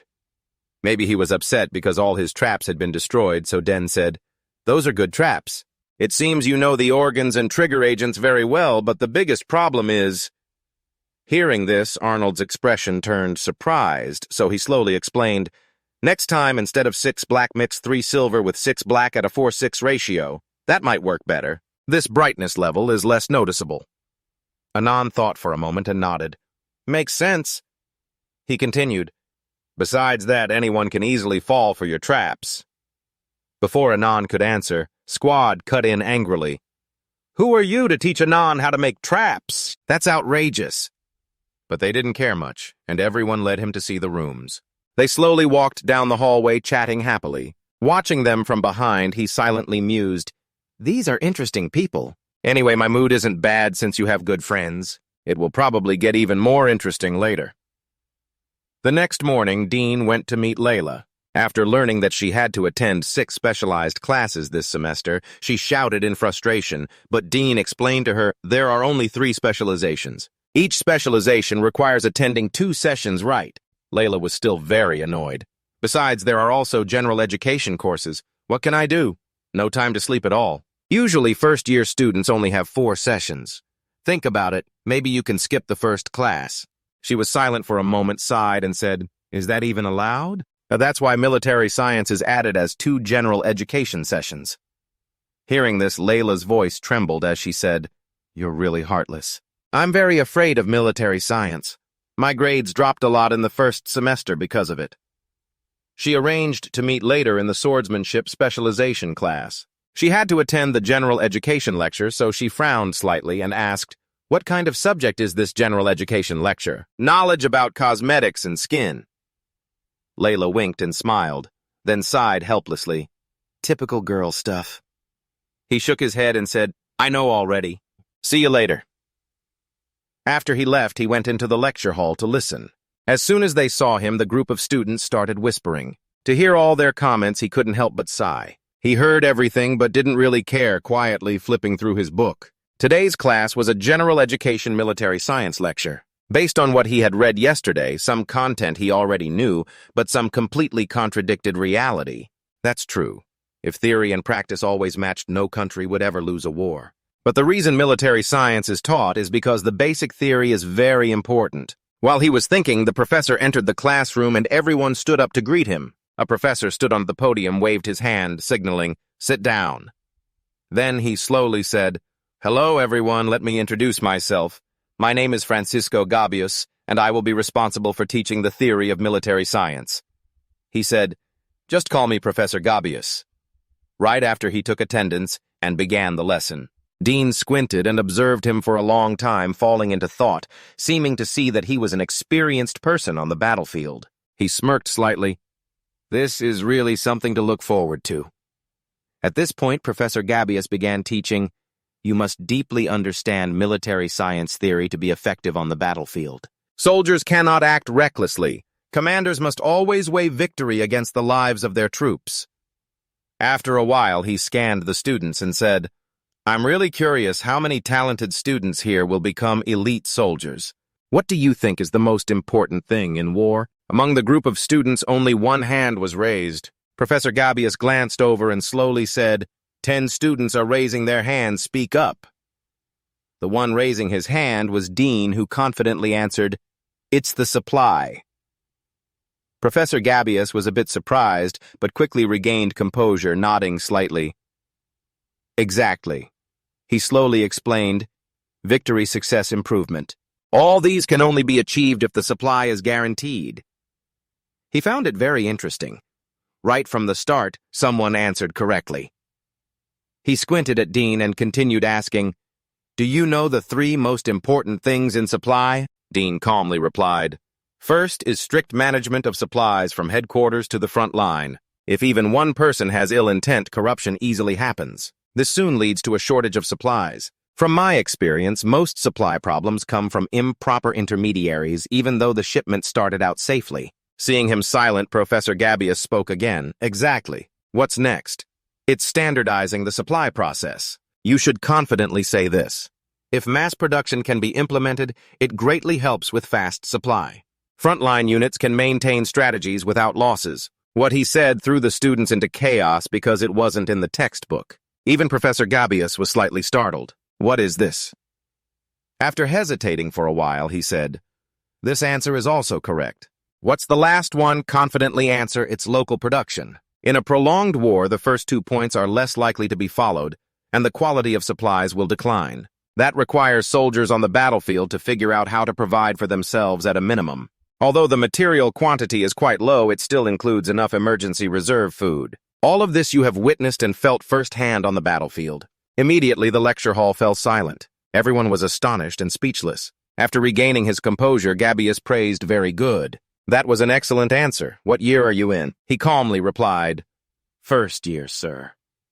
His eyes filled with incredulous surprise as he exclaimed, "You're only a first-year student. How could a new student know this content?" After overcoming his surprise, Professor Gabius slowly said, "Strict military management, standardized supplies, and finally on-site production for self-sufficiency. That answer comes from real experiences soldiers and officers have faced on the battlefield." As someone without experience, he wanted to ask how he knew this. He slightly frowned, hesitated, then finally said, "My father often told me about these things, sir." Professor Gabius suspiciously asked again, "So what is your name?" Calmly, he answered, "It's so gress, sir." Unable to hide his shock, Professor Gabius exclaimed, "You're the son of the Blue Hurricane." So there was a reason.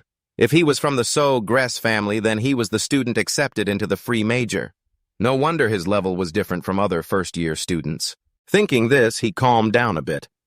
"Everyone, did you hear that clearly? What we just covered in military theory is exactly what student So-Gress answered, applying theory appropriately to real situations based on textbook theory. This is the ultimate goal that military science aims for. It's been a long time since there was an outstanding student like Professor Gabius couldn't help but look at him attentively a bit longer. After observing, he finally said, "Let's move on to the next section." After a while, the final bell rang. Den hurriedly ran out of the lecture hall as if someone was chasing him. He breathed a sigh of relief, almost ended up at the Imperial Academy. Before finishing, Professor Gabius called him back. Moreover, he wanted to advise the new student to enter the Imperial Academy. The professor seemed a bit rushed, but Clare had told him to refuse if anyone recommended the Imperial Academy.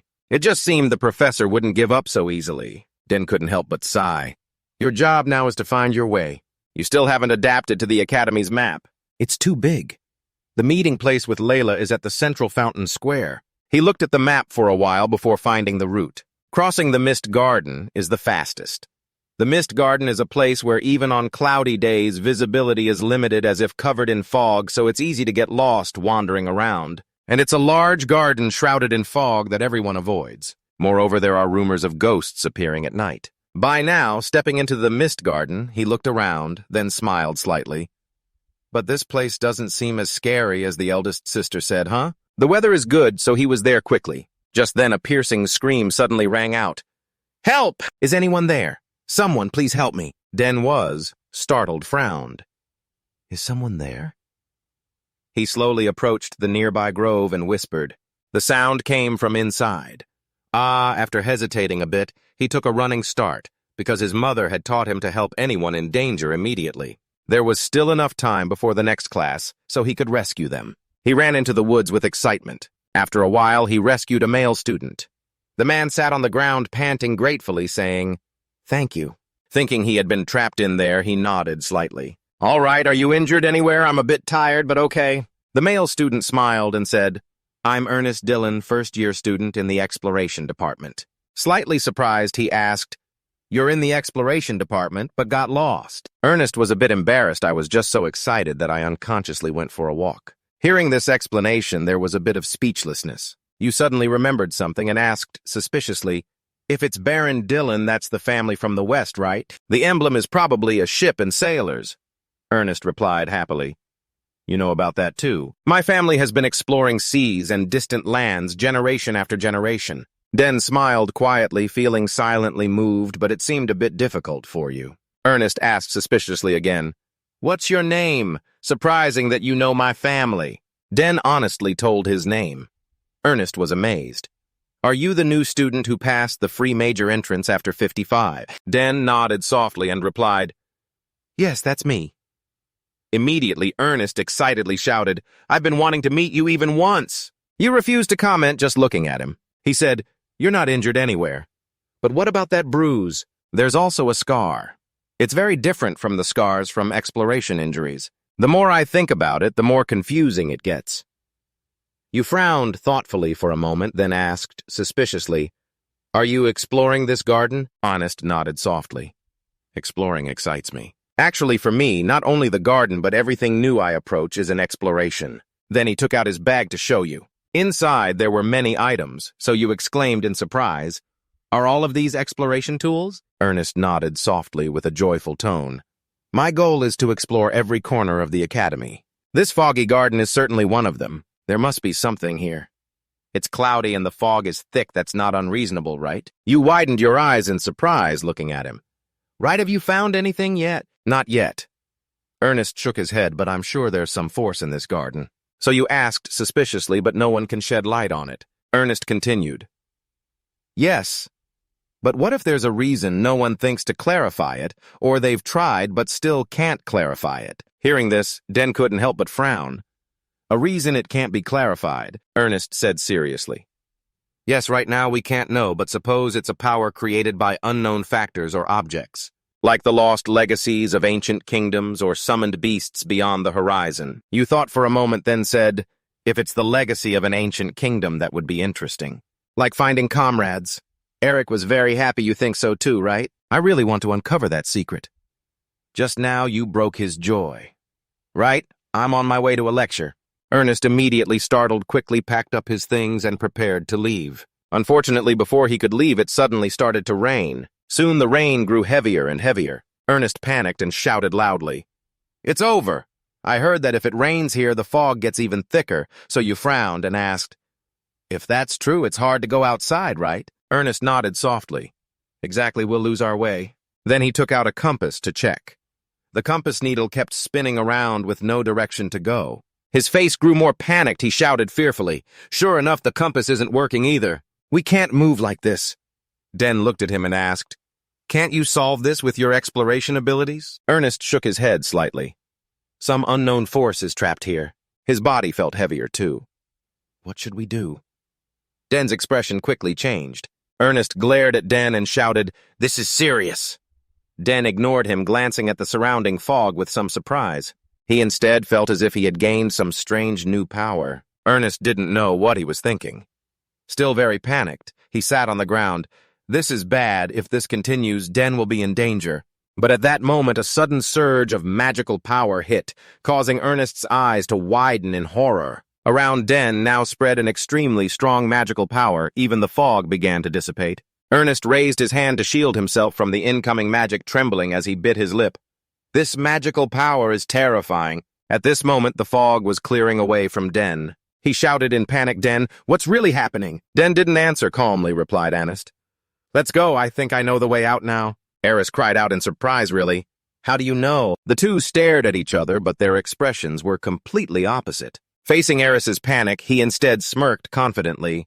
"Maybe you really can uncover the secrets of this place." Although the rain was still falling, it was no longer an obstacle for Den. Wherever Den stepped, the fog gradually cleared. Anistia behind was somewhat speechless. This was the mysterious fog that many magicians still could not penetrate.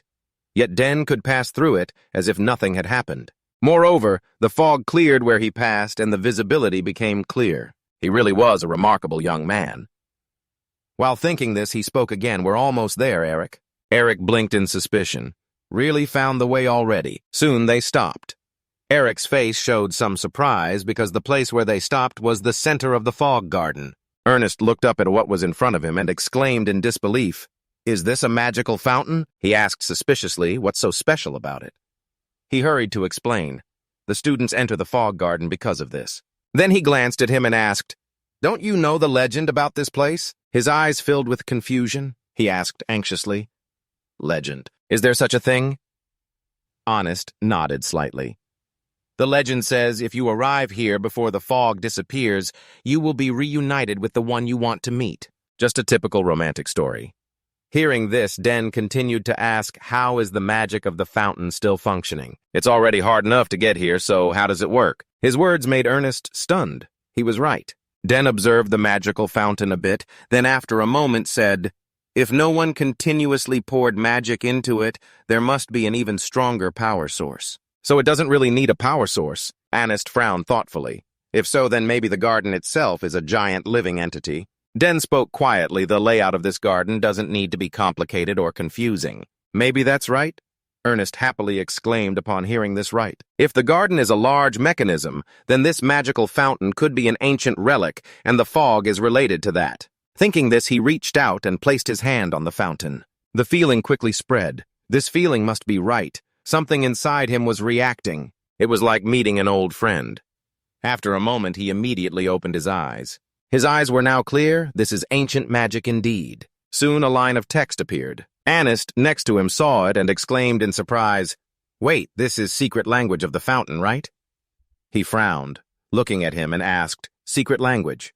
Ernest slowly explained, "I wasn't sure at first because it was hard to see, but now touching it, I'm sure." "That is the language used by the lost ancient kingdom's secret," Den exclaimed in surprise. "You know this too." Aric confidently said, "Of course I'm from Dylan's family. Studying ancient languages is very important for seasoned explorers. It would be very frustrating to reach the ruins but not be able to read what was written there.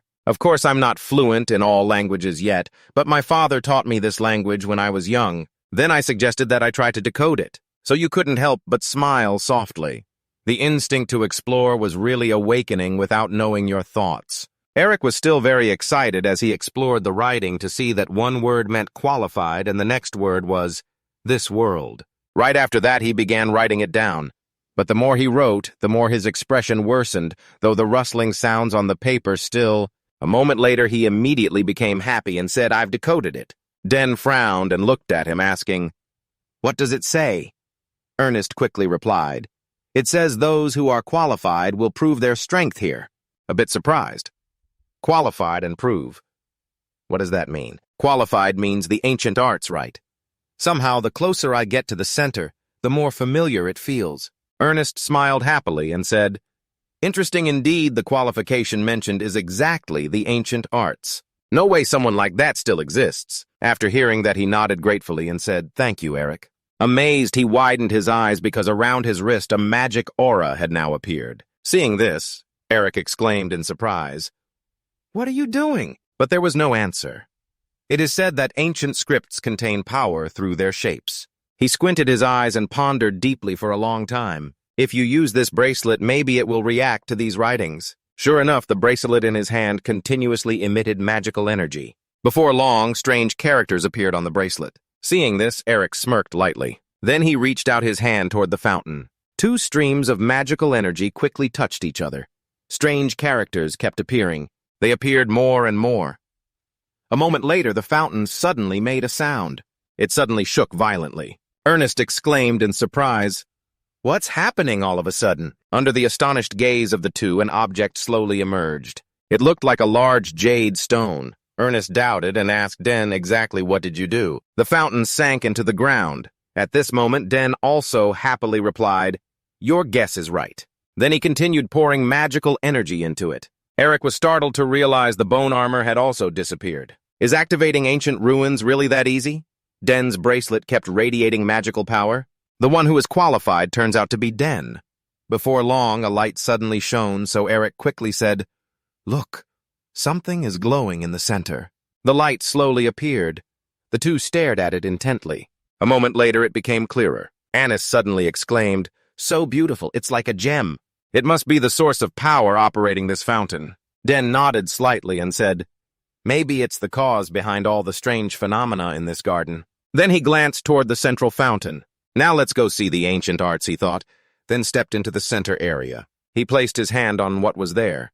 The moment he touched it, he was startled. This power is ancient magic. Indeed, it matches his own power. But at this moment, he noticed something appearing on it. There were some strange characters Akana existed and was destroyed. This is heritage.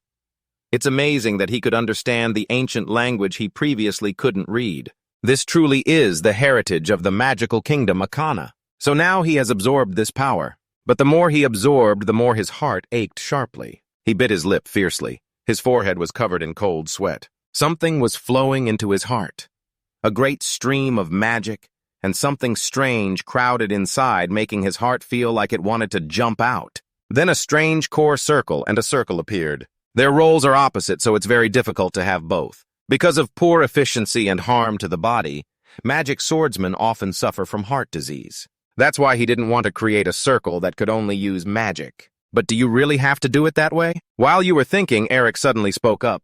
"So are you okay? Your expression hasn't looked good all this time." So startled out of your thoughts, you smiled softly and replied, "Don't worry. I have something on my mind, that's all." Honest heard this, but didn't know what to say, so he changed the subject. "You don't know how surprised I was, but did you absorb that power just now? The mist script, too. It seems like there's something related to you." Hearing this, I didn't know how to respond. Anis must be very curious since he witnessed everything, but it's better for both if we don't get to know each other. Thinking that you just smiled softly and said I was just responding in the way you taught me. I don't know the details either. Ernest nodded in agreement, saying, "That's how it is. If you find out later, you must definitely tell me." Today he's really excited. He kept talking to Den about this, but Den didn't answer a single word. After a while, Ernest glanced at Den and asked, "Didn't you say you had class?" Den suddenly snapped back, "Right. I have a date with Layla." Then he patted Ernest's shoulder and said, "Sorry, I'm leaving now. See you later." saying that he immediately ran off. Ernest couldn't help but smile. He watched the back of Den leaving. Quite an interesting friend. If I could explore with you, discovering great things would be so exciting. Meanwhile, Den used his magic and ran off. But the feeling was a bit strange. He felt more comfortable moving. He frowned slightly, deep in thought. The circle and the core coexist, but there's no feeling of separation. Originally, the core's magic power would be interfered with by the circle, so the effect would be extremely low. But now, no matter how much magic power is generated, it feels normal. His magic power didn't decrease at all. He smiled softly. It's actually the opposite. It feels like the magic power is circulating through the circle and gathering into the core. Moreover, the magic concentrated in the core is even purer than before. He ran off in a good mood. This is truly miraculous. He whispered to himself, I have to contact my eldest sister. A while later, in Henston District at night, he was walking here with Layla. Layla chatted happily. So this is the Henston District everyone talks about. At night, looking over there, there's the entrance. Den was startled. Following her hand, Layla slowly explained. The famous magic curtain is there. Den frowned suspiciously. You mean the magic curtain? Layla nodded softly. It was created by Henston, a legendary mage from the academy. This curtain is opened once a year for new students with magical talent. Depending on the quality and level of magic power, it's originally a device to detect secret dark mages infiltrating the academy. It seems after the dark mages were wiped out, its purpose changed. At this point, Den asked suspiciously what colors correspond to the different levels. Layla replied slowly, If you don't have talent, it won't change. If you're average, it is yellow. If you have some talent, it's blue. At the dominant level, it's red. Den looked at her in amazement and said, Looks like you've researched a lot. She nodded softly. Because I want to know everything about the academy. She said your sisters are all red. Then she suggested she would go in first. As soon as she finished, she stepped inside. Immediately, a bright red color appeared inside. Layla happily exclaimed, It's red. Den also nodded in admiration. Awesome. Hearing this, she got excited. I have to be this level too. Then I have to try, Den said with interest. Then he stepped inside thinking he would be red too. But suddenly he remembered something and stopped in his tracks. He had absorbed ancient magic power, so he might be stronger than usual. When he stepped through the door, the color turned green and he was stunned. Why is it green? Lala was also surprised and asked what had happened. The rank wasn't green. Saying this, she couldn't help but complain, Why are you always so different every time? So she reluctantly smiled softly. That's true. But why is it like that? Just a moment later in the lecture hall during the magic class. Whispering and continuous murmurs echoed around. Seeing his badge? No. He's from the finance department. A guy studying finance is in this class.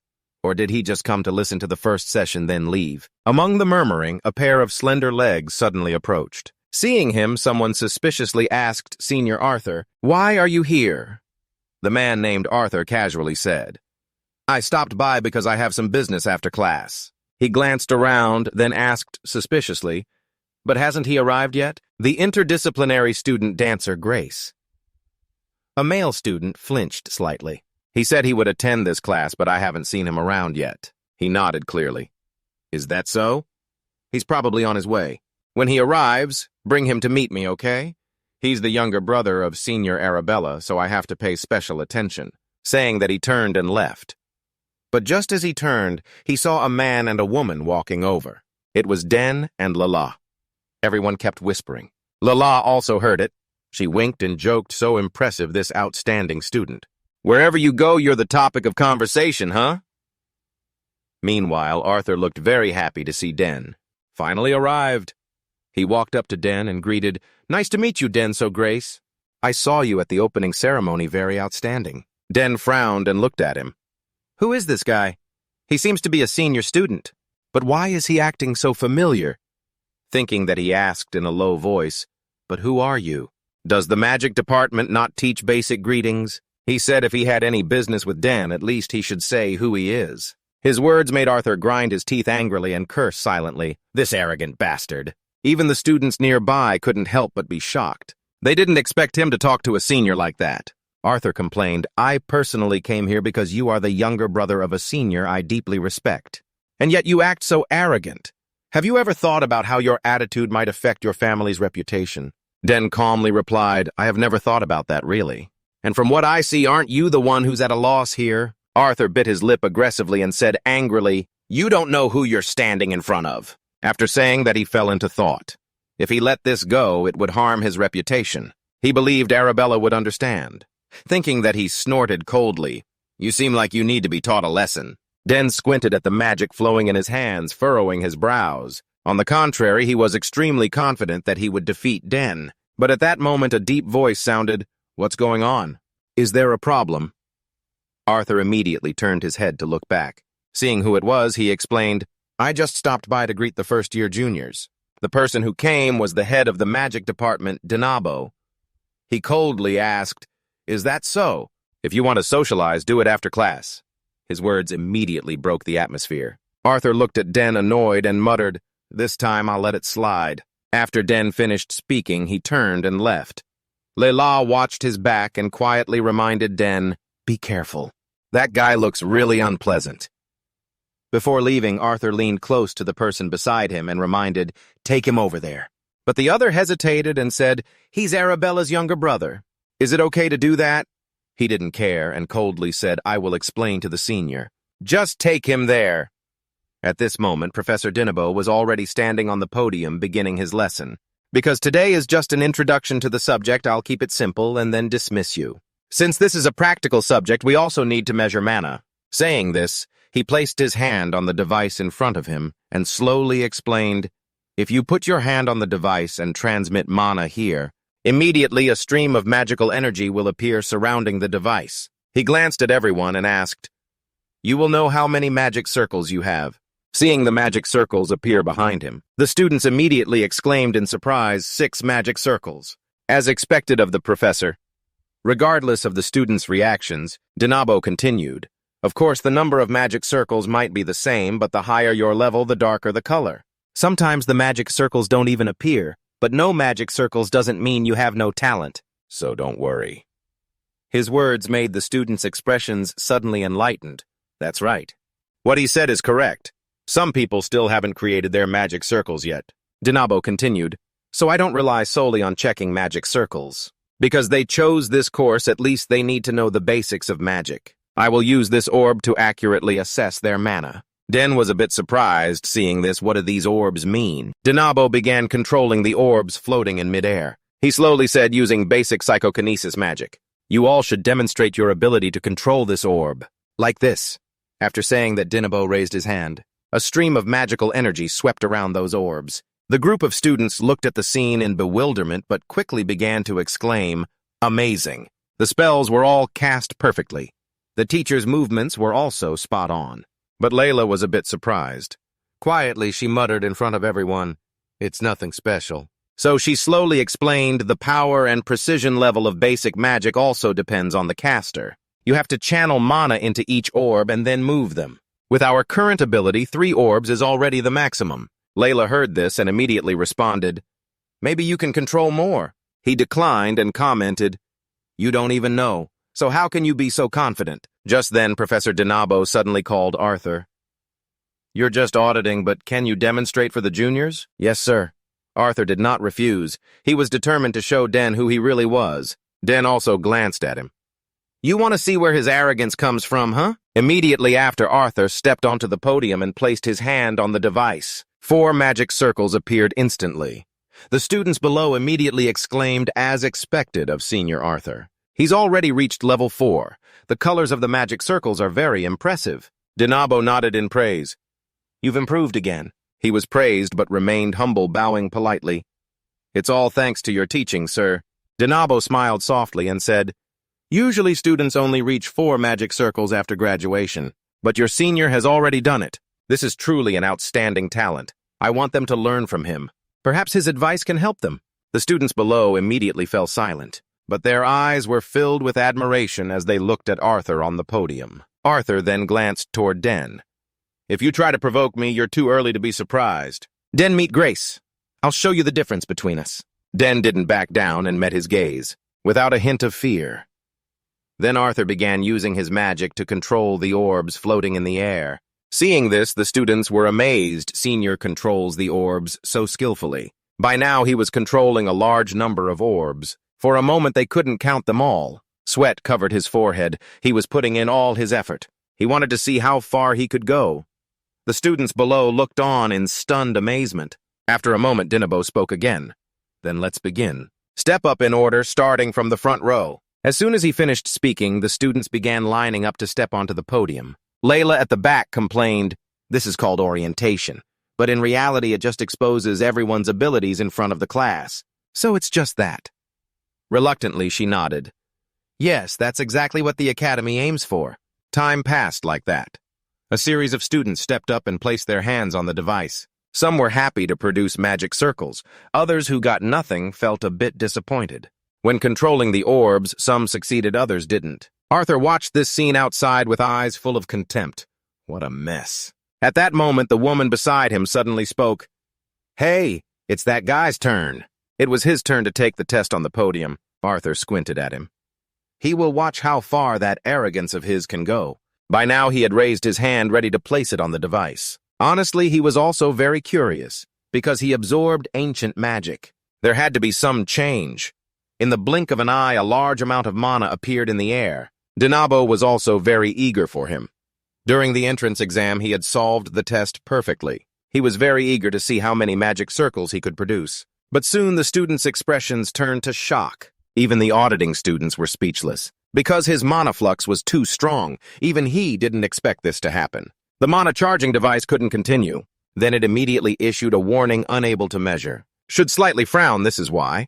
Although Layla was used to him creating miracles, his face couldn't help but widen in surprise. In contrast, Arthur's expression was utterly ugly. Denu was also stunned. This was the first time he had witnessed this scene. The group of students began whispering. Is the machine broken? If he doesn't have a circle, then it means he doesn't have one. But how could it be undetectable? So basically, no one knew the reason. He was assuming it was due to the magic core. Denu found it more and more confusing. This machine has 100% accuracy. It can filter out anyone trying to fake their rank, but now it says it cannot measure how. After hesitating for a while, he finally spoke. It's probably overloaded. At least let him finish last night's orb test first. Arthur below immediately sneered smugly. I knew it, nothing surprising. The newcomer ignored pouring magic power and went up to the orbs, so it can't be measured. That's a pity, but let's try this method. I don't know if this will work properly. Thinking that, he took a deep breath. Magic power appeared on his hand once again. It started dancing in the air. In the blink of an eye, he controlled all the orbs. The students immediately were shocked. He lifted all the orbs. Impossible. The highest record so far was only 5 orbs. Even Arthur's people couldn't believe it. They exclaimed, "All the orbs? Is that guy crazy?" Arthur's face had changed color. How could this be possible? Layla sighed helplessly. He's doing that again. Now I'm not even surprised anymore. She never thought he could lift all of them. He's even more amazing than she thought. It seems after absorbing that magic core, he became stronger. At this moment, Den's 2 hands began swirling magic power. He curled his lips with a slight smile. All right, let's make this even more impressive. As soon as he finished speaking, a powerful magic flow spread through the air. At this moment, Denu's forehead was drenched in cold sweat. What am I seeing? Is he arranging the orbs precisely to form a picture? You guessed right, he really wants to do that. It didn't take long before they formed a shape. Seeing this, the students exclaimed in amazement, "It's a lion and a snake. It's the Suarez Denu family crest." The more you look, the harder it is to believe. Even Arabella couldn't do this. Den was also very happy that he really did it. Layla below mumbled with some dissatisfaction, "My turn already. Calm down." After a moment, Denu regained composure. He praised, "Well done. Even so, Grace would be proud. Even Siren, who never accepted disciples, would be proud to call you her student." Den bowed politely and said, "Thank you, Professor." Denu's words caused the crowd below to stir once again. "You are the disciple of the former Magic Tower Master. Now I understand why he transferred to advanced magic." On this side, the guy beside Arthur anxiously shouted, "What do we do now? That guy's not normal." Arthur angrily shouted, "Shut up, I'm thinking." Aggressively biting his lip, he silently cursed, "Damn, is the Show Grace family too scary? Are they all monsters? At that level, they need to change the plan." This made him very frustrated, but if he caused trouble and lacked ability, it would be embarrassing. If he can't defeat him with skill, he'll have to conquer him another way. After careful thought, he slowly spoke. "We need to get him into the student council. Since he stepped into that council, controlling him will be easier. If he comes under my command." Hearing this, the person next to him immediately exclaimed in surprise, "But he's only a first-year student." Even we didn't think about getting in there. Atho slowly explained that this was an unprecedented event where a first-year student was allowed to join the student council. But who cares? Rules are made to be broken anyway. This statement made the two people beside him horrified and speechless. He calmly smiled and said, "Trust me, thanks to you, the reputation of our magic department will be known by everyone. And of course, both his reputation and career will also rise." At that moment, Dinabo praised him perfectly, so he happily smiled and said, "If I had known this earlier, I would have questioned the other professors to ensure you would join the magic department." She casually replied, "I will try my best even if I am in another department." Hearing this, he glanced down at the students below and reminded them, "Did you hear that? Students in the magic department better be more alert." Then he patted his shoulder, sincerely advising, "If you have free time, come see me." "Yes, Professor." Den nodded without hesitation. The class ended afterward. Lala went outside with Den repeatedly doubting and asking, "How are you so good? How do you keep doing unbelievable things?" Den shook his head slightly, smiling honestly, "I don't really know either." Seeing his attitude, Lala scowled coldly. "Do you think you're that special or what?" He dismissed the opinion casually, "But you did manage to make 5 spheres float." Layla curled his lips and said, "Hearing that compliment from you doesn't make me happy at all." Then he sighed a little helplessly.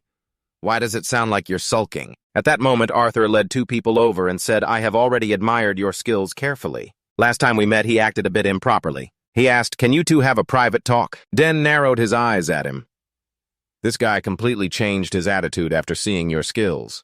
Right after Arthur expressed his intention to Den. After hearing it, Den was amazed and exclaimed, "The Student Council." He nodded slightly and said, "The Royal Academy's Student Council manages the Academy's treasury, and its students are all highly reputed with special privileges as well. For example, the Student Council can impose disciplinary punishments on students or approve events of the departments." Den frowned thoughtfully. He had already heard this from his sister. It's an extremely powerful council, and only a few students get the chance to join. Seeing Den not respond, Arthur spoke again.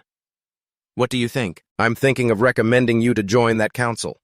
You've exceeded the entry requirements, so no need for tests. If you become a member of the student council, you automatically become part of the Dan Tay Society."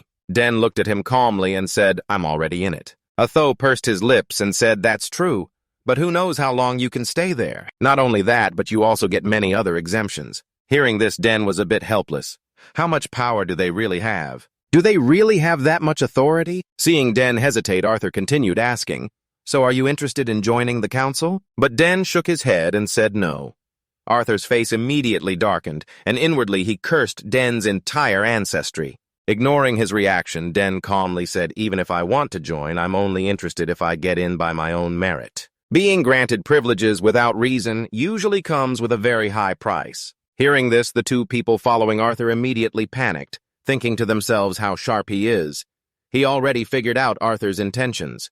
Atho didn't give up and said solemnly, "Do you realize what you just missed? Getting into the student council is a dream for many. Soon you will understand how amazing this offer is. Come on, he wants you to reconsider. This offer is hard to come by." Layla looked at his face and thought silently, "Why does this guy look so angry?" Then she took Den's hand and said, "If we're late, there won't be any cake left. Hurry up." Den let her drag him along, laughing and saying, "Right, almost forgot." Seeing this, Arthur asked, annoyed, "Where are you guys going?" "We were talking." I should smile softly and say I have something more important to do, so please excuse me. Actually, deep down, you are very grateful to Lala. She kept perfect time, yet Arthur still didn't give up. He watched their backs and shouted loudly, "Are you crazy? I haven't given up yet. I will convince you." Crazy left with Lala, who complained as she walked away that he was a nuisance and really wanted to pull you into the student council. Accepting his offer would be a great stepping stone for him to turn you into a pawn. Den glanced at her gratefully and said, "Thank you for helping me get away from him."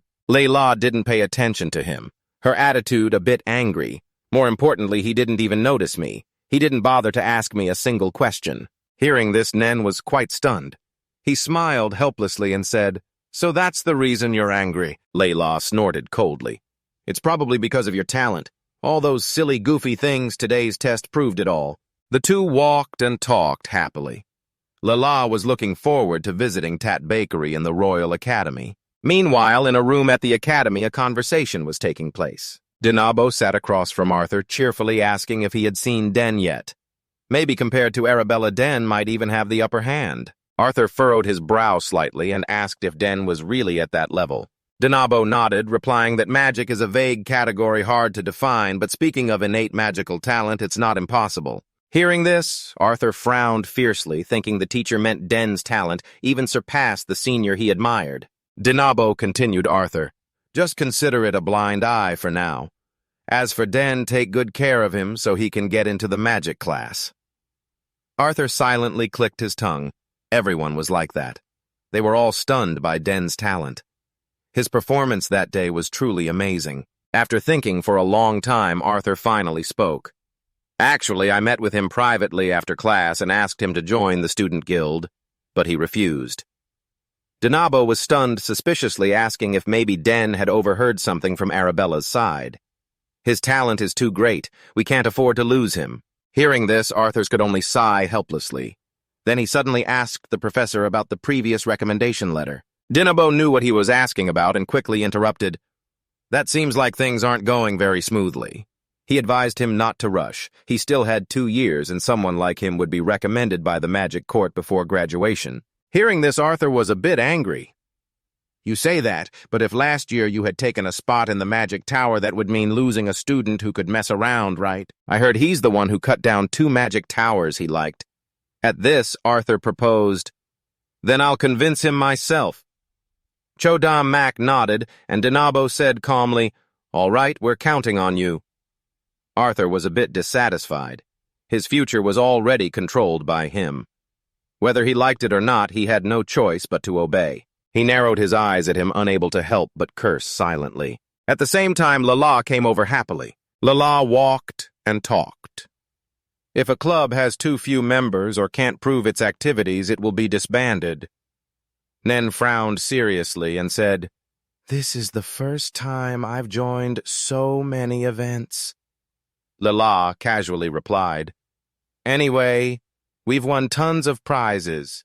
20 mana stones, 15 lunch coupons, 5 meal tickets, 8 convenience store discounts, and even a treasure map."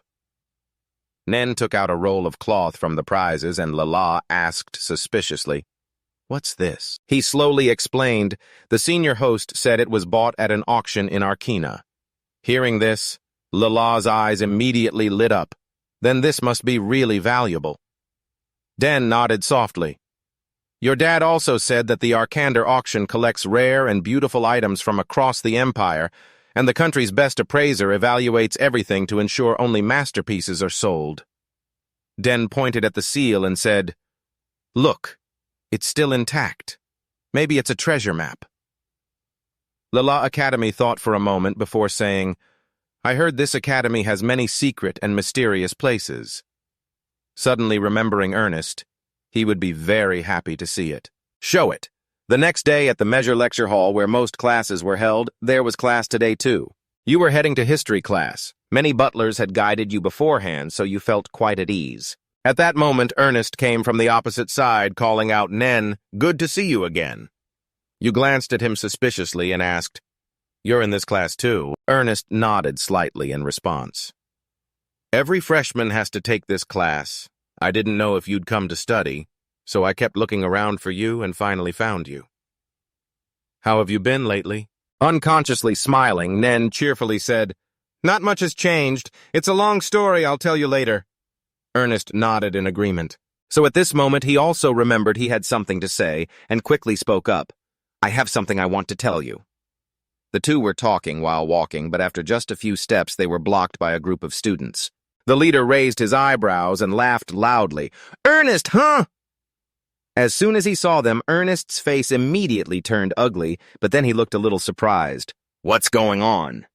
His expression suddenly changed completely. He was trembling violently, looking very frightened. The leader raised an eyebrow, looking at Ernest with a clearly malicious tone. "I'm really happy to see you here. It's been a while, huh?" Ernest's body was trembling fiercely at that moment. Clearly, he was very scared now. He gathered everything into his eyes, then furrowed his brows tightly. He looked like a soldier suffering from psychological trauma. After a moment, Ernest stammered and said, "Brown, hello, Brown." With a cold snort, he said, "You should have reported to me when you joined the academy." "I enrolled before you did." The guy came over and ruffled Ernest's hair, smirking as he said, "How did a little mouse like you get in?" "I thought you failed. You were such a coward back then." Nen behind looked on suspiciously, seeing everything unfold on Ernest's face. Ron ignored Nen. He kept squeezing Aric's head and laughing, just in time. "I was feeling lazy to go to the canteen. You go buy something for me. A sandwich, Aric." Aric was startled, always like this now. A soft grunt, Ron coldly asked, "You don't want to—" Aric replied, trembling, "I'm with a friend, so it's a bit awkward." Hearing this, the guy finally noticed the person behind, suspiciously asking, "You have a friend too? You look tough." He raised an eyebrow mockingly at him. "What department are you in? Hanging out with someone like Aric can't be good." Nen squinted at him, silently calculating which clan he belonged to, but his arrogant manner reminded Nen of the little rats on the battlefield. Seeing Nen not answer, Brown grew even more contemptuous. "This trash did a cat eat your tongue." Just then, someone from the academy looked their way and shouted, "Hey, what are you guys doing? Class is about to start, hurry up." Hearing this, Brown immediately changed his attitude. "We're going." Then he glanced at the two quietly and said, "See you after class." "I have a lot to say to you, Aric."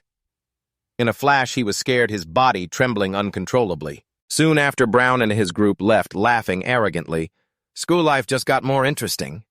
Nen glanced after them silently. In contrast, Ernest was trembling violently. Nen hurried over to support him worriedly, asking, "Are you okay?" Apologetically, he said, "Sorry, it's because of me." Nen didn't think so, suspiciously asked, "Who are those guys? It seems like you know them." Honest June explained, "They belong to a noble family from my hometown. When I was there, they bullied me all the time. I knew they also study here, but the academy is so huge with many departments I thought I wouldn't run into them. Yet somehow you got involved." Then a bit reluctantly, Nen patted his shoulder to comfort, "I'm fine." Arriving at class, his face was pale now. "How badly did they torment you?" Thinking that Nen spoke again to reassure, "Don't worry, I'll go with you." Aric was startled, quickly shaking his head. "No need, I can go alone." Nen frowned at him and asked, "You mean you want to endure those bastards' insults by yourself? If you do that, they'll bully you even more." Those words shocked Ernest. His eyes widened. He hesitated to say something, but Nen coldly interrupted. "You've seen my strength before, right? What's there to worry about?" Ernest recalled the previous situation. Nen was indeed strong, but he still didn't want to drag him into this. No matter what Nen firmly said, "It's decided we go together." So after class, Nen went with Ernest. Brown snorted coldly. "It's really peaceful here, huh?" Ernest, full of nostalgia. Nen glanced. "Are you really his friends? Why drag him out here just to start trouble?" Brown snorted coldly. "Who the hell are you trailing behind? Don't you find it annoying?" "I want to ask you that, too." He didn't back down either, speaking coldly. This made Brown furious. He gritted his teeth and snarled, "This brat just got into the academy and already thinks he's so great." "Sawad," he asked him, "have you ever heard of the 6th clan? I'm the heir to the strongest clan in the Western Empire." Hearing this, Den scoffed disdainfully. "Where?" "Never heard of it." Ernest looked at him in surprise, a bit shocked. Even Brown's men were a little scared and started cursing. Brown's face was ugly at this moment. He gave a cold order, "Take him down." His subordinates immediately got excited, smiling as they stepped forward, mocking, "Ernest, when you pick friends, find someone who can actually help you. You probably need to be beaten twice as hard to remember the lesson." Ernest was frightened and trembling, stopping. "Let's go while we still can. Run." No matter how strong he was, they were too dangerous, especially Brown. "He's been called a sword prodigy since childhood." Den snorted lightly and said coldly, "A sword prodigy? Sounds interesting." He glanced at Ernest and smiled. "I'll leave one for you to take down." Ernest exclaimed in surprise, "Me?" He nodded calmly. "Trust me." Was he really planning to let them get away forever? Ernest watched him closely. He was unpredictable in his actions. But before he could think further, his expression turned ugly because one of them suddenly charged at Den. The man sneered arrogantly. "Look at you so confident. You're dead." After saying this, his eyes filled with malice. He threw a punch at him, but Den didn't dodge and let him hit him. Aric panicked and shouted, "Are you crazy?" The other guy raised his eyebrows, taunting, "What's up, dog? Awake now!" Seeing this, Brown smirked triumphantly. "You're not done with me yet." The man snorted coldly again and threw another punch. Unfortunately, Den blocked it this time. He squinted at him. No one crosses the same river twice. He spoke in a low voice, saying something confusing. "You hit me first." The man hadn't understood yet when Den continued, "That means everything that happens after this is self-defense." Hearing this, the student immediately got angry and yelled, "What did you say? You bastard!" Then he swung his fist again, but Den ducked in time and countered with a punch to his waist, making him groan in pain. But that wasn't all. Den stepped back and without a word swept his leg across the man's body. The man couldn't react at all and was hit by Den's move. He immediately tumbled to the ground. Den squinted at him with no trace of mercy in his eyes. Seeing his comrade fall, the other guy charged, but before he could do anything, Den punched him hard in the jaw. That punch made him stagger back several steps. At this moment, a strong magical power appeared in Den's hands. Without a word, he attacked the group of students. The magical power quickly surged forward. They couldn't defend themselves, their bodies uncontrollably pushed back and slammed hard onto the ground. The pain came fast, leaving them unable to move, just standing there helplessly. His expression was somewhat speechless. He whispered, "Damn, that move was stronger than I thought. Is it ancient magic?" At the same time, Aric was stunned and speechless, and Brown's face looked like he'd eaten crap. He couldn't believe it, muttering what was going on. He never dreamed he could take down his own men so easily. He angrily cursed, "Idiots!" The students on the ground quickly spoke up. "Ron, this guy's not ordinary." But he didn't want to hear it, grumbling coldly. "Shut up. Fighting just one guy this badly. Are you all that easy to take down?" Leon glanced at him and asked, "So you still want to continue? All talk, no action." "What did you just say?" Ron gritted his teeth, ready to charge, but the man beside him stopped him. "Stop, that guy is strong. Look at how he fires magical bullets." Unfortunately, Ron didn't listen, pushing the student aside and sneering coldly with contempt. "Pathetic to be so weak in front of kids. Move aside, I'll handle this." As he finished, a huge amount of magical power appeared in his hand, and soon a spatial rift opened before him. Seeing this scene should have been a bit shocking, but Ernest frowned in panic and muttered, "Don't tell me it came from inside that space-time rift." He drew out a sword, and at this moment, magical energy danced continuously around the blade. Brown smirked smugly. "There's no one around, this place is so remote, so it should be fine. You made a mistake, you forced me to draw my sword." Calmly looking at the sword in his hand, he commented, "That sword looks pretty cool." Meanwhile, Aric beside him was trembling with fear, saying, "This isn't good. Brown has drawn his sword, this is really bad." In his heart, Den despised him deeply. What a reckless guy, he obviously doesn't care about the Academy's rules.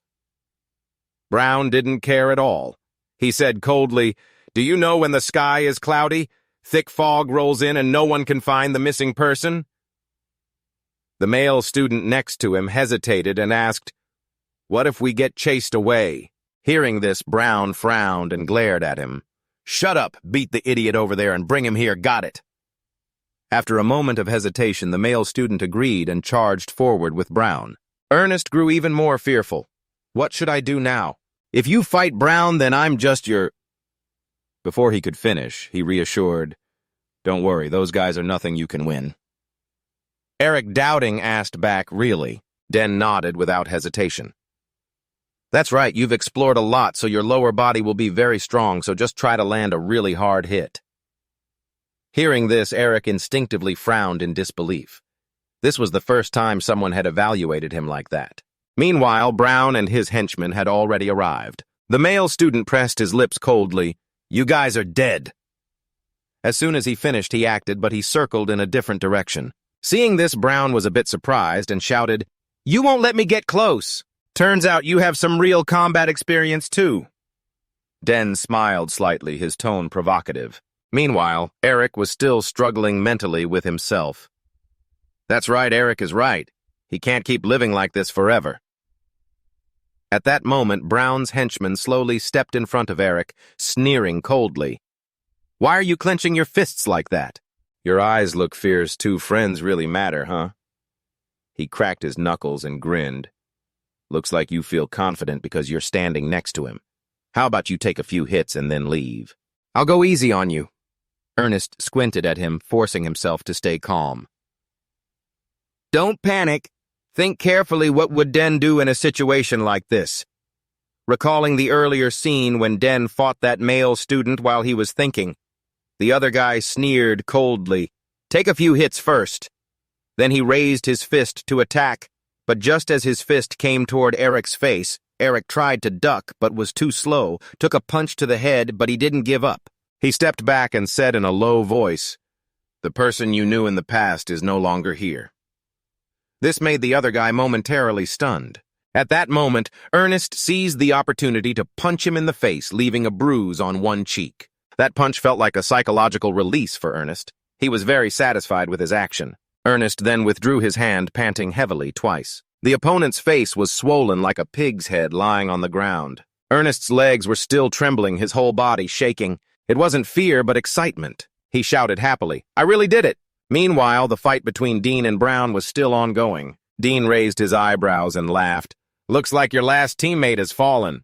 Hearing this, Brown immediately turned his head to look back. He couldn't believe it and shouted, "What, that can't be!" But he really saw his comrade lying on the ground. Brown angrily shouted, "Now you've lost to such a pathetic loser." While he was busy insulting, he noticed something. He saw 2 brooms lying far away. Finally, he found something useful. Then Den ran over and grabbed a broom handle. Seeing the broom head thrown far away, Brown couldn't help but say, "You think you can deal with me using that?" Chuckling softly, Den calmly replied, "This is enough." This made Brown feel humiliated. He clenched his teeth and cursed, "You arrogant bastard! I will crush you today!" As soon as he finished speaking, he lifted his foot and charged forward, muttering non-stop, "I won't kill you, so don't worry too much." Brown said, "I'll only leave a small scar on your face tonight, so every time you see it, you'll have to fear him." Then Brown's leg suddenly buckled. The sword in Brown's hand began to swing. Unfortunately, to Den's eyes, Brown's speed looked as slow as a turtle. "You just randomly made a move and I was able to dodge it." This made Brown angry. He bit his lip and said, "Damn it, you're stronger than I thought." Chuckling softly, Den calmly replied, "Your sword strikes are too predictable." These words stirred up Brown's crazy blood. He shouted wildly, "What did you just say about my swordsmanship? Do you think you're the son of Duke Termian or something?" And then he suddenly increased the speed of his sword swings. Too bad they were all blocked by Den's staff. Brown frowned thoughtfully. Den was channeling magic into his staff, but he wouldn't be able to hold out much longer. Thinking so, he immediately shouted loudly, "You're just a trapped little mouse. What can you do with that stupid stick?" Brown was extremely confident with the sword in his hand, but Den was not shaken in the slightest. By now, he had started to fight back. The staff in his hand was surrounded by a very strong energy. Den continuously swung the staff toward Brown. His speed was too fast. Brown simply couldn't dodge in time and kept getting hit. Brown couldn't believe it, his eyes wide. Just a wooden stick with this kind of power. But what did it matter if he didn't believe it? He had already fallen. In the distance, Aric just happened to witness the scene. He was astonished, mouth agape. Amazing. He defeated Brown with just one strike. Ernest, of course, knew Den was strong, but he didn't expect it to be this much. On this side, Den approached Brown, coldly demanding, "Get up! If you've drawn your sword, you have to watch it until the very end." Den's father once said, "If you've drawn your sword for a duel, it means you're ready to see everything end." Brown curled up painfully on the ground, biting his lip and asking, "Who are you?" Den replied calmly, "Den Sogres, eldest son of the Sogres Count family and a freshman in the self-study department." As soon as he said this, Brown was shocked and couldn't believe it, shouting out, "The Sogres Count family." He remembered on the opening day for freshmen, one student was praised as the 55th person admitted into the self-study system, the youngest genius son of the Sogres Count family, and now that person was right in front of him. At this moment, Den narrowed his eyes at Brown and spoke in a low voice. "Looks like I introduced myself a bit late." Brown did not reply. He still trembled, lying on the ground. Now he understood why Den was so confident. But why would someone like you hang out with an idiot like Aric? At this moment, Den spoke again in a low voice. "So what should I do now? You drew your sword and lost to me. Should I just take your life now?"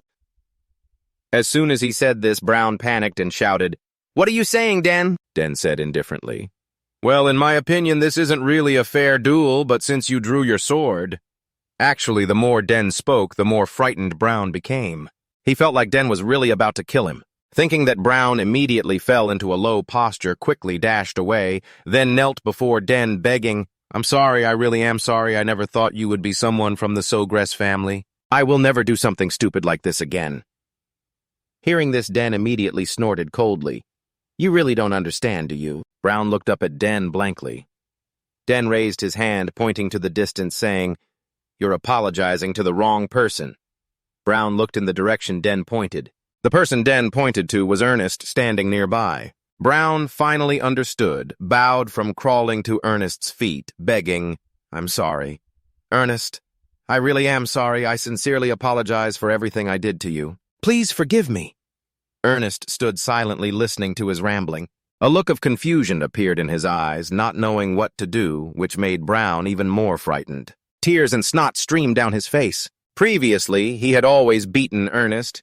To him, Ernest was like a dog. But now Brown was kneeling at Ernest's feet, trembling like a pathetic wretch. Life really goes up and down. You never know what to expect. While Ernest didn't know what to do, he spoke up. "Ernest, you handle it yourself. You can beat him up until you're satisfied or accept his apology and just move on. It's up to you." After hearing this, Ernest pursed his lips and hesitated, standing there. Brown, like catching a lifeline, grabbed Ernest's arm tightly. He trembled and muttered, "Yes, you can hit me as much as you want. I deserve it." Ernest pressed his lips firmly. Honestly, he wanted to punch him to feel relieved, but he didn't.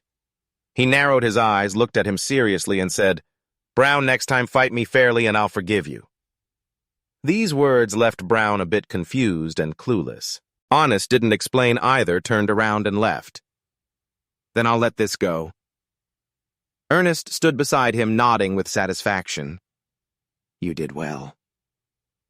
Honest chuckled softly, and Ernest gratefully said, "Thank you."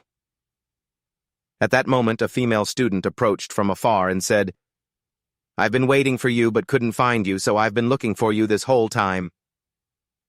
Ernest looked up at her, smiled softly, and said, "Layla." Layla looked at his face skeptically and asked, "What's up?" "You got into a fight," Ernest replied casually. "Someone wanted to challenge me." Layla frowned and asked, "With who?" Ernest glanced back.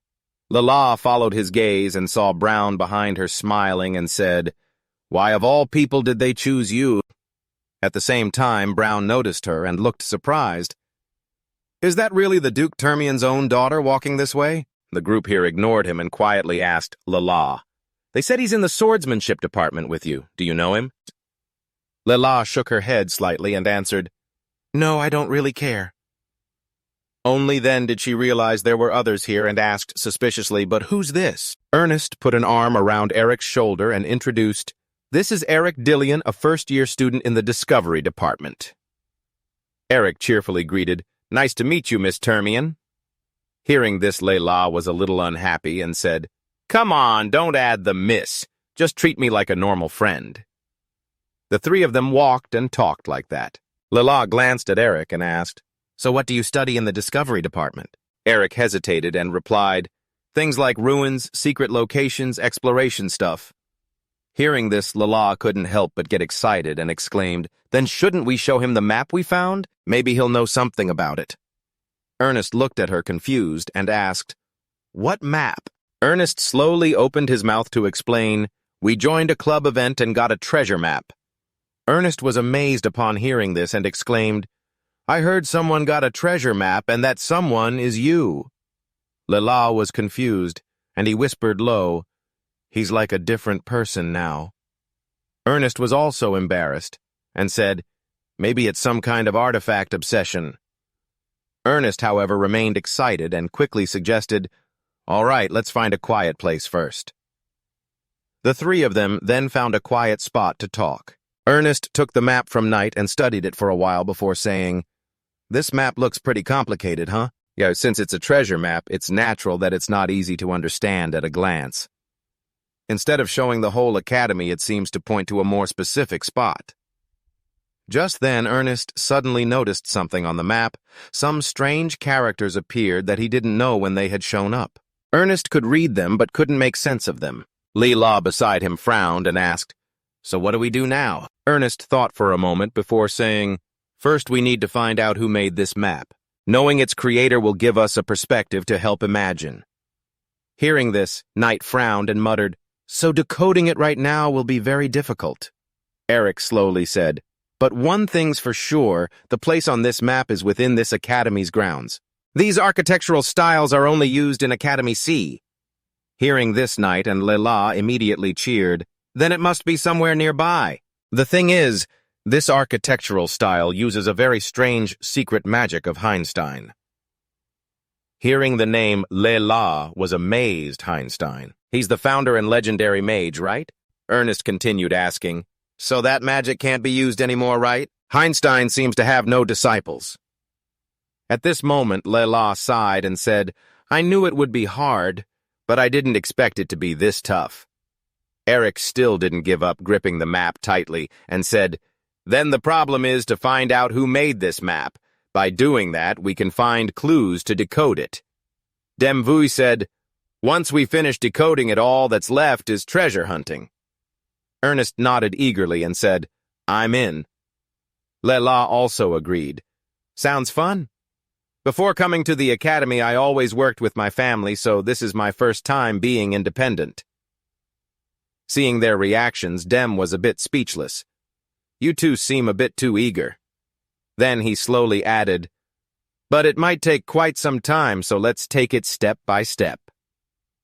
At this moment, Aric suddenly handed the map back to Dem, who asked suspiciously, "Wouldn't it be better if you kept it during the decoding process?" Aric smiled softly and replied, "It's fine, I remember it in my head already." This made Dem and Leila astonished. "No way, how good is your memory?" Aric calmly replied, "For some reason I'm good at remembering maps and codes." Hearing this, Leila couldn't help but joke, "So you're really talented, the test must have been easy for you." Dem didn't say much. He folded the map and slowly said, "If you need any help, just call us." Dam Mac nodded and Anise happily said, "Thank you, this is the first time I've looked for something with someone other than my father, so I'm really happy." Right then, Leila cheerfully suggested, "Now let's go eat, celebrate the formation of the team." Dem and Aric had no objections and nodded in agreement. The three of them went to eat together. Later that night in the student dormitory, Dem was still awake, busy organizing his belongings, including books and personal items. Holding an egg, he whispered, "I should keep the important family items in visible places, but where should I put this egg now? They said living creatures shouldn't be kept in dark corners." Just then, the egg suddenly emitted energy, startling Dem. Why did it suddenly do that? This hasn't happened in the past 7 years. Dem suspected it was because he moved to the academy, but quickly dismissed it. "Even if the academy is mysterious, the mana distribution here isn't much different from my room.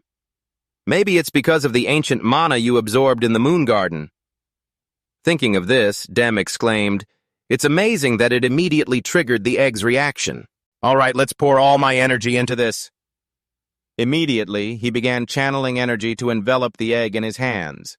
In moments, the egg was full of energy, glowing brightly in a corner of the dormitory, making Dem say, "It's absorbing my mana intensely. I've been pouring mana into this for 7 years. How much mana does it actually contain?" Wow. But after a while, the energy still didn't dissipate. Dem panicked and shouted, "I can't work here anymore. This room is about to collapse. What should you do?" And this seems like a once-in-a-thousand-years opportunity. In Dem's eyes, a plan immediately formed. He probably thought of a way. A while later, in Clare's laboratory, Dem brought the egg for her to see the energy it emitted. Clare exclaimed in shock, "It's reacting extremely strongly. What did you do?"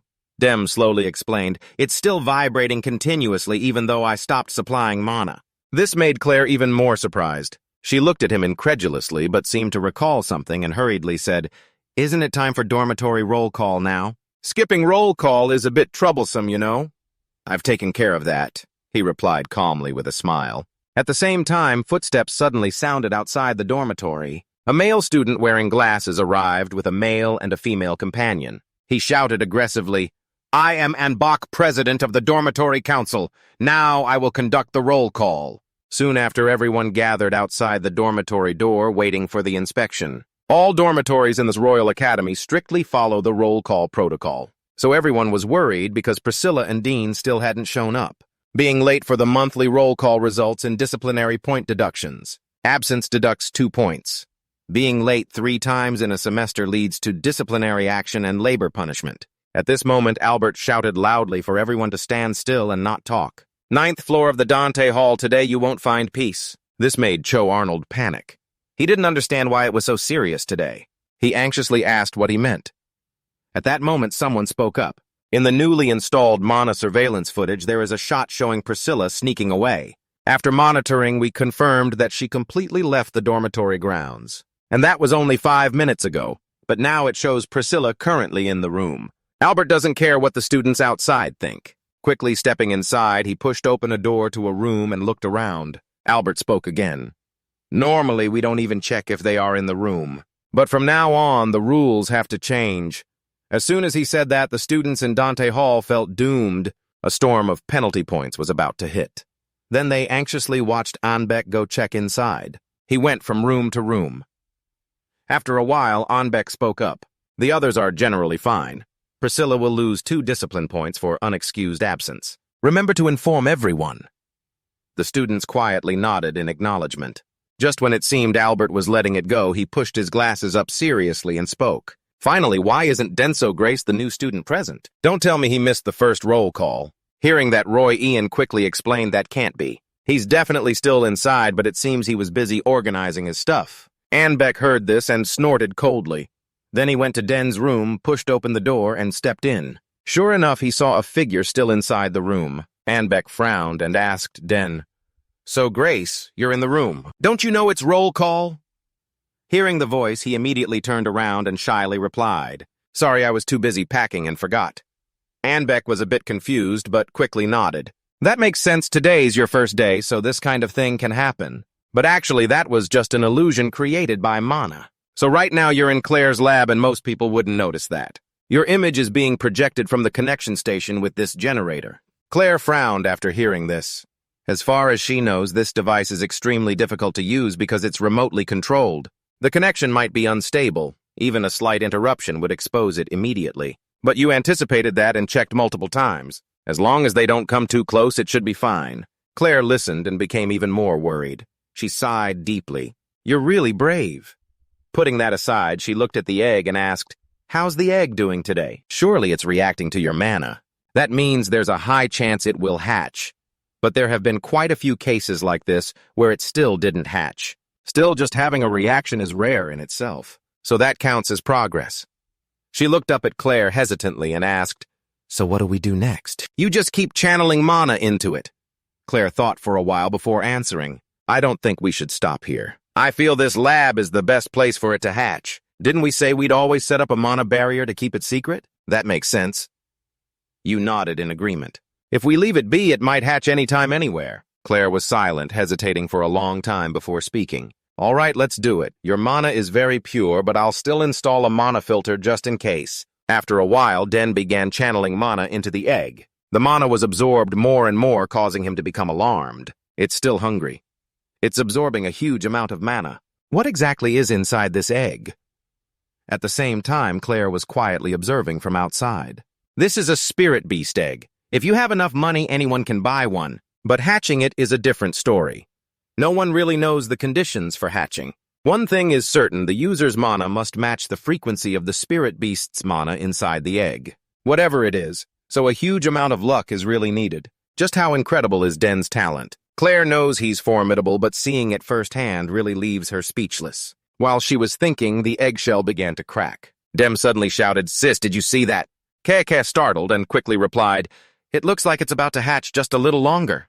Hearing this, Dem persistently channeled mana into the egg. The shell cracked more and more. Dem excitedly exclaimed, "It's happening! Let's see what kind of creature this is."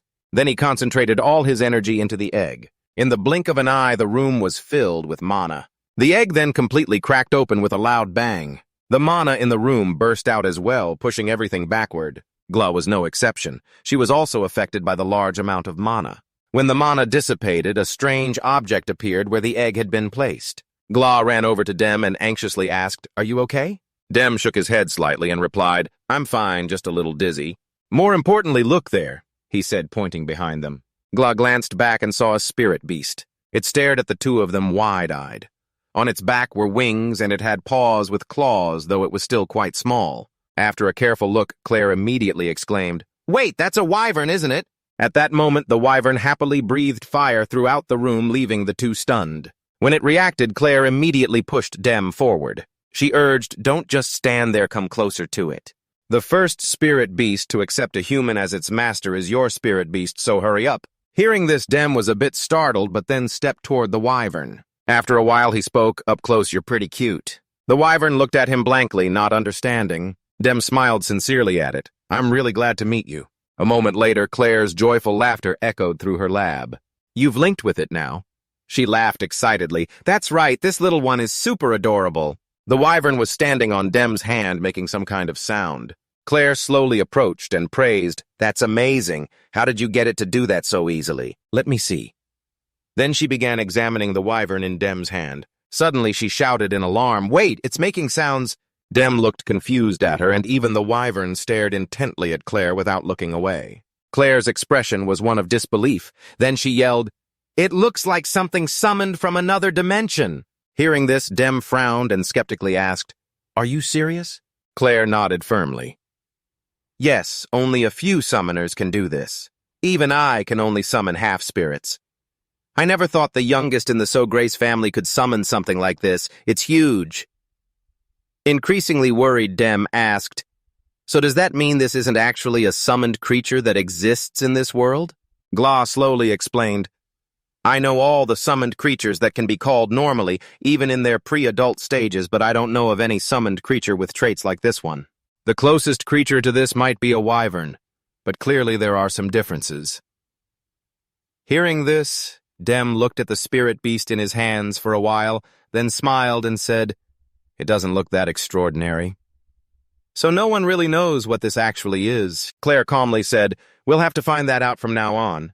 The problem is there's no record of a summoned creature like this." She frowned and murmured, "A new entity." At that moment, the wyvern breathed fire again, so they watched it silently.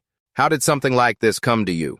Could it be related to the magic your great-grandfather absorbed earlier?" At that moment, Clare reminded him, "Right, keep those eggshells safe. Some species born from eggs will eat their shells to ensure nutrition."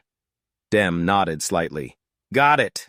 So what should I do?" Clare slowly explained, "First approach it cautiously. Try to continuously record everything what this little girl likes and dislikes, how long she sleeps, whether she shows aggression, how much she grows each day, things like that." So Nen sighed reluctantly. "That's a lot, but it's definitely worth it." He looked intently at the wyvern in his hands. It also looked at him with shining eyes, so even though he didn't know what it was, he began to feel he had to protect this little girl. While Nen was thinking, Clare suspiciously asked, "By the way, do you plan to keep it close? People would be startled if they saw this creature."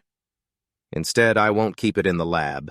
Nen frowned and thought for a long time before nodding and saying, "That's fine, but we can't hide it forever." Clare, of course, knew this, but what she worried about was that the wyvern would feel trapped if stuck in the lab all the time. After thinking for a while, Clare spoke, "Then let's use this as an opportunity to create an official mark for you." Nen looked at her suspiciously and asked, confused, "A mark? The old summoning mark? Damn." Mac nodded calmly and replied, "Yes, you're still a beginner, but your talent is already very clear. It will be very hard to untangle everything like it is now. Since you already have a summoned creature, this will be your chance." Feeling this made sense, he muttered quietly, "Sounds about right then, let's get to work." Clare happily looked at him and said, "You've signed up for the summoning class, right?" "Perfect. If you show your talent in class, a special approval will come. Usually it's very hard to meet the requirements, but Dean is different. Of course, the department will have to recognize that, but Clare is sure you'll make it." Dean heard this and frowned. Special approval sounds interesting. Then Nen glanced at the spirit beast on his shoulder, not knowing what to name this little girl. A moment later, Nen returned to the dormitory, and as soon as Roy Ian saw him, he anxiously asked, "Where have you been? You weren't in your room during roll call." Nen calmly replied, "I had an urgent matter to handle." Roy Ian leaned close and asked, "How could you skip roll call?" Priscilla was caught immediately. The "So Grace family is always full of surprises, huh?" Hearing this, Nen was a bit shocked and exclaimed, "My sister too." Roya winked and smiled softly. "Of course your sisters are legends of Dante Hall. Just grab any student in the dorm and ask, you'll see the reaction you want." Then he patted Nen's shoulder reassuringly. "Anyway, I'm the only one who knows you snuck out, so don't worry." Nen nodded gratefully. "Thanks." They chatted a bit more, then Roy Ian left. At this point, the wyvern dared to stick its head out and look around. After a rough night, Nen finally returned to his soft mattress and sighed in relief. Good thing we're safe. What was Priscilla thinking just walking out like that? Just then he suddenly noticed something. The wyvern ran wildly all over the room as soon as it entered, seeming very excited, even breathing fire everywhere, so Nen sighed. This creature really is special. Recalling earlier events, Nen went to the secret gate Clare mentioned, but the entrance was closed, so this was the only way out. Nen checked a bit and discovered the problem. He whispered, "They've surrounded the dorm with defensive mana. How can I get through?" After thinking for a while, he decided to sense the mana flow. There must be some weakness somewhere. Then he placed his hand on the gate in front of him, but at that moment the wyvern suddenly jumped out and breathed fire on the mana barrier. The gate instantly dissolved and the flames began to destroy the defensive layer. Seeing this, Nen was stunned for a moment, then exclaimed in amazement, "How can you do that?" Back to reality. Nen looked up at the spirit beast flying overhead and smiled confidently. Is that a temporary fire to suppress mana? This really is an amazing summoned creature. The next day, as usual, Nen went to class. Anis also knew about his new pet, but hearing its name, he couldn't help but be surprised, happy. "Seriously?" "Damn." Mac nodded and calmly replied, "I think it's pretty friendly and easy to call, otherwise you can try to think of another one." Ernest was happy to hear that. He observed the wyvern for a moment and whispered, "Let's see, it's cute, but the name should have more weight." Ernest seriously thought about a good name for the wyvern. Seeing his expression, Nen couldn't help but smile. "Do you have to be that serious?" Just then Ernest seemed to have an idea. He hurried over to Nen and cheerfully said, "How about calling it Kynes, just Kynes?" Hearing this name, Den immediately felt satisfied.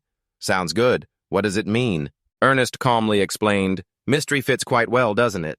Den lowered his head, looking at the wyvern in his hand, and smiled, "Perfect, from now on, your name is Kynes."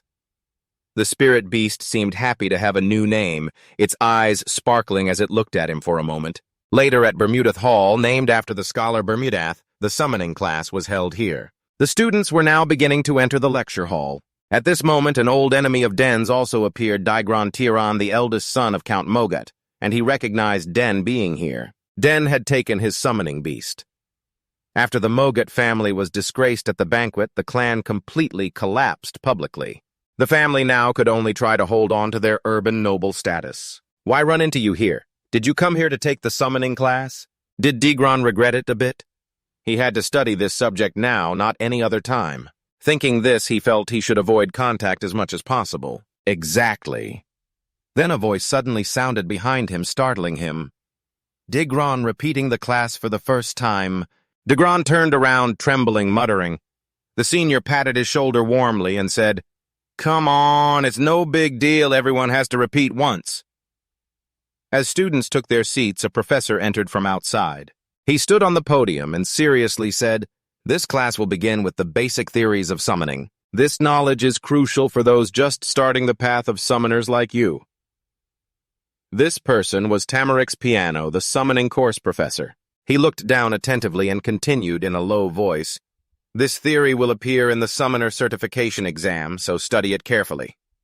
Hearing this, the students below immediately felt doomed in this subject. Ms. Liu is strict. This professor seemed very stern. They also heard that the official summoner exam was really difficult. At this moment, Tamarix spoke again. "Of course, if you are capable, you can pass the special entrance exam." As soon as he said this, someone suspiciously asked, Professor, what are the requirements for that special entrance exam? Yes, I knew you'd ask. Tamarix anticipated this and calmly answered. Then he snapped his fingers and a mana-created screen appeared in the air. Tamarix slowly explained, look here. First, you must summon a level 5 or higher beast using a blank summoning seal. Second, maintain the summoned beast for over 30 minutes. Hearing this, whispers and constant chatter immediately erupted below level 5. Even summoning a 1,000 level 7 basic beast is hard enough, and now you have to maintain it for 30 minutes too. Hearing the noise, Tamarix frowned seriously and continued. Finally, you must demonstrate unique qualities sufficient to pass the special entrance exam. Even if you succeed in the first two, you will fail if you don't meet the third condition. Whatever it is, you have to make an impression to be considered special.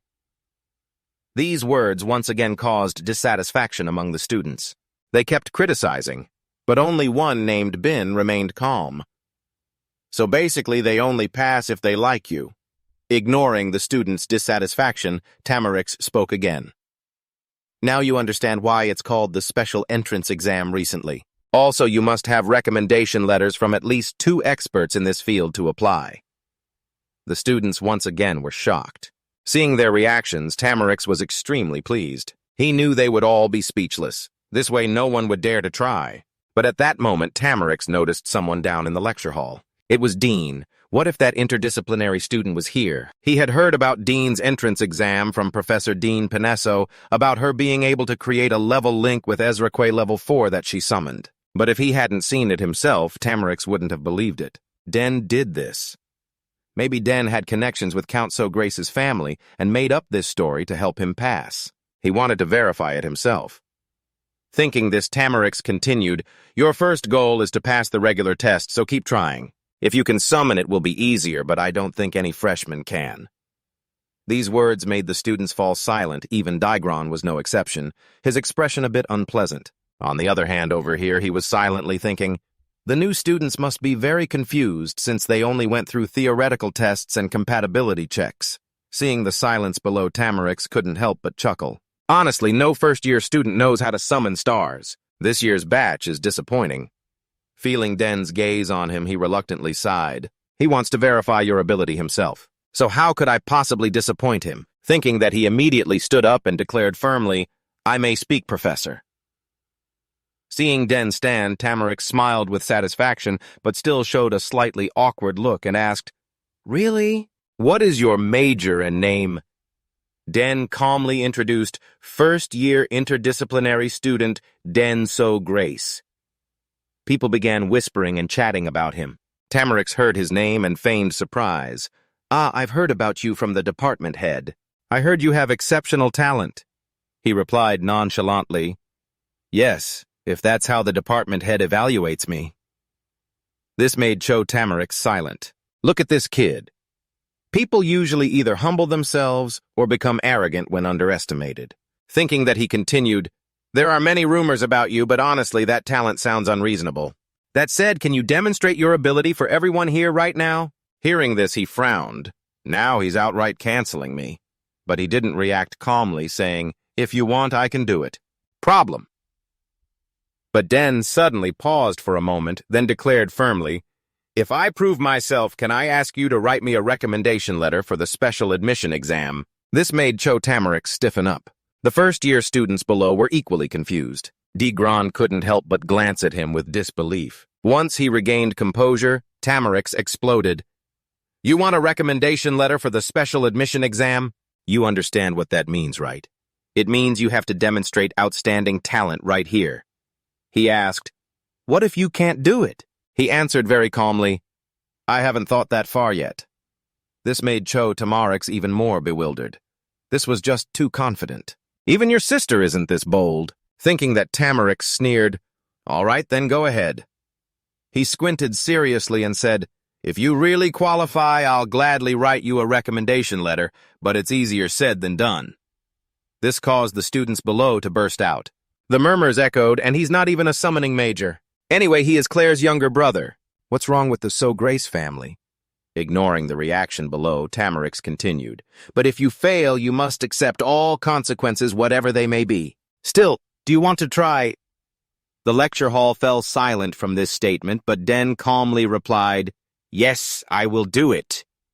Nodding, Tamarix raised his eyebrows and smiled. Good. Coincidentally, he already had a blank summoning seal here, so he stepped down without hesitation. Den's walk was extremely confident, with not a hint of hesitation, though he hadn't planned to do this from the very first class. But might as well take everything you can. Thinking that, he immediately placed his hand on the black seal and quickly infused mana inside. In an instant, a powerful energy enveloped the entire podium. The black seal murmured deeply, responding to his call. As soon as he finished speaking, a spirit beast appeared, a large wolf with fierce eyes. Seeing this, the students below were stunned. In just moments, unbelievable sounds erupted continuously. "Oh my God, it's real. Isn't that a level 5 summoning beast? How could a summoning seal do that?" At the same time, Degron realized the wolf was his own Genfu. Meanwhile, Den glanced at Tamarix and said, "Professor, I have summoned Genfu." Tamarix's expression turned ugly. "How did you do that with just a blank seal? Have you signed an official contract, or is there another reason? Still, it's just a summoning. You can't maintain the summon for 30 minutes. After thinking, Tamarix calmed down and slowly opened his mouth. The impression is exactly as described, but the second condition is not easy to overcome. So Den calmly replied, "That's true. Or should I show the professor something else?" "What? Something else?" Tamarix looked at him confused. A huge question mark appeared in his head, so he didn't answer, just smiled confidently. Seeing that smile, the students below became even more confused. What is he planning to do this time? The So-Grace family is truly terrifying. Degron also eagerly awaited the third condition, which was to demonstrate uniqueness. After all, everything depends on the professor's judgment. If that professor is that determined, he probably won't accept it. Could it be that he really intends to do that? At that moment, Tamarix lowered his voice. "All right, let's see what you've got." Without another word, he stepped in front of Den and reached out to pat his head. In an instant, a surge of mana appeared again. Seeing this, Tamarix broke out in a cold sweat, but Den didn't care. He gently closed his eyes and began murmuring an incantation. Immediately, Genfu focused intently on him. A strong mana aura surrounded Genfu as well. It slightly opened its mouth to reveal sharp teeth, but Genfu didn't do anything. Its body had been lifted by Den's mana and sealed up. After a moment, he put it down and smiled with satisfaction, looking at it. This really is the power of ancient magic. At that moment, murmurs erupted below. A gasp echoed throughout the lecture hall. Enhanced Summoned Beast. Isn't that something that takes 5 whole years to achieve? And he's not even from the Summoning Academy. Degron didn't expect this either. Did Genfu just get enhanced for real? But the truth proved that Genfu really did go insane with enhancement. Raising his eyebrows, he looked at Tamarix and smiled. Does this prove your uniqueness yet? At the same time, Genfu slowly walked toward Tamarix. He truly was speechless, and on top of that even performed a linked enhancement. So everything they said was true. You have an unbelievably rare talent. Tamarix really could hardly believe his eyes right now, seeing his crazed expression, but still smiling. It seemed even the professor was shocked, which was understandable given the situation. The lecture hall was completely silent at this moment. After a while, Tamarix finally regained his composure, nodded firmly. This is truly unique. We'll discuss the recommendation letter later. Yes, I understand. No rush tonight, he nodded calmly. The students below now looked at him differently, truly eye-opening. Even Degron was like that. He felt Tamarix had matured significantly compared to before. He thought Tamarix was truly a scary kid. After a commotion, the class resumed. Always feeling the professor's gaze focused on him, but he didn't bother reacting. While everyone concentrated on the lecture, Tamarix awkwardly said, "Wait, I think I already taught this part before." Den couldn't help but smile. Sometimes he also gets confused like that. I heard the professor is very strict and harsh. He'll probably be amused to hear this. After this part, he was thinking about asking the professor for the rest. The summoning class passed by like that. After a while, Tamarix spoke, "All right, that concludes our class for today." Quickly, the first-year students left the lecture hall, and naturally so did he. But as soon as he reached the campus, someone called him back. He turned his head and observed the newcomer for a moment before asking suspiciously, "You're Degron Tyran, right? The former owner of Genfu here." Degron heard this and felt a bit awkward, muttering, "You still remember?" So he didn't react much. He calmly said, "So you also study at this academy?" Degron smiled lightly and replied, "Yes, I have to retake it after failing." Den silently observed him, wondering if he came here to seek revenge or something. "Why are you speaking so gently?" At this moment, Degron shyly said, "Actually, I've seen you before and had planned to ignore you for a long time, but I still think I really did something wrong to Den back then, so I came to apologize." After saying that, Degron bowed his head low to Den. Hearing these words, Den was a bit stunned. After a long pause, Den finally said, "That was years ago. Don't worry, I'm fine." Degron immediately asked happily, "Really? Can I continue studying here?" Den was a bit confused. What did he mean by that? While Den didn't understand, Degron continued, "I won't cause trouble or get in your way." Only then did Den realize. He thought Den would report him and get him expelled or something, thinking that Den grabbed Degron's arm and slowly said, "Don't worry, everything is fine now." Degron looked up at Den, touched, and said, "Thank you, Den. If you ever need my help, just say the word." At that moment, the front of Den's shirt suddenly puffed up. Den frowned thoughtfully. "Looks like Kynes has woken up and started acting up." Sure enough, right after that, his shoulder puffed up again. Den couldn't help but chuckle softly. "Is this hunger?" Then he looked up at Degron and said, "Right, you're from the summoning department, aren't you?" Degron replied, "Exactly, I need to get some supplies from the store. Could you show me the way?" "Of course." Degron nodded without hesitation. Then he began explaining, "The place is called Earth and Boden. I might come there often. It was founded by 2 alumni after graduation, and it's been over 3 to 5 years now." Den listened to him ramble on and sighed helplessly. Looks like he really feels sorry, no need to be hostile. Thinking that Den looked down at Kynes, poking his head out of his shirt, and quickly reassured him, "Calm down, Kynes." A little later, Degron led Den to the summoning department. He smiled warmly and said, "So what do you need me to find?" "Actually, just tell me your summoning creature's level and I'll handle the rest." Den calmly replied, "I just need to find food for it." Hearing this, Degron immediately brightened. "That's my specialty. I used to be in charge of compatibility training, so this is easy." "What kind of summoning creature do you have?" Den answered nonchalantly. A wyvern." Kynes does look a bit like a wyvern, so the food should be similar. But this comment startled Degron. "A wyvern? That's a 3rd-level summoning creature. That big." He quickly gestured and whispered, "Yes, but it's still young, so please keep it a secret. If this leaks out, you know who'd be blamed." Degron nodded slightly, then began thinking, "Food for a young wyvern, huh? Soft food is best. Even though its young wyverns eat a lot, after about a week they'll be eating meat." Hearing this, Den couldn't help but marvel, what an expert. How did this guy fail the exam? Degron didn't know Den's thoughts and kept focused, searching the shelves. After a while, he handed Den 2 paper bags and said with a smile, "Here you go, this is made from 17 different ingredients. And this is a soft mix blended with milk, take both." Den reached out to take them, grateful. "Thank you so much. Thanks to you, I was able to get these. Otherwise, I wouldn't know what to do." Degron looked at Den puzzled and asked, "Is that all you need? Anything else?" Den shook his head gently. "That's enough for now." Degron looked intently at him and suggested, "But since you're here, you might as well look around. There are lots of useful things here." Den thought for a moment, then said after a while, "All right, let's take a stroll then." Soon after, the two walked around the store. Not wearing the academy uniform, he raised his eyebrows seriously and said, "You haven't mastered summoning yet, but you're already looking for weapons. Don't get hit by a mana curse. Step back." At this moment, the two read the warning posted on the wall. "All right." Degron glanced up and said, "That's right, Den. The staff is usually for 4th-year students only. Just touching your mana will be completely drained." But Den felt it was just an exaggeration. The more you don't want to be touched, the more you want to touch. Seeing Den wanting to touch it, the other person spoke up to warn, "Hey, new student, don't get hurt, don't touch it, I told you it's dangerous." Unfortunately, Den didn't pay attention and placed his hand on the staff on the shelf. At that moment, a surge of mana suddenly emitted from the staff. Den smirked. It's really craving mana, thinking that he let the staff absorb his mana. In just a moment, the staff was surrounded by a large amount of mana. Seeing this, the young man immediately panicked. What the hell is going on? The staff absorbed enough mana and stabilized. Even if it has enough mana, almost no one can control it. After a while, Den chuckled softly. "This isn't too bad, huh?" Degron beside him also said admiringly, "I knew you were good, but you really are amazing."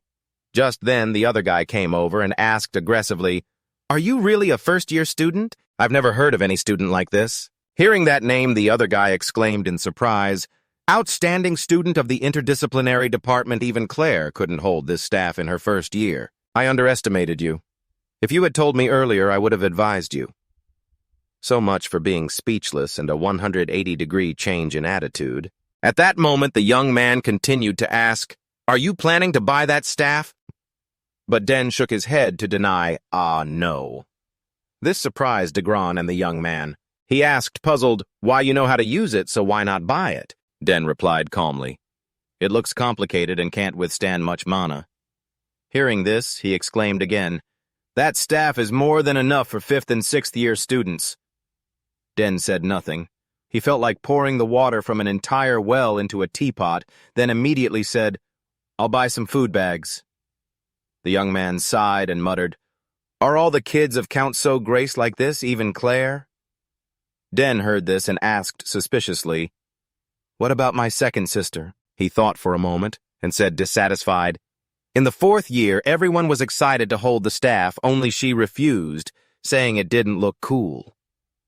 After hearing that, he chuckled softly. "That's your sister that makes sense."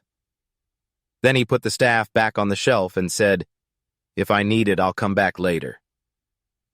The young man still didn't let go and hurriedly tried to persuade, "Since you came all this way." But before he could finish, Den cut him off coldly. "Let's go, Ron, we'll take this." Then he brushed past him and left. He watched Den's back and sighed helplessly. Why are geniuses all like this? After a while, after leaving, Den fed Kynes some food. Kynes happily stuck its head out to eat, and Den watched it eat attentively. Next, the basic class nagged, "It'll be over in 5 minutes, you have to hurry back to the dorm." Just then, Den suddenly heard noise from inside the alley, and someone was throwing things outside, along with extremely harsh scolding. "Kid, lower your head, beat him to a pulp for me, you cowardly idiot. Just a few punches and he can't even open his mouth." Den sighed helplessly. Another one trying to show off. Thinking that, he stood up and headed toward the alley. The closer he got, the clearer the scolding became. Immediately, Den recognized the voice as somewhat familiar. Inside the alley, a group of students was blocking the way of a male student. The one being blocked was Ernest, who was trembling nonstop. One of them snorted coldly. "Did you hear what he said? He says he's not scared, but his mouth says that while trembling like a plow." Ernest bit his lip and cursed silently. "These bastards wait until I'm alone before I strike." The alley echoed continuously with scolding.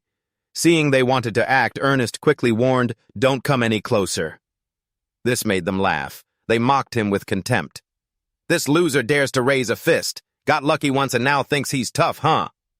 Fear rose in Aric's eyes. "This is bad. Can I even do it again this time?"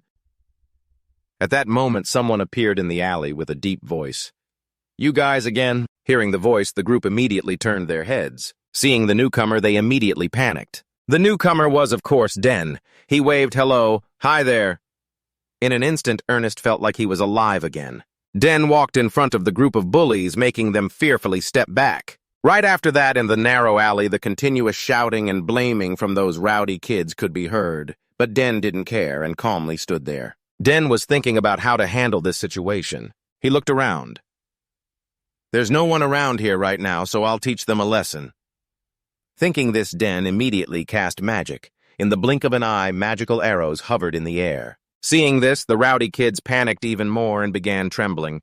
"He can use magic too? Isn't the So Grace family famous for their business magic?" Even Ernest was surprised, but Den ignored their thoughts and continued controlling his magic. Only then did Den coldly speak, "All right, choose. Leave silently or fight me properly."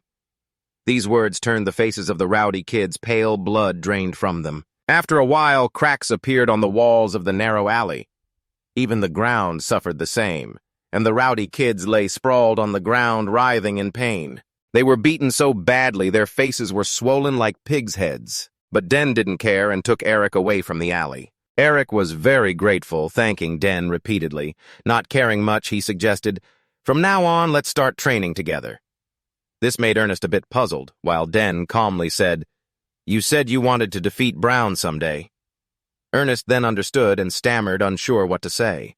Den remained calm, raising an eyebrow and smiling. That's why I'll help you get stronger. Ernest thought for a moment, then nodded and replied, All right, I'm counting on you. The two continued walking and talking. Ernest asked suspiciously, Oh, right, Ernest, have you joined any club yet? Ernest shook his head softly. No exploration or expedition clubs yet. Hearing this, Ernest was a bit surprised and said, I thought there definitely would be. Ernest slowly responded, But in our department there is a research society. It's mandatory in the curriculum. Ernest asked again with suspicion, But why suddenly ask about clubs? Are you interested? Ernest replied casually, Everyone is eager to recruit male students. Ernest slowly said, They say you have to choose carefully because once you join a club, you can't switch to another for 2 years. Hearing this, Den couldn't help but click his tongue twice. Stricter rules than I thought. Choosing wrong wastes 2 years. Saying this, Den's steps suddenly halted, and he glanced at Ernest, suggesting, Let's start our own club. A club where we can do whatever we want. Ernest asked suspiciously, What do you mean by that? Den answered casually, I mean like training and stuff. And we can explore ruins together. When we're bored, we can gather to eat. Just do whatever we want. Ernest asked Aric how he felt about that. Aric stared at him, seemingly digesting what he just said, but soon excitedly shouted, I'm in! If it's with you, it'll definitely be fun. But will such a club get approved? Ernest thought for a moment before answering, It'll be fine, I'll handle it. Then he chuckled softly. Aric happily said, If you say so, I really believe it can succeed. But why did you think of this? Den reluctantly replied, Club invitations are really annoying. I always have to refuse them. It's so tiring since no club fits me. I thought maybe I should start one myself. Ernest couldn't help but smile after hearing this. If I join, can I learn business magic or swordsmanship? Den closed his eyes and laughed. Of course, you might even discover hidden talents. Ernest got more excited. Awesome. I bet we'll learn a lot from each other, but I heard you need at least 3 people to start a club. We have Layla, right? Ernest nodded and casually replied, I'm pretty sure she'll join. Ernest didn't know what to say, but was very determined and suggested, Since we're talking about it, let's go ask her now. A moment later at Layla's room, the two had really come to tell her their plan. With her decisive personality, Layla immediately agreed. Sounds simple, let's fill it out quickly. Ernest smiled after hearing this, truly very much like Layla. She even gave up joining the Expedition Club's dessert to be with them. She didn't hesitate at all, happily smiling and saying, That club meets regularly to enjoy and critique sweets. If we want, we can do the same. I like slapping too. The two arrived, and not only didn't need any persuasion, Layla immediately agreed, no matter which club you get to eat. A while later, Den finished the application form and quickly said, All right, the form is done. Let's go register. Then the 3 of them went to a professor's office. After seeing their application, the professor told them the rules had changed. Currently, many clubs are inactive, and managing them has become difficult. She also said, Starting this year, the system has switched from reporting to approval. This made the 3 of them freeze up, hesitating for a while before asking, If it's an approval system, what do we need to do? The professor calmly replied, You need a recommendation letter from an official professor. Let me give you a sample recommendation form. Hearing this, they sighed helplessly. Everything's complicated from the start. But Den still suggested, Just give it to me first. Then the 3 left the professor's office. Layla sighed and said, A freshman student, where would we get a recommendation letter? Aric nodded in agreement. Yeah, I haven't even met any professors yet. Layla looked up worriedly. We can't just ask any professor to sign for us. But then Den smirked and said, Actually, I already have someone in mind. Layla and Aric looked at him surprised, asking suspiciously, Huh, who? We're just freshmen, they'll definitely think badly of us. Den confidently raised his eyebrows and said, Just trust me on this. Layla and Aric looked at his face, unsure of what to say. A while later, they went to find the head of the Free Major Department, Professor Kynes. Kynes looked at them angrily, silently cursing, Damn it! He said he would listen to them, but now was there no way to push this to another department. Taking a deep breath to suppress his anger, Kynes asked in a low voice, So what brings you here? Den calmly replied, "Professor, actually, I want to start a club." Upon hearing this, Kentis was startled. He frowned and asked, "A club sounds interesting. What kind of club?" Den calmly smiled and said, "A club to practice swordsmanship, explore the academy, and enjoy exciting adventures." But the system switched to approval, and now we need a recommendation letter from Professor Kentis. Hearing this made Kentis even more suspicious, so he calmly explained, "So, I'm looking for an excellent professor to recommend us." Kentis calmly sipped his tea, but his trembling hand betrayed him. Kentis clenched his lips angrily. "So you came all the way here to say that, kid? Where else would you find a better professor than me?" Then Kentis laughed calmly. "Isn't there already a professor right here? Why look any further? I'll recommend you myself." Hearing this, Den hesitated and said, "Professor is always very busy, so I'm afraid it might be troublesome." Kentis shook his head and smiled. "No matter how busy I am, at least I can do this. So what do I need to do now?" "Really?" Den happily looked at him and said, "Please sign here, Professor." Then he took out a recommendation letter. After that, Den left the professor's office and gave the recommendation letter to the other two. Layla looked at it, unable to believe it, exclaimed, "I can't believe we got the recommendation letter so quickly." "Are you close with the professor?" Den casually laughed and said, "I pretended to ask about swordsmanship and luckily earned his favor." But no matter what, they had succeeded. Layla immediately said, "So are we really going to start a club now?" Damn Mac nodded. Den casually replied, "Now we just need to submit the application." Anis happily smiled and said, "I'm really excited. It's going to be so much fun." Layla also nodded in agreement. "I thought this would be difficult, but it turned out to be as easy as pie." Putting that aside, Den said seriously, "We need a name to register. What should it be?" This made Aric jump. He frowned and muttered, "The name represents our image. That's important." Layla also pouted and said, "I don't want anything childish or meaningless." So the two of them started thinking of a name for their club. Seeing their crazy faces, I couldn't help but smile quietly. These two are seriously thinking hard about this. At that moment, the sleeve on his arm suddenly bulged. Den immediately panicked Kynes waking up now. Indeed, Kynes had woken up. It began crawling along his body. It wasn't long before it ran up to Black's chest. "You really want to shout, not now, Kynes. But basically, you can't." Meanwhile, Lala and Aric were still chattering non-stop about naming. But when he looked at Black's chest area, Lala exclaimed in surprise, "There's a tumor under your shirt." Black was a bit startled. "You haven't even introduced it yet." Seeing Black's expression, the two Lalas grew even more suspicious. They frowned and asked, "What are you hiding?" But before Black could answer, his shirt puffed up. And finally, the thing jumped right out. Kynes stuck his head out from inside, revealing his body to the two Lala, which made them freeze stiff, feeling like the show was over. Sure enough, after regaining composure, Layla immediately questioned, "What is that? A 1,000,000 beast swap? Why did it come out of your shirt? Don't tell me it's the egg you took from Clare that hatched." Black smiled awkwardly and explained, "Yes, it was just born not long ago. So this is Kynes." Hearing his name, Kynes looked at the two of them with sparkling eyes. Ernest was the first to speak and greet, "Hello, Kynes, long time no see." Layla heard and angrily questioned, "You already know." The three of them noisily chatted in the courtyard. A moment later, at the professor's club registration room. Seeing their introduction, the professor was confused. A club for magical exploration, summoning spear techniques, swordsmanship.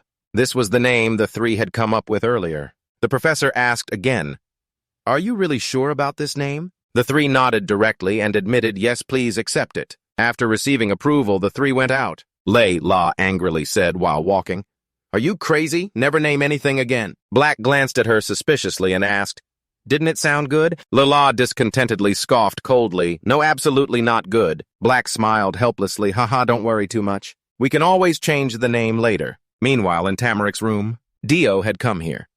She sat opposite Tamaric and asked, "How have things been recently?" "There are many talented students, and with more and more applicants like this, I'm worried the professors will be overloaded, especially since I heard some students seem to stand out significantly." "Yes, that's true."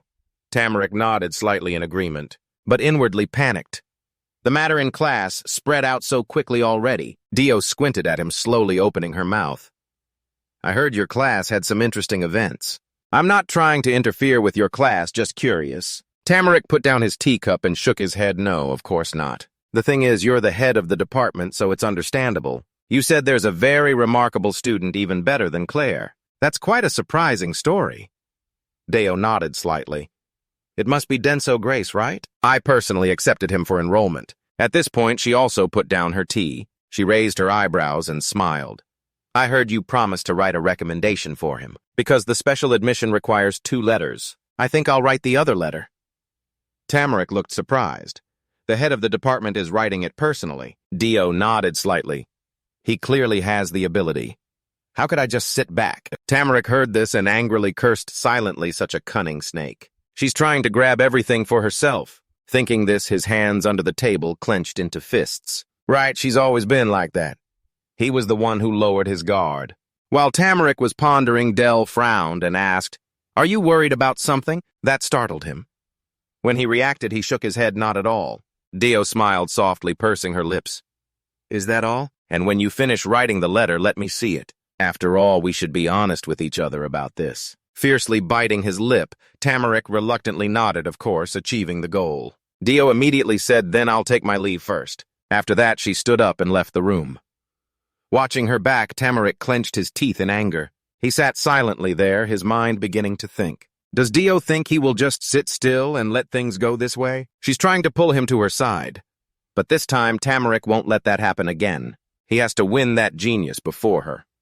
Outside the academy, he had just finished a class. Today, only the class on the founding of the empire was left. He still had time, so he decided to go eat some bon tat or something. At that moment, someone behind called out to him, "Denso Grace." Denso startled and turned around to see a stranger. He frowned and asked, "Who are you?" The girl slowly introduced herself. "Hello. I am the messenger of the academy. Professor Del Pineso, head of summoning, is calling for you." Denso frowned, looking at the person in front of him, a flicker of doubt rising. "Isn't it Professor Tamaric?" Thinking so, he asked suspiciously, "For what reason?" The girl shook her head slightly and replied, "He only said it was about a letter of recommendation. He requested you come immediately. Shall we go?" Denso frowned deeply after hearing this thoughtful. Suddenly, 4,000 volumes, something's not right. The Royal Academy, the cradle of the Empire's brightest talents. A place where countless academic passions bloom. Known for its unimaginably fierce competition. Especially intense is the power struggle among professors. The influence of each department determines funding, equipment, and facilities received. The supreme trio of departments swordsmanship, magic, and summoning receive the most funding. Naturally, a professor's reputation and evaluation also change accordingly. This also affects their core responsibilities as department heads. The summoning department, Denso, is thinking about this issue. He can't stay stuck in third place forever. He can't keep losing to those guys. If Denso joins the summoning department, he could easily surpass the magic department. The issue lies with Professor Kenta from interdisciplinary research. But they also have Denso's sister Clare, so he won't refuse so quickly. Denso thinks maybe he can make him interested in summoning. She will have her chance. While she was thinking, a knock sounded at the door outside, accompanied by a clear voice. "Professor, I've brought Denso Grace." The messenger girl entered. Denso immediately invited her in. Denso quickly entered the room, took a sip of tea, then spoke.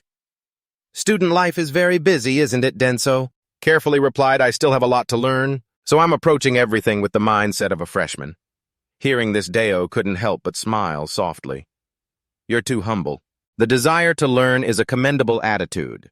Are you interested in any particular field?" Denso calmly smiled and replied, "Right now it's hard to choose just one. I want to do well in everything." Deo squinted at him cautiously, saying, "Wanting to do well in everything is naturally a good starting point. I heard in Professor Tamaric's class you summoned Genfu and even performed an enhancement link with skills like that. As head of department, how could I just sit still? With your level of talent, you should take a special exam." So she said she and Tamaric agreed to write a letter of recommendation for him.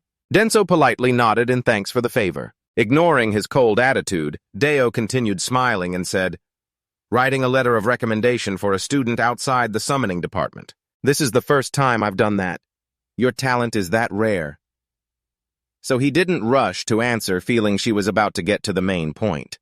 Sure enough, right after Deo spoke up asking, "What do you mean? Why not take this opportunity to learn more as a summoner? I'm even more eager to personally teach you." Hearing this, Denso fell silent. If the head of department says it this directly, their side must be in a hurry. While Denso was thinking, Deo spoke again. Oh, right, have you joined any clubs yet? If you're interested, the summoning department is just... She hadn't finished speaking when she shyly cut to the club topic. I've already started one with a friend. Sorry, this made Den exclaim in surprise. What? The rules have changed before you even started. Setting one up isn't easy. She chuckled softly and said casually, Yes, it's not easy, but luckily our advisor Professor Kenta helped introduce it. This made Den's expression even uglier. That guy never attends faculty meetings. How did he manage that? Thinking of this, Den clenched his fists angrily. She's been tricked by him. She had planned to join a club related to summoning. Den took a deep breath, pursed his lips, and said, Then I give up. Anyway, congratulations on starting the club. Drop by my place when you're free. There are lots of interesting things there. Now she started to bait him. She even mentioned something very rare, an unhatched spirit beast egg. This made Den look at her a little more intently. Thinking the bait was taken, Den happily said, An unhatched spirit beast egg is said to be worth as much as a castle. It's that rare, so be sure to drop by. But she didn't know he was already raising one. Seeing he didn't respond, Den continued, Don't worry about the recommendation letter. Soon, Professor Tamuric and I will officially announce it. If you have any questions about the evaluation process, just ask. Den politely nodded and replied, Thank you for your kindness, Professor. Den didn't say anything else, just took a piece of cake from the table. Then she suggested, Let's talk while enjoying dessert. The dessert you brought looks delicious, she said, and took a bite of the cake. But in her mind, she was quietly calculating that Tamuric might try to outshine her. She had to quickly write a new letter. She wondered how far their jaws would drop when they saw it. The next day at the dorm, Clare came to find Dean and told him that Dell had contacted her. Dean was amazed after hearing this. Clare slowly explained, After sending the letter, the Summoners Association got in touch with her. Today they are sending someone to the academy right there. Dean was even more surprised. Damn, this is an open recruitment for you. While he was thinking, Clare suspiciously asked, Professor Del Pineso seems to like you a lot. What did you do? He calmly shook his head. Who knows, maybe because I'm a top student. Dean didn't seem to believe it much, but Clare continued. Anyway, you'll probably have to take a test soon. My sister had to summon 3 spirit beasts at once, maintain them, then perform link enhancement. Hearing this, Dean exclaimed in surprise. 3 at once? That's really tough. Your second sister passed the special test at 16. Really? Clare nodded and said, But this time we don't know what the test will be. They don't give any hints. Just being recommended by Professor Del Pineso already exceeds the standard. But there's also power struggles within the association. She frowned slightly and asked suspiciously, Power struggles? Clare slowly explained, Professor Del Pineso has a history of rejecting the Summoners Association's requests, so they won't let her have any advantage. Hearing this, Dean pictured what was going on. He asked again, So the test might be harder because of that? She nodded quietly. That's possible. Then she took Den's hand, calmly smiling. But I'm not worried about you. Honestly, I'm just afraid you'll get hurt because of adult battles. Den couldn't help but smile softly hearing this. He quickly reassured her, Don't worry, that won't happen. I don't intend to let them set me up. 2 days later, at one of the Academy's castles, a group of people arrived. Den personally came out to greet them. The leader was Elga Poten, president of the Summoners Association. He asked in a low voice, So how outstanding is this student that you have to work so hard? Den sighed and replied, Sorry, President, his talent is extraordinary. I have no other choice. Elga frowned hearing this. She should have accepted the position when offered and handled it quickly. Den pressed her lips and said, If I took a position in the association, I wouldn't be able to focus on the academy anymore. He thought she didn't know he wanted to pull her to his side to gain influence.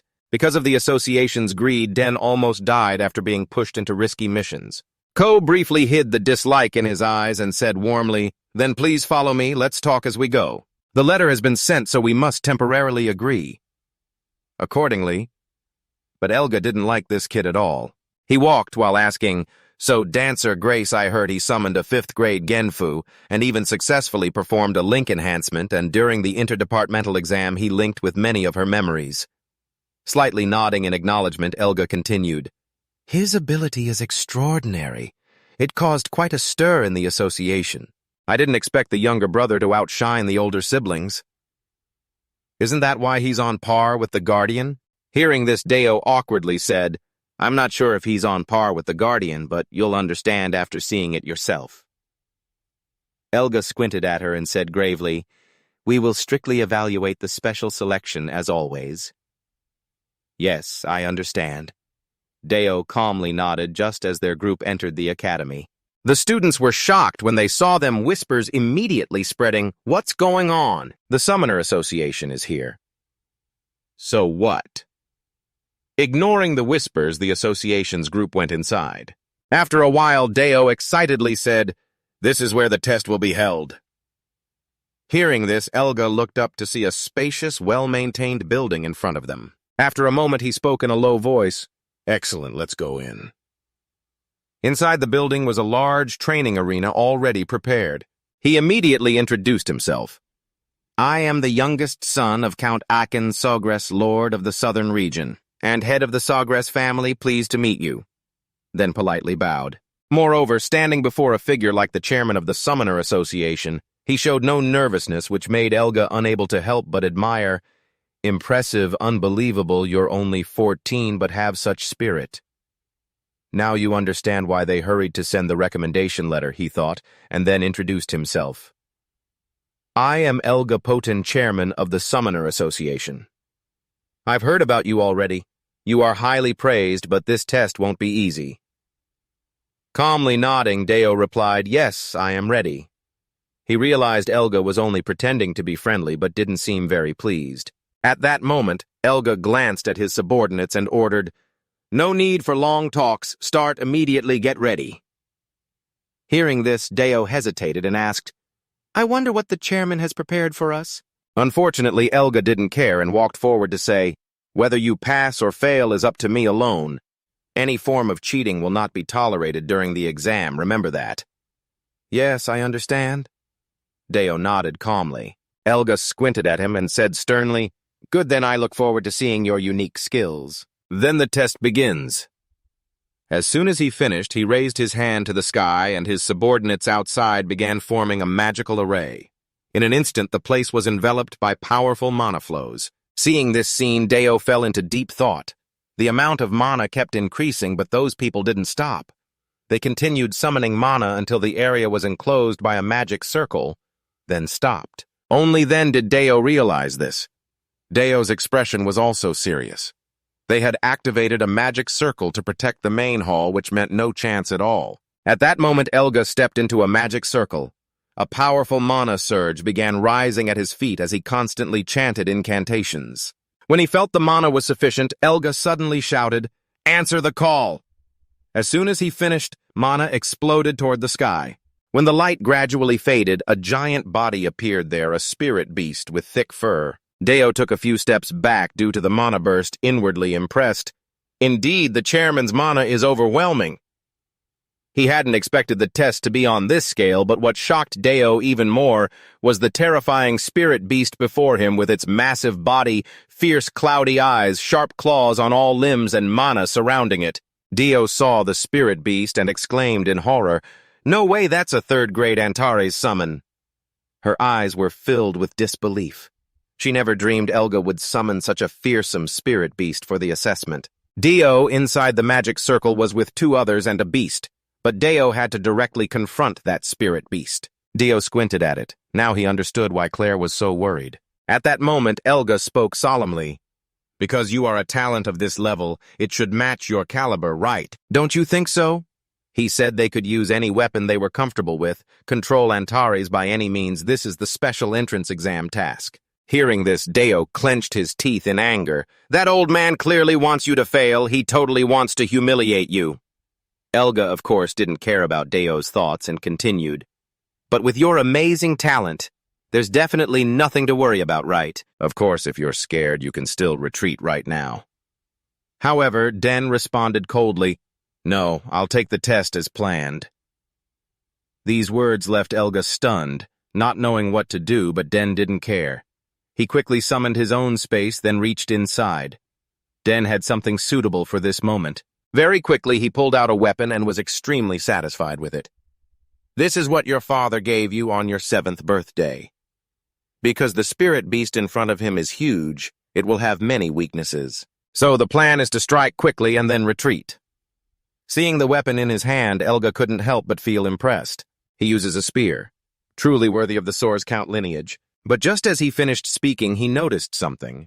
He saw Aric, who appeared on the 2nd floor without anyone noticing. His expression was a little unpleasant as he shouted, "What is this? Isn't it excessive to have him fight a grade 3 spirit beast like that?" Deo heard this and nervously stammered, "It seems Professor Aric has arrived. He will probably object." Elga calmly said, "It's okay. It seems he's already prepared." Then he stared intently ahead for a long moment. He shouted loudly, giving the order, "Antares, destroy the enemy in front of you." Antares growled once in front of him, apparently acknowledging the command. Its teeth clenched tightly, producing a grinding sound. Its blood-red eyes focused on Den. Then it charged forward swiftly. Den showed no fear, standing calmly in place. His face was filled with determination. "All right, let's go." Only when the spirit beast appeared in front of Den did he act. A burst of mana suddenly appeared. Then a display of mana danced in the air. Den moved like lightning, darting past the large and clumsy body of Antares. Its speed was too slow. It simply couldn't keep up with him. Watching from outside, Elga's face turned as dark as a pot bottom. Even Del looked unbelievingly at the scene. Aric was no exception. He had been worried moments ago. Now he was frozen in place. The group of students who had just rushed over were also stunned, like statues. When they finally reacted, exclamations of awe began. "Oh my God, what was that movement just now?" But Den didn't care much. He still held the spear tightly in his hand. He began to shift his weight onto his right foot, adopting an extremely solid defensive stance. He was very satisfied with his previous move. It seemed the special training process had been effective. At the same time, the Antares on the opposite side seemed to have been angered by him. It bared its sharp teeth at Den as if trying to intimidate him. Immediately after, Antares charged forward. Its clawed hand swung toward Den. Den squinted, not daring to let his guard down for a second. In one moment, Antares struck with a punch. Den quickly dodged, which made its blood-red eyes flash with anger. It continued to swing another punch, but this time as well, Den dodged again. Antares kept attacking him wildly with its strong momentum. Den was pushed back step by step. Now he understood why it was grade 3. That size moving at this speed. Truly miraculous. While Den was thinking, Antares struck again. This time magic appeared in its hand. A flame blazed in the air, then, without hesitation, it charged forward. Den wasn't shaken seeing this. He began to summon his own mana. At the same time, Antares' flame grew larger. Fiery blaze engulfed Den's entire body. Fiery flames fiercely engulfed Den's entire body. Seeing this scene, Dio panicked and shouted. He took a direct hit. Elga silently felt triumphant. Even with enhanced mana strength, facing Antares was completely crazy.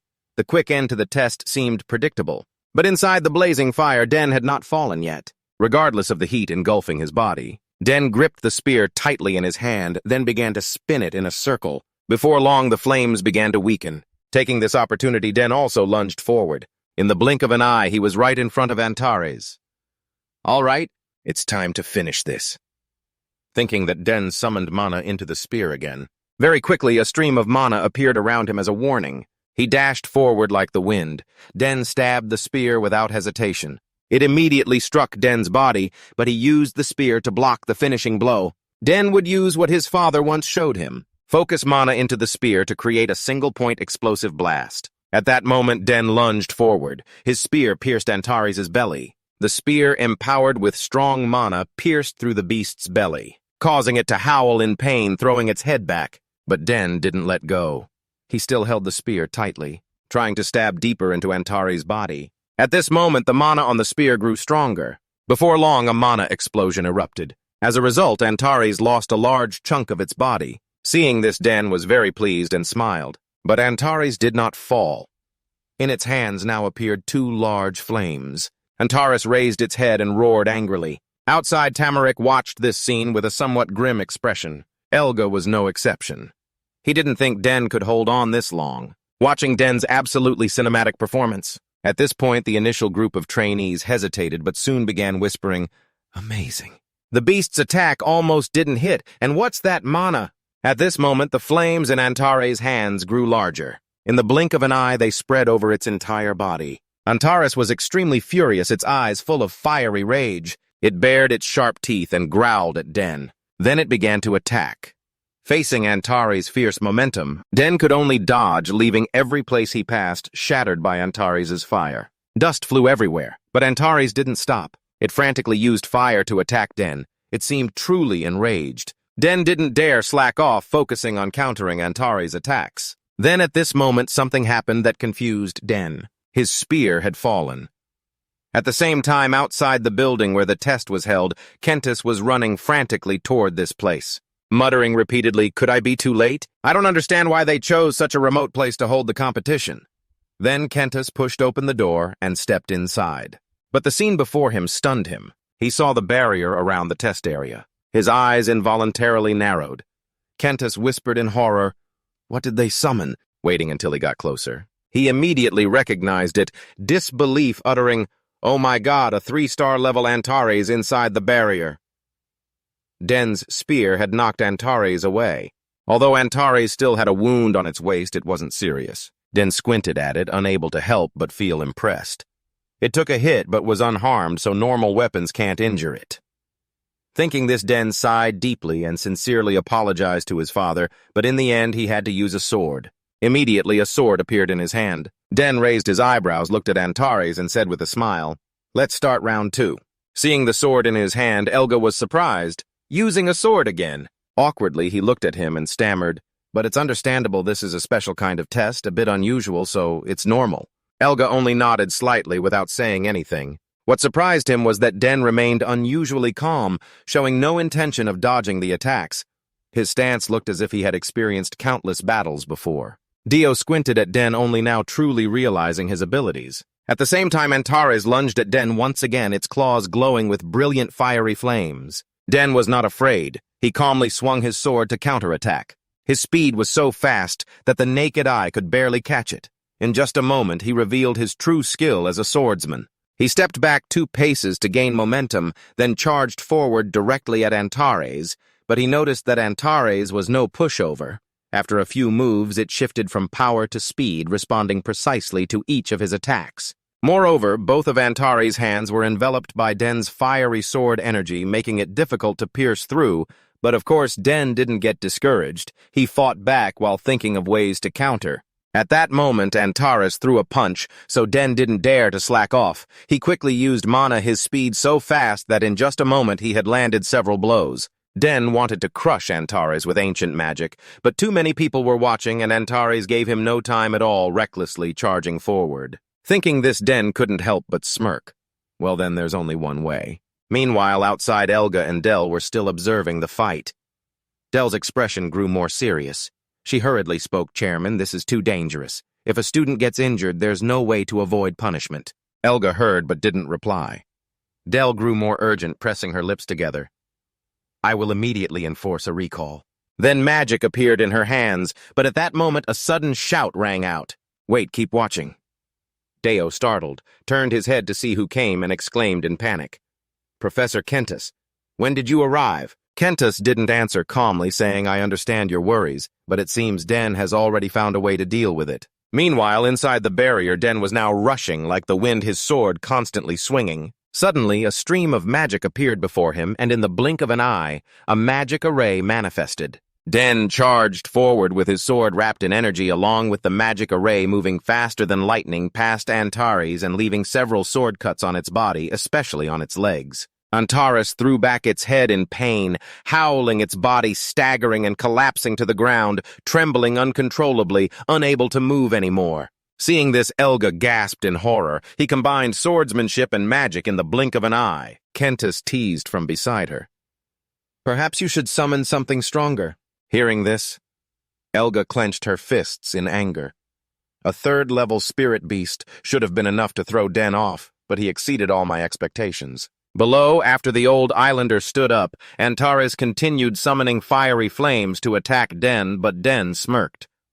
Just one last, desperate struggle. So stubborn to the very end, he thought, and a burst of magic appeared in his hand, something he actually didn't want to use at this moment. Suddenly, a volley of the blackest magical arrows appeared above his head, his lips curling confidently. It's time to end this. Antares on the opposite side was unaware of the danger approaching, still frantically summoning fiery flames, then without hesitation attacked with fire. But at that moment, a beam of magic suddenly pierced straight through Antares' body, along with the barrage of arrows. They struck without warning, hitting the furious pain that overwhelmed Antares, causing it agony. When the magic dissipated, several large holes appeared on its body, and the flames around it quickly faded away. Antares was flung outside its eyes, showing unwillingness, but no matter what, Den was the victor of this battle. He withdrew the mana in his hands, smirking with satisfaction. At the same time, outside Deo, watching this scene, couldn't help but speak up. Chairman, this exam seems a bit excessive. Elga snorted coldly. Excessive, you say? Deo said angrily. No matter how talented he is, making a first-year student subdue a third-level summoned beast. Do you really think that's reasonable? Hearing this, Elga could only laugh awkwardly to cover up, but the result was good, right? Deo became more displeased and shouted irritably. The result was really so good, it would go down in Imperial history. A first-year student used spear sword magic and even forced Link to subdue a level 3 million summon beast. While they kept exclaiming, Deo leisurely withdrew his weapon and stored it in his space. That last part really shocked people. Both Elga and Kenta clearly saw when Antares fell, so they calmly acted. He created a link with the defeated Antares, then connected to it to establish a forced link to prevent hostility. Both strategically and in outcome, that was a perfect finish by Den. At this moment, Deo complained irritably, if today's event spreads outside, people will say this test was unfair to deliberately fail him. Hearing this, Elga immediately retorted, Professor Del Pineso, I have set clear safety measures. Deo grimaced in response. Yet you still sat idly by when facing it directly. She said, as a professor, you can't just turn a blind eye to this. This made Elga's face as black as a pot bottom. She started cursing internally. Damn it, how did it turn out like this? The whole plan was ruined. Kenta stood nearby, listening to the two argue without saying a word. He was intently watching Den from afar. Although he knew Den was a genius, this was still too surprising. From the start, Den looked more like a seasoned knight than a student. Kenta decided to take Den as his apprentice. At the same time, Del also had this intention. She had to snatch this genius for herself. After a noisy moment, Elga had no choice but to bring a gold badge to Den with Denso Grace, who had passed the special exam. We officially confer upon you the title of summoner along with this badge. Although reluctant, he still followed the procedure. I hope you continue to develop your talent as an Imperial summoner. Take it. He should have reached out to accept the badge. Politely nodded and thanked. Looking at the badge in his hand, he couldn't help but smile. This gold badge is only awarded to those who pass the special exam. So cool. Immediately after, he clenched it tightly and began channeling mana into it. Den suddenly shouted loudly, respond to my call. As soon as he finished speaking, the gold badge suddenly emitted light. Mana also spread, covering a corner of the yard. This is the summoning array that Den just created. In the blink of an eye, a creature appeared from within the array. Seeing this scene, everyone outside immediately widened their eyes in amazement. Even Kenta was no exception. He murmured in horror, what is that? Inside the magical light of the array, a pair of long ears appeared. Below was also a short paw. It was a rabbit. Its name is Antoma, a level 4 summoning beast of the enhancement type with the ability to greatly improve the summoner's physical condition. So when he saw it, his eyes immediately brightened. Cheerfully praised, so cute. He smiled, looked at it, and nodded in greeting. Nice to see you again, Antoma. The atmosphere suddenly fell completely silent. He glanced sideways at Kenta behind him. Everyone was stunned. Thinking of this, he looked toward the side where the others were in the yard. With so many witnesses, the whole academy would surely be in an uproar. Sure enough, a few days later, everywhere in the academy there were rumors about Den. Everyone's gaze toward Den also became different. Eris, walking beside Den, murmured quietly, Layla, I really can't understand how this could actually happen. Layla pursed her lips and replied, Don't try to understand. Just accept it and you'll get used to it. Ernest sighed after hearing this. Suddenly he remembered something and hurriedly spoke. Right, I'm almost done decoding the map. So let's speak up immediately. Once it's decoded, we'll have the first meeting of the club. Hearing this, Layla and Ernest both became excited. Seeing their reaction, Den also gave a small smile. Actually, he was quite curious about it too. The three talked while walking for a while. Then Den said goodbye to the two. Professor Kentis called out, "I'll go now." A moment later in Kentis's training room. As Den arrived, he began to reminisce, Antares is a terrifying summoning beast. There was once an imperial summoner of Renick who summoned 2 of them, and it was a real nightmare. Just those 2 alone defeated 3 knights and more than 10 soldiers. Hearing this, Den remembered something. He heard that Professor Kentis was also present in that battle. Seeing Den didn't answer, Kentis continued. "Yet you defeated that creature without a scratch." Den looked at him intently and shook his head. "I was just lucky." Hearing this, Kentis began to admonish, "Sometimes being too humble is a double-edged sword, just like now. In my opinion, your sword strike was the decisive blow, wasn't it?" Den looked at Kentis in surprise and thought to himself, "He's no ordinary man." While he was thinking, Kenta suddenly lifted his foot and started walking. He walked while talking, "Only 14 years old, but your swordsmanship skill and composure far exceed your actual age." Saying this, he suddenly paused for a long moment before continuing. "That's why I want to ask you something. Do you want to officially learn swordsmanship from me?" After finishing, he looked at Den intently, waiting for an answer. Den was a bit surprised and didn't know how to react.